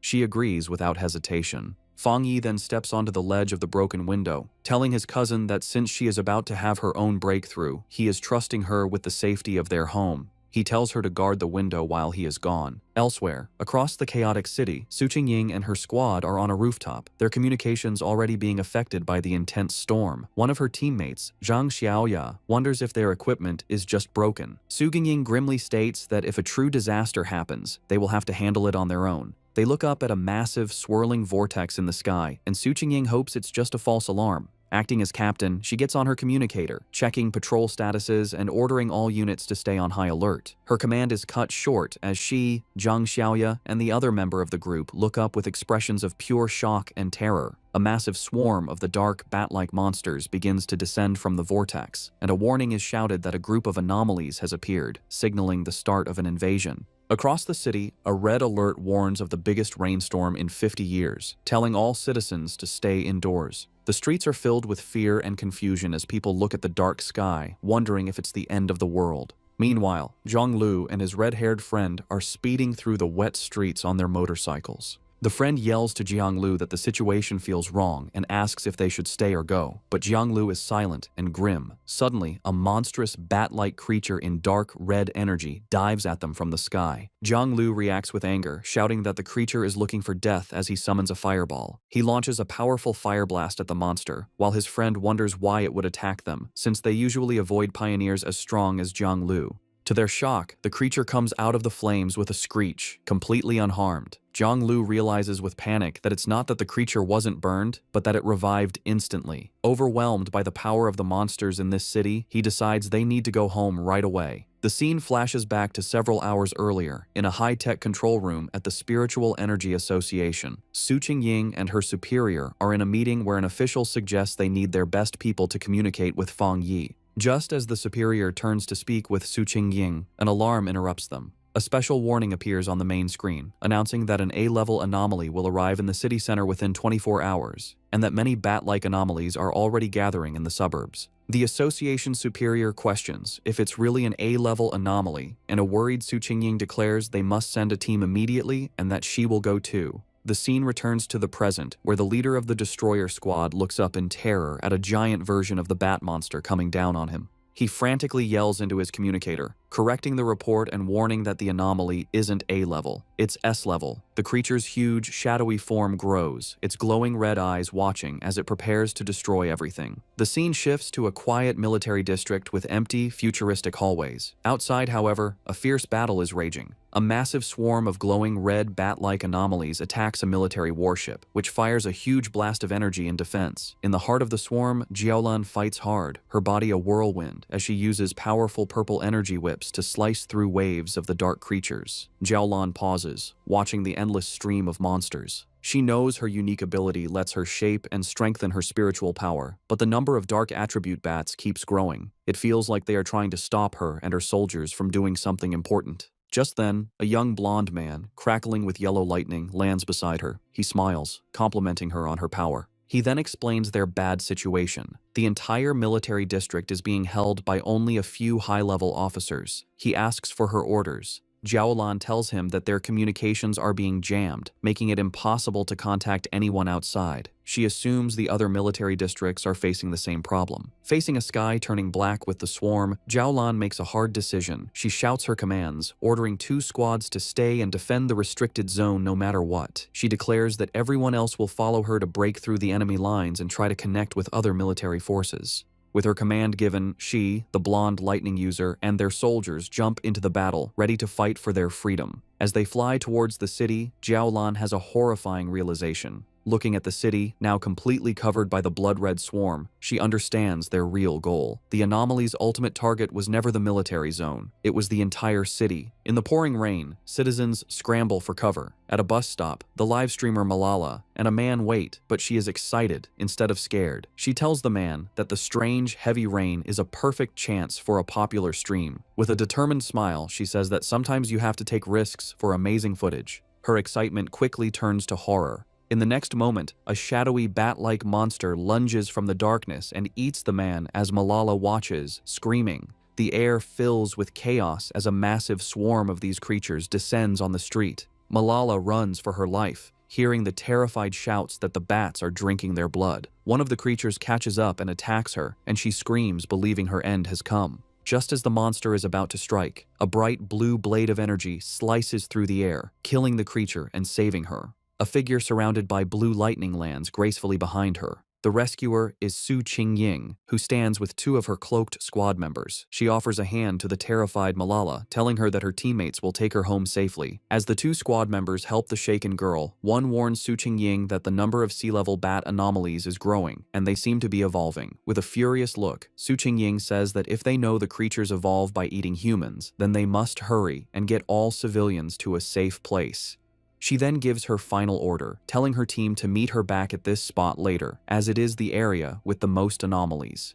Her teammates agree as they lead Malala away, leaving Su Qingying alone to face the growing blood-red swarm. High above the city, Fang Yi leaps and lands on a rooftop, facing a huge, multi-eyed version of the bat anomaly. Looking at the endless swarm below, he is surprised that the whole group has already evolved, their power approaching the 3-star Ghost Axe realm. In response to the great threat, he summons a bright, blazing sword of golden fire. With a single, powerful swing, he sends a massive wave of flames that cuts through the swarm, burning a huge number of the creatures instantly. However, as he watches, his eye glows red, and he realizes this fight is not over. He understands this anomaly is different. The bat swarm seems unkillable, constantly healing and multiplying, making them impossible to destroy with simple attacks. He sees that swarms of these dark attribute creatures have appeared in every crowded area of the city. It feels like countless identical disaster zones have appeared at once, and he knows finding the association members in the chaos will take too much time. Looking out at the city, now covered in a swirling dark mist, he concludes that he has no choice but to deal with the swarms one by one. Deciding on a new strategy, Fang Yi raises his hand and uses his ultimate technique, the limitless dark world. A massive, swirling vortex of dark green energy erupts from him, and he declares that the anomalies will become food for his spiritual flower. As his vortex begins to absorb the swarm, he thinks of his allies. A vision of the pioneers he gathered at his home appears in his mind: Lin Yiyi, Su Qingying, Zhang Xiaoya, and others. He knows he must act quickly. He believes that with his cousin's ability and the protection of the other pioneers, his home should be safe for now. But he also understands that if the disaster gets worse, the nightmare will become real, and survival will become nearly impossible for everyone. 10 minutes later, Su Qingying is still fighting on a rooftop, surrounded by the endless swarm of bat anomalies. She grits her teeth in frustration, realizing that no matter how many she destroys, they just keep coming. Her spiritual power is recovering too slowly, and she worries that she will soon be completely out of energy. She also briefly thinks about her two teammates, hoping they are safe while escorting the civilian. A sudden, terrified scream for help makes her look at the sky. She sees a massive, dense ball of the red anomalies gathering, forming a single, terrifying creature. Realizing the danger is getting worse, she leaps up the side of a building. She knows that if the anomalies keep getting stronger, they will soon reach the spirit creation realm. With her team spread thin saving people, they don't have enough power to handle this new threat, especially now that the creatures have started attacking buildings.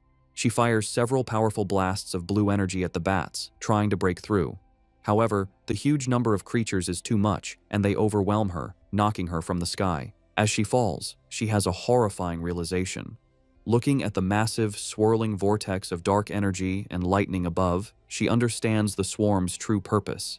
An anomaly king is about to be born. The city is falling into ruin, overwhelmed by the massive swarm of shadowy, bat-like creatures under a heavy downpour. The disaster is so immense that it seems no one, not even the military or the Spiritual Energy Association, can stop the city's destruction. In the middle of the chaos, pioneers fight desperately. Reports come in that pioneer teams are sacrificing themselves or being destroyed. Su Qingying fights alone, her protective barrier holding back the endless horde, as a new alert classifies the S-level anomaly as an anomaly king. In the association's command center, the situation is grim. Officials receive reports of catastrophic casualties. The number and regeneration speed of the creatures are overwhelming their defenses, and it's too late to call for reinforcements from other regions. A subordinate reports that the city is completely surrounded by a massive black fog, cutting off any chance of rescue. They realize with horror that they have become an isolated city. Facing the city's final moments, the association superior stands with his men, declaring that as pioneers, they will stand and fall with the city. He vows that the monsters will have to step over their dead bodies. With grim resolve, he gives a final order to send a last code to headquarters. If they cannot stop the disaster, headquarters must immediately launch a destruction strike to prevent the dark attribute from spreading. Meanwhile, Su Jingying's fight continues. Her protective barrier begins to crack under the constant attack of the swarm, and she feels her spiritual power is almost gone.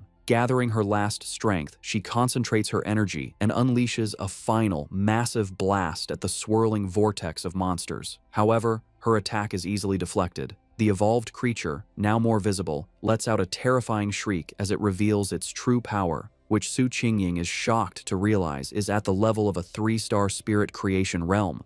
The creature attacks her barrier, shattering it completely. Defeated, Su Qingying grits her teeth in despair, her spiritual energy nearly gone. The creature's power shatters Su Qingying's protective barrier. Defeated and injured, she falls through the air as the massive creature descends upon her. Realizing this is the end, she gathers her last energy for a final, desperate attack. Just as she's about to attack, a streak of brilliant fire flashes past her, exploding and stopping the monster. Through the fading light, Su Qingying is shocked to see Fang Yi standing before her, his sword still blazing. He turns to face the threat, his eyes glowing with great power, one fiery orange, the other electric blue. He declares his power is divine thunder and charges forward, channeling both fire and lightning into his blade. He meets the creature head-on and with a single, devastating swing, slices the massive creature completely in half. The two halves of the monster erupt in a series of fiery explosions that light up the dark city sky. After the battle, Fang Yi and Su Qingying land on a rain-slicked road. He calmly apologizes for taking so long to find her, explaining there were too many identical swarms of monsters. Still weak, Su Qingying warns him to be careful, as the creatures can revive.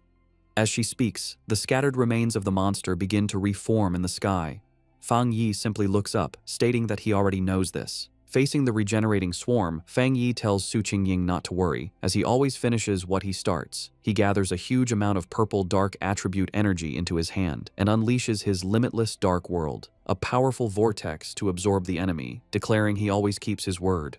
Watching this incredible display, Su Qingying is filled with new hope, realizing she had forgotten the city still has a peerless pioneer like Fang Yi. The massive purple vortex spreads across the street, pulling in the entire swarm of bat-like creatures. With a single command, Fang Yi causes the vortex to shrink, squeezing the countless monsters into a single, stable orb of pure dark energy. He turns to Su Qingying and asks if she is all right. She thanks him for saving her and says she is fine, having medicine that can help her recover. Noticing her injuries, Fang Yi's expression is serious. He places a hand on her shoulder, and a surge of blue lightning immediately covers her, causing her to cry out in surprise. He explains he has cleansed the dark attribute from her system and tells her to bandage the wound. Su Qingying is amazed by his powerful thunder attribute, noting her wound's pain has lessened and it's healing faster than the association's advanced medicine. Meanwhile, in the association's command center, an operator shouts in excitement that the number of monster groups seems to be decreasing. However, one of the superiors grimly corrects him.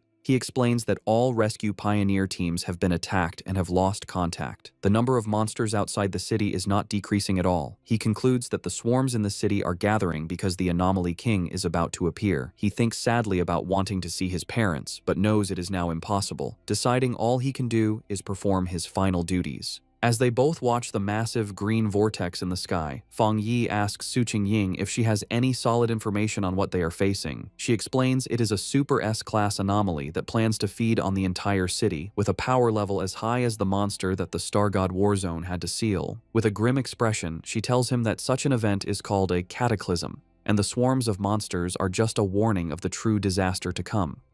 She says that within the swarm, a terrifyingly powerful spirit is being born, and if it succeeds, the entire city will be destroyed. Su Qingying then shares what the association has learned. While monsters of the same type often eat each other to evolve, dark attribute anomalies are different. A fully evolved one, called the Anomaly King, has a power that forces all other anomalies of its type to obey it. She turns to Fang Yi with a worried look. While his power is incredible, she points out he hasn't reached the legendary Jinggang realm. She reminds him that the nation's strongest pioneer was left bedridden after sealing a similar disaster. Pleading with him, she says they can't afford to lose another genius and urges him to escape, break through the monster's blockade, and tell the military to abandon the city. Fang Yi interrupts her desperate plea with a gentle tap on her head, playfully asking if she has forgotten everything she learned in school. His expression then turns firm as he declares that this city is his home, and he will pay any price to protect it. Su Qingying is left speechless by his determination. Without another word, he walks away and leaps to a high rooftop, standing before the massive green vortex from which the Anomaly King is emerging. Surrounded by a brilliant golden aura, he grimly notes that it seems the city is being offered as a sacrifice for this king's birth, and he activates his golden sun power. He turns back to Su Qingying, who has followed him, and asks to borrow her wrist device, explaining that he needs it to detect anomalies and contact the association. She hands it over. With the device in one hand and his blazing sword in the other, Fang Yi declares that he must go up there and destroy the creature before it can fully form. He stands ready as the monstrous Anomaly King continues to emerge from the swirling vortex high above the city. Back in the association's command center, the tense mood is broken when an operator shouts that they've reconnected with a lost pioneer's signal. It's Captain Su. The operators are shocked to see her tracker moving at an incredible speed, flying directly toward the center of the storm, the most dangerous area. They yell at her to come back, knowing that going in alone is a suicide mission. An official grabs a communicator and desperately tries to reach her, ordering her to stop immediately and wait for backup from headquarters and the military. On the rooftop, Fang Yi holds Su Qingying's wrist device, which crackles with static. Having finally figured out how to use it, he speaks into the communicator, asking if they can hear him. The official on the other end is stunned, demanding to know who he is and where Su Qingying is. Fang Yi ignores the questions and takes charge, telling the official that he needs everyone in the command center to work with him because he is going to destroy the Anomaly King at the center of the storm. As Fang Yi flies towards the massive vortex, he continues his demand, telling the speechless official that if they don't want the city to be destroyed, they will cooperate. He demands that all their communication equipment and information be used to help him. After a moment of shocked silence, the official makes a decision. He furiously orders everyone to stop what they are doing and immediately connect with the unknown pioneer. He commands his teams to use all available satellite radar to give him information and assigns an operator to be his main contact. The operator immediately begins his report, explaining that satellite images show a huge number of anomalies surrounding the king, swirling like a typhoon. He suggests that the number of anomalies on the northern route is lower, offering it as a possible way in, and recommends an approach from the southeast to avoid the thickest swarms. As the information comes in, Fang Yi continues to fly into the storm. Suddenly, the operator shouts a warning. Fang Yi has been spotted by two powerful anomalies, ranked A and S, both estimated to possess the strength of the two-star spirit creation realm. He desperately urges Fang Yi to get away. The official watches the monitors grimly, knowing that it is too late to retreat. At that moment, a massive shockwave hits the command center, throwing the staff into chaos as they scream in panic. High in the sky, Fang Yi effortlessly cuts one of the powerful bat-like anomalies in half with his flaming sword. His eyes burn with fiery energy as he calmly asks, and then, in the command center, the operators are in stunned disbelief. The main official exclaims that the anomaly's source has disappeared, realizing with shock that the pioneer killed a dark attribute S-level anomaly in one hit. His subordinate excitedly confirms that it must be the legendary pioneer known as the Tyrant. The entire command center erupts in cheers, happy that they have been saved. Meanwhile, Fang Yi analyzes the situation. He understands that after enchanting his sword, its flames can now counter the dark attribute, greatly slowing down the anomaly's regeneration. However, as the creature he just defeated begins to reform from the dark energy, he realizes his current power isn't quite enough to stop their regeneration completely. He concludes that if he had broken through to the next level earlier, one hit would have been enough. Realizing he needs a different plan, Fang Yi clenches his fists, gathering both his fire and thunder energy. Deciding that speed and frequent attacks are the only solution, he unleashes a flurry of fast slashes that cut the reforming monster to pieces, though he notes with annoyance that their endless numbers are a problem. Suddenly, a strange, swirling green orb of energy appears in the sky, catching the attention of the dark creatures, which begin to fly down towards it. On the ground, a group of cloaked pioneers watches in confusion. One of them wonders what is happening as the bat-like creatures have suddenly stopped their attack. The association superior, who is with them, grimly states that this is not good. He knows there is only one reason the swarms would stop. They are being called back by the Anomaly King, which means its arrival is getting closer. The remaining military and pioneer forces watch as the swarms gather into a massive blood-red cloud over the city, understanding that their only chance is to stop the swarms before they can be fully recalled. Outside the surrounded city, the battle continues. Jiaolan, from a high point, unleashes a powerful blast of energy into the swarms of dark creatures. Her subordinate, the blonde lightning user, approaches her with a grim report. He asks how much longer it will be until they can enter the city, and Jiaolan replies that their instruments estimate it will take at least another half hour. The subordinate despairs, knowing that in half an hour, the Anomaly King will have fully hatched and the city will be lost. Jiaolan can only watch the huge blood-red swarm, explaining that they have no choice, as the number of creatures is more than 10 times what they first thought, a threat equal to 10 S-class anomalies. Even with the military's powerful weapons, they can't completely eliminate the endlessly regenerating creatures. Jiaolan worries that if they fail, the nearby cities will also be consumed by the dark attribute. She asks if they still don't have enough people to break through the blockade.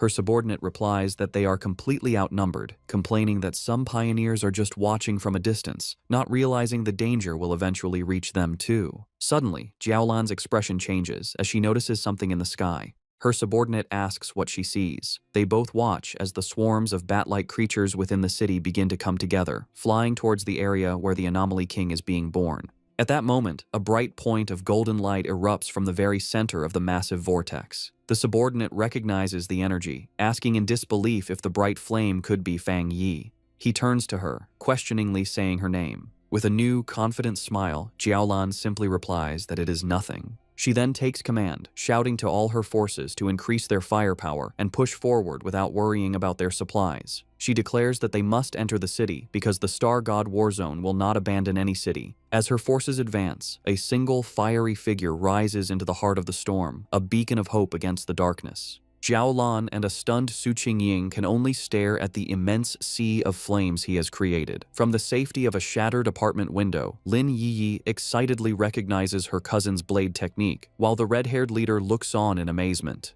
High above the city, the remaining swarms of bat-like creatures converge on Fang Yi, trying to stop him. Unimpressed by their numbers, he notes that they have all come to stop him. With a determined look, he declares that this is exactly what he wants and swings his massive, blazing sword. The attack creates a colossal fire explosion that radiates through the sky, cutting a huge path through the endless horde of dark creatures. As his eyes burn with intense fiery energy, Fang Yi has a sudden realization. He feels the sensation of being on the verge of a breakthrough returning, the same feeling that had disappeared earlier. He understands that despite the thin spiritual energy in the air, he has found the conditions to break through again. With a confident smile, he decides to speed up the process. He raises a hand and calls forth a swirling vortex of purple energy, unleashing his limitless dark world, which opens like a massive dark eye in the sky, with him as a shining star at its center. Reaching out his hand, he calls for his spiritual flower to emerge. A glowing red orb appears, with cracks spreading across its surface. From within it, the massive red, desolate fire spirit flower emerges, crackling with dark energy. It immediately begins to attack the swarms, draining their life force as Fang Yi commands it to absorb them and help him achieve his breakthrough. The newly summoned desolate fire spirit flower immediately starts to act. The red flower erupts with great power, sending out a lot of dark tendrils toward the swarm of bat-like creatures. The tendrils pierce through the monsters easily, and the flower begins to eat them, using their dark energy to help Fang Yi's breakthrough. Once the swarms are gone, Fang Yi lands gently in the middle of the now huge red flower. From there, he watches the big green and red vortex in the sky where the Anomaly King is still forming. With his eyes glowing red, he thinks that although the giant creature is visible, it feels strangely unreal, like a reflection in water. However, a confident smirk appears on his face as he realizes he can sense the creature's core. He can hear its heartbeat, a dull, powerful sound like war drums. Fang Yi understands that the king's power can bring out the deepest and most evil desires in people, making it a serious threat. His eyes glow with an intense red light as he realizes the king is holding back, hiding itself, maybe because its evolution isn't complete yet. Standing on his flower, Fang Yi asks it if it has found the king's exact location. The flower seems to confirm that it has, sending the location to the device on Fang Yi's wrist.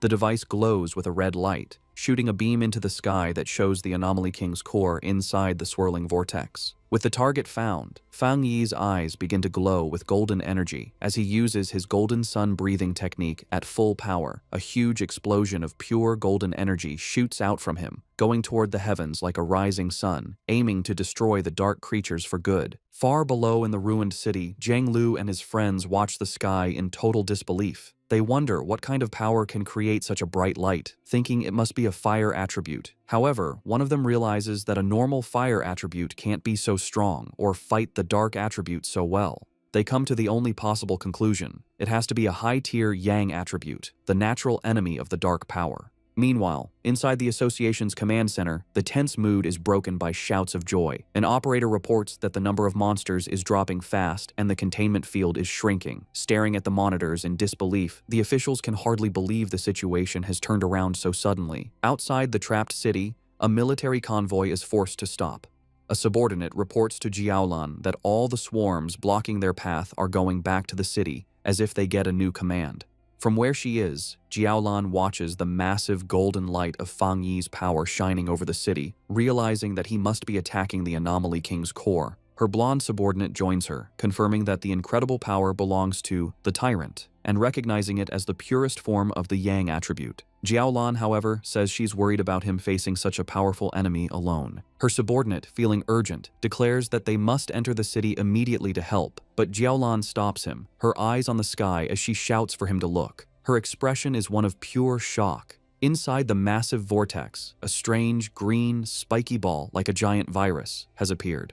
Jiaolan realizes with horror that the Anomaly King is starting to hatch early. Down in the streets, other pioneers also see this scary development. One man stares at the pulsating green mass, identifying it as the source of all evil. Filled with anger and sadness for their fallen friends, he and the other pioneers promise to kill every last monster. Meanwhile, inside a damaged building, Lin Yi, the red-haired leader, and another pioneer watch the crisis. Yi insists that they can't just wait to be killed. They must do something to help her cousin, understanding that the birth of the Anomaly King will require the whole city as a sacrifice. Elsewhere, Su Qingying uses her powers to heal an injured pioneer, showing the desperate fight happening all over. Lin Yi rallies the other pioneers in the building. She reminds them that the very creatures trying to stop her cousin are the same ones that have hurt their families and friends. As she speaks, an idea suddenly comes to her. She remembers the massive flower her cousin has summoned, the one that eats the swarms of bats. She realizes its power is just like the desolation attribute of the ghost vine they have seen before.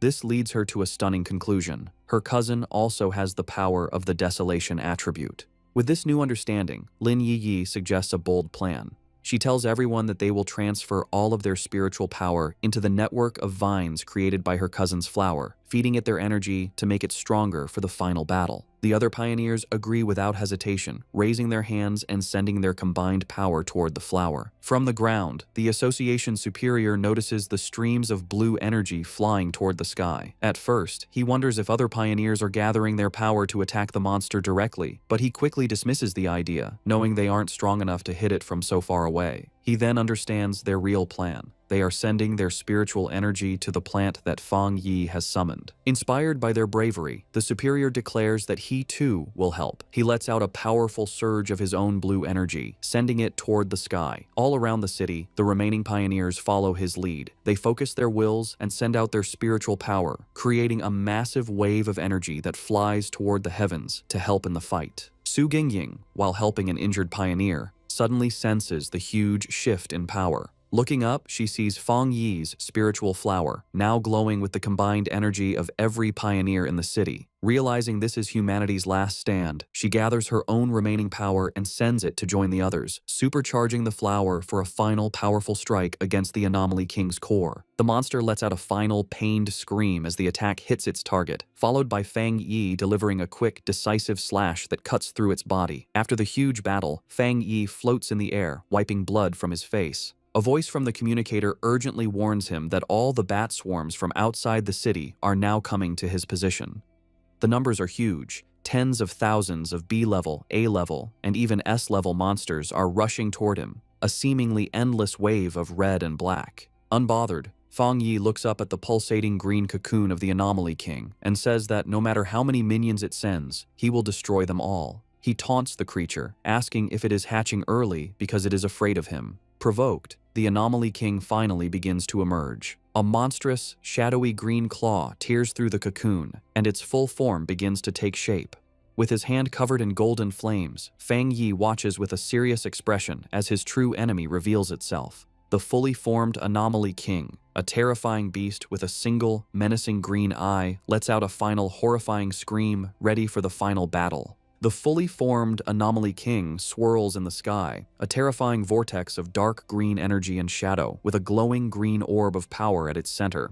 Its immense power immediately shakes the city. The ground cracks and splits as a violent earthquake rocks the streets, sending the remaining pioneers running. They cry out in despair, realizing that the king can destroy them all just by appearing. From outside the city, Jiaolan and her subordinate watch with grim expressions, their hopes resting only on Fang Yi. Deep within the city's ruins, Su Qingying also looks toward the sky, her face a mix of worry and hope as she silently prays for him to succeed. From the safety of the apartment building, Lin Yi clenches her fists, her expression fierce and determined, sharing the same desperate wish. Floating high above, surrounded by a bright golden light, Fang Yi faces the monster. He speaks to the creature, identifying it as the king of the dark anomalies and the cause of the city's suffering. As his own spiritual flower blazes with fiery energy around him, he explains that he grew up in this city and loves his life here, making his reason for fighting clear.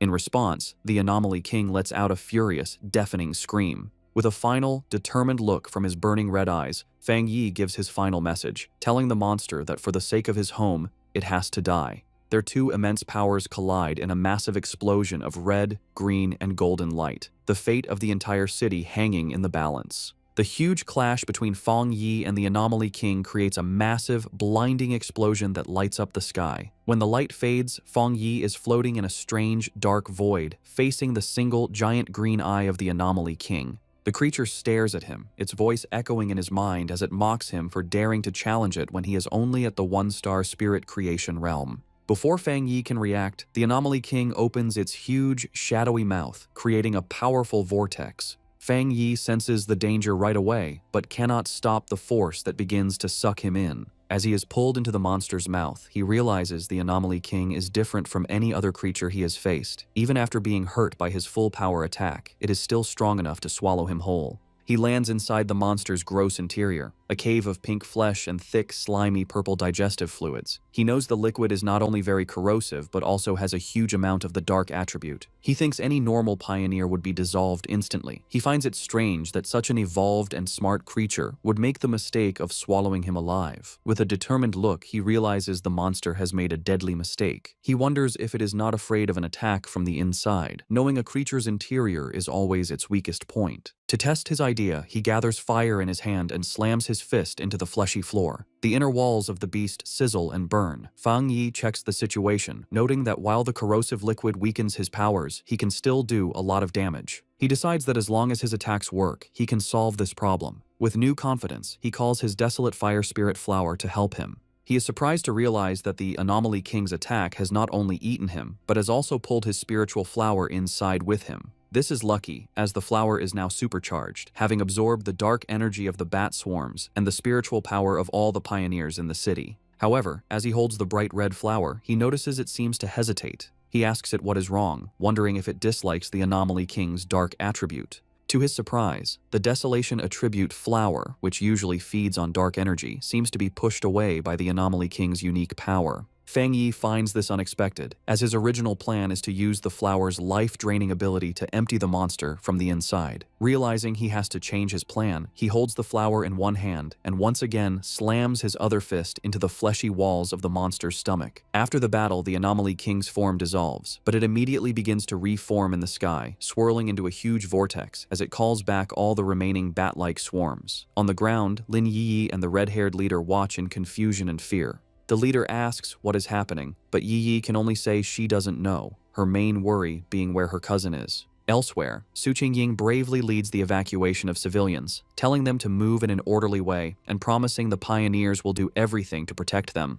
When asked where Fang Yi is, she explains with a look of pure panic that he is still fighting the Anomaly King from inside its body. The military, led by Jiaolan, arrives with a large force. An officer reports that the swarms and the Anomaly King are attacking the city randomly and orders a quick evacuation to reduce casualties. Jiaolan stands on a military vehicle, giving firm commands to her soldiers, but she cannot help but look at the terrifying creature in the sky with a look of dread. The Anomaly King begins to absorb all the swarms, pulling them into its swirling form to get its power back.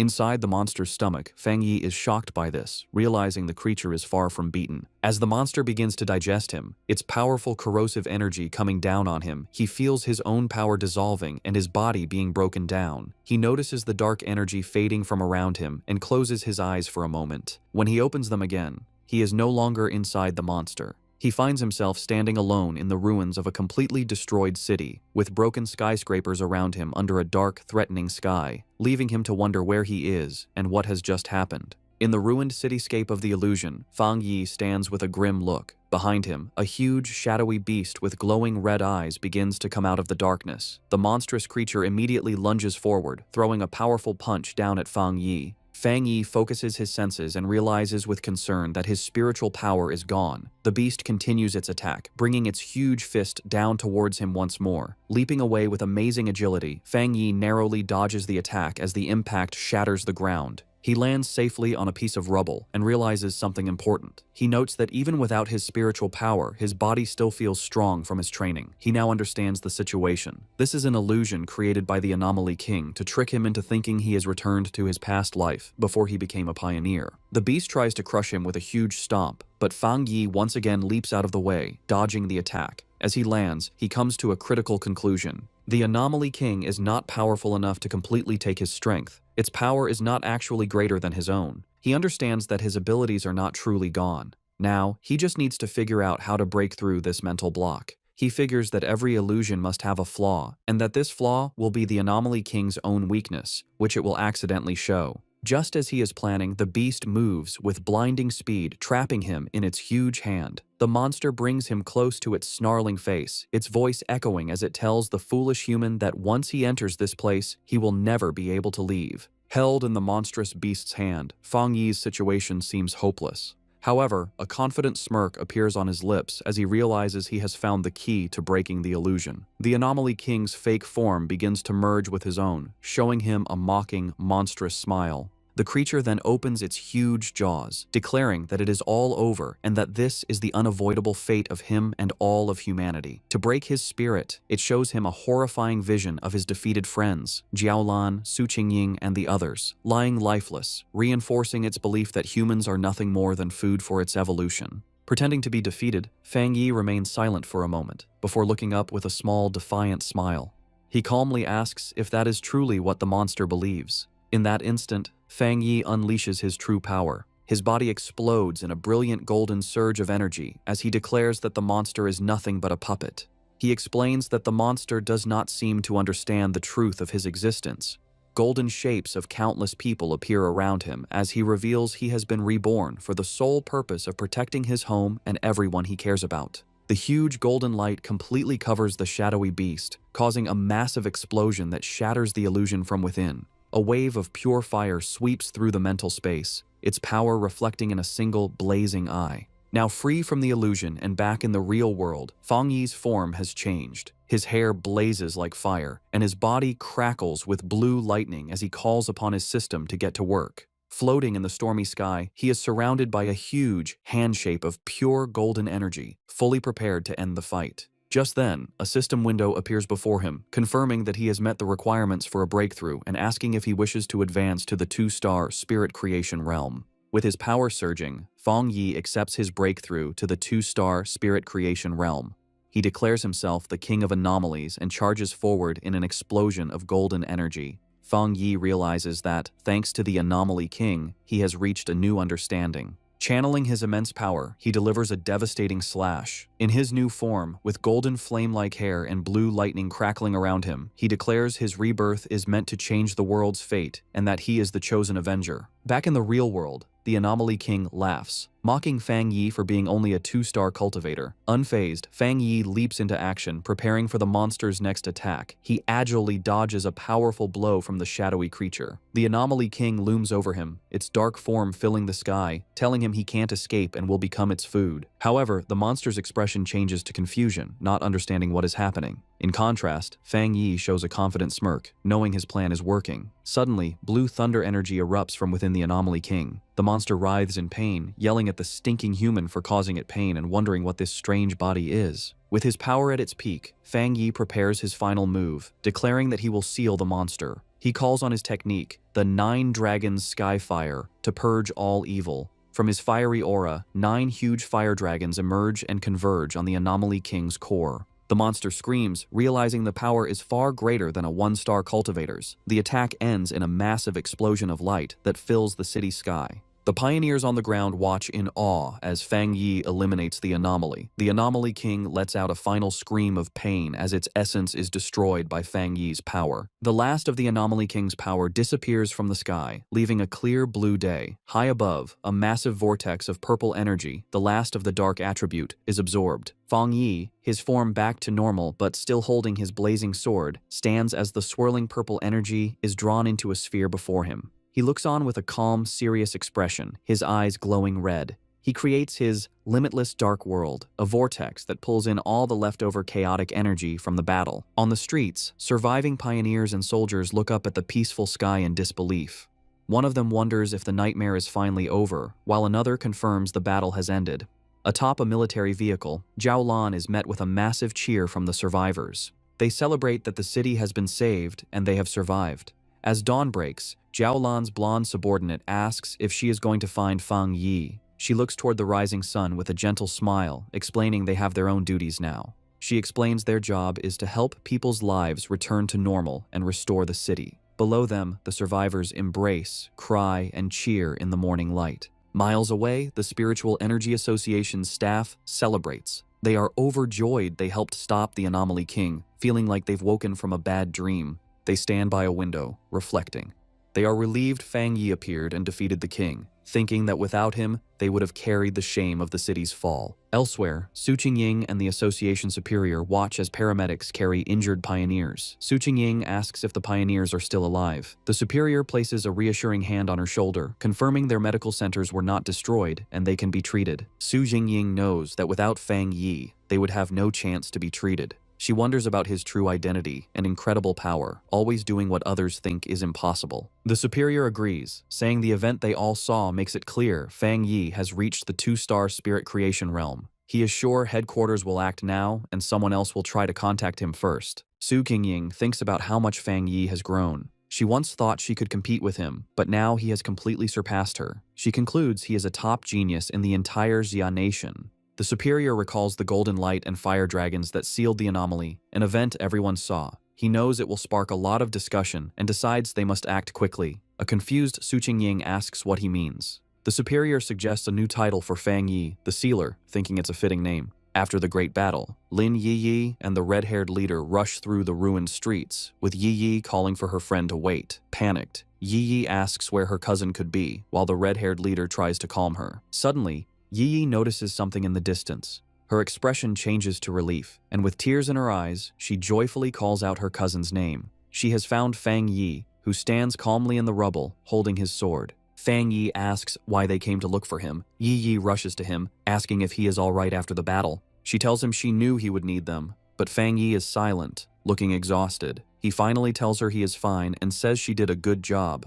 He then puts his arms around both his cousin and the red-haired leader for support. Internally, he thinks about how hard the fight was, admitting he used all the energy from his recent breakthrough for the final attack. He feels a little embarrassed that they are worrying about him. Overhearing this, Lin Yi suddenly notices something. She exclaims in shock, asking if he really broke through to the 2-star spirit creation realm. She is amazed by his fast advancement and incredible talent, while the red-haired leader is also stunned that the big shot has broken through again. Meanwhile, news of the battle has spread. Online forums are filled with talk about the man who saved the city, the pioneer they now call the Sealer. People wonder who this mysterious person is, asking if he's a god for beating the Anomaly King with one slash when the association and military couldn't. They guess he might be part of a hidden organization, a secret weapon of the Xia nation. Elsewhere, Zhang Lu's red-haired friend points at a computer screen, sure that the person in the video is the one who defeated Zhang Lu. Zhang Lu watches the footage, filled with excitement.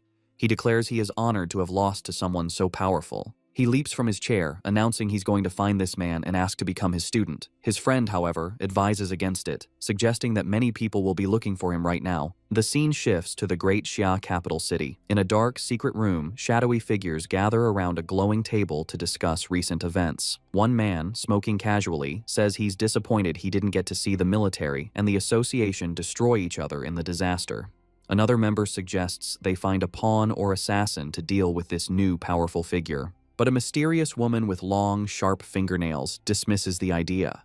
She says such a simple approach isn't worthy of the so-called chosen one and savior of the world. She holds up a photo of Fang Yi, scornfully noting his new title, the Sealer.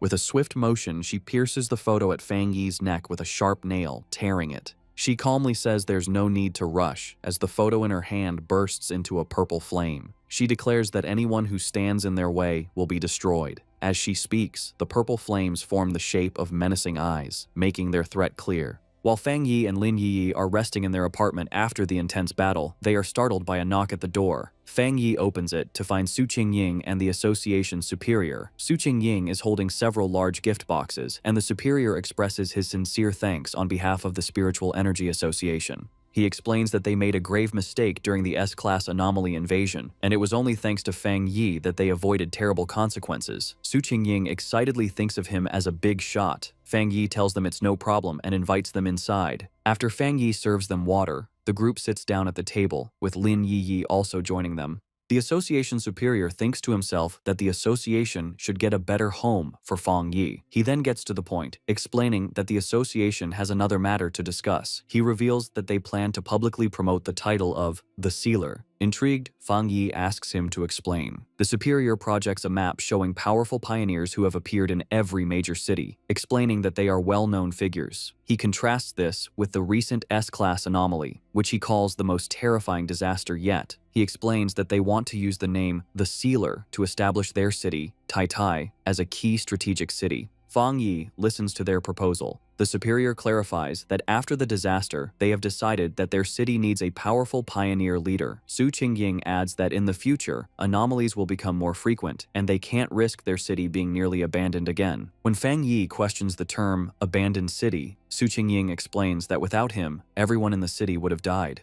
Fang Yi tells his cousin that he understands now, admitting his knowledge of the world is still lacking, but reassures her that they don't need to be so negative. He realizes that by focusing only on his own training, he has ignored the city's broader development. Looking out at the city, he understands that while Tai Tai was a major city before, its importance doesn't match the top-tier cities. He recalls that among over 100 cities, the top 3 are Dushen, Tian, and Kang, with other major centers also being important. He concludes that this recent disaster is also an opportunity for Tai Tai City to become more important. The superior confirms this, explaining that cities are now judged based on the number and strength of their pioneers, with higher-rated cities getting more resources. He concludes that everyone needs a symbol of hope. He proposes that the association will protect Fang Yi's identity while creating a mysterious public image for the Sealer, letting others build his legend. Fang Yi agrees, understanding that some mystery is smarter than full exposure. Lin Yi agrees, adding that human imagination can sometimes be more threatening than reality. Fang Yi calmly says he has no problem with the association's plan, as it helps him and the people he cares about, and he hopes for a good partnership. He extends his hand to seal the deal, which surprises both the association superior and Su Qingying. Fang Yi and the superior shake hands, finalizing their new partnership. The superior officially welcomes him, calling him by his new title, the Sealer. In the following days, with the full cooperation of the association and the military, Tai Tai City begins to recover quickly. The reconstruction of the city and the rescue of the injured go on in an orderly way. The great disaster has helped speed up the creation of a new order across the world. The scene then shifts to the modern headquarters of the Spiritual Association in Dushan City, where news of Fang Yi's actions has already arrived. Officials wonder if the Sealer is the pioneer who solved the S-class anomaly in Tai Tai. Inside an office, several men discuss the reports. One notes that Fang Yi is the most prominent among the newest pioneers, with another adding that his high-grade Yang attribute makes him a chosen one and a natural enemy to the dark attribute. An official, pointing at a monitor showing footage of Fang Yi, reveals that the data indicates he has more than just one high-grade attribute. He reminds them of the viral Skyfire video, which showed a high-grade fire attribute, and the military's codename for him, the Tyrant, which came from his high-grade thunder attribute. His colleagues are stunned, but the man with glasses insists there is something even more incredible about him. Their discussion is interrupted by a woman with wavy blue hair and glasses, who asks if they are talking about the Sealer. She confidently asks to see the data they have on him. The men immediately recognize her and comply, pulling up his file on the main screen. As she studies the information, she thinks that with more pioneers emerging, and with someone like Fang Yi taking the lead, there will inevitably be many who will challenge his authority. Her glasses gleam with a determined light as she admits that even she wants to see his power for herself, thinking that she and the Sealer will probably meet very soon. The scene shifts to a modern library in Kong City, where people are quietly reading. Fang Yi's ex-girlfriend, Chu Qingli, is sitting at a desk working on her laptop when a young man nervously approaches her. With a blush, the man stutters as he tries to ask for her contact information, but Chu Qingli coldly interrupts him. She tells him that this is a library, and he is disturbing others. Dejected, the young man walks away while Chu Qingli returns to her work. Internally, Chu Qingli dismisses the man as boring, thinking how people like him are completely unaware of the massive changes happening in the world. She reflects on her own recent transformation, recalling that after an exam, she unexpectedly awakened her spiritual power and became a one-star Ghost Realm pioneer. She knows that becoming a pioneer is an incredibly rare thing, and that she is one of the chosen few. She smiles, believing this new power is why she was able to escape the recent disaster that struck Tai Tai City.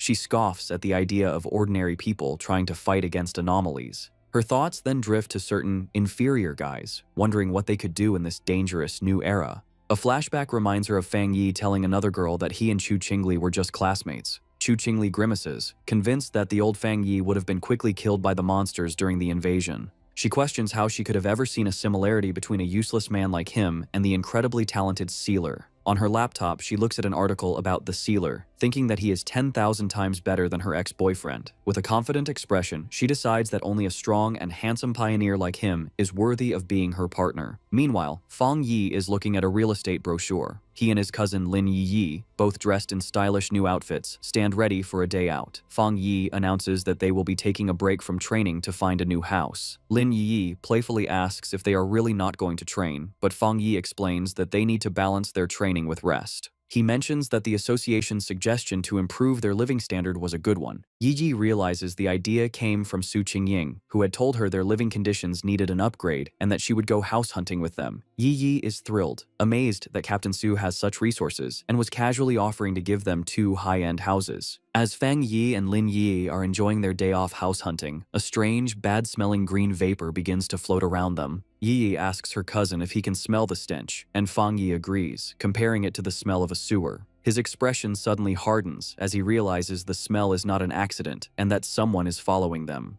Both he and Lin Yi quickly turn around. From the green haze, a group of 3 menacing-looking men emerges. Their leader, a large, muscular, bald man with a heavy metal pipe, mockingly identifies Fang Yi as the Sealer and taunts them for only noticing him after they had already walked into his trap.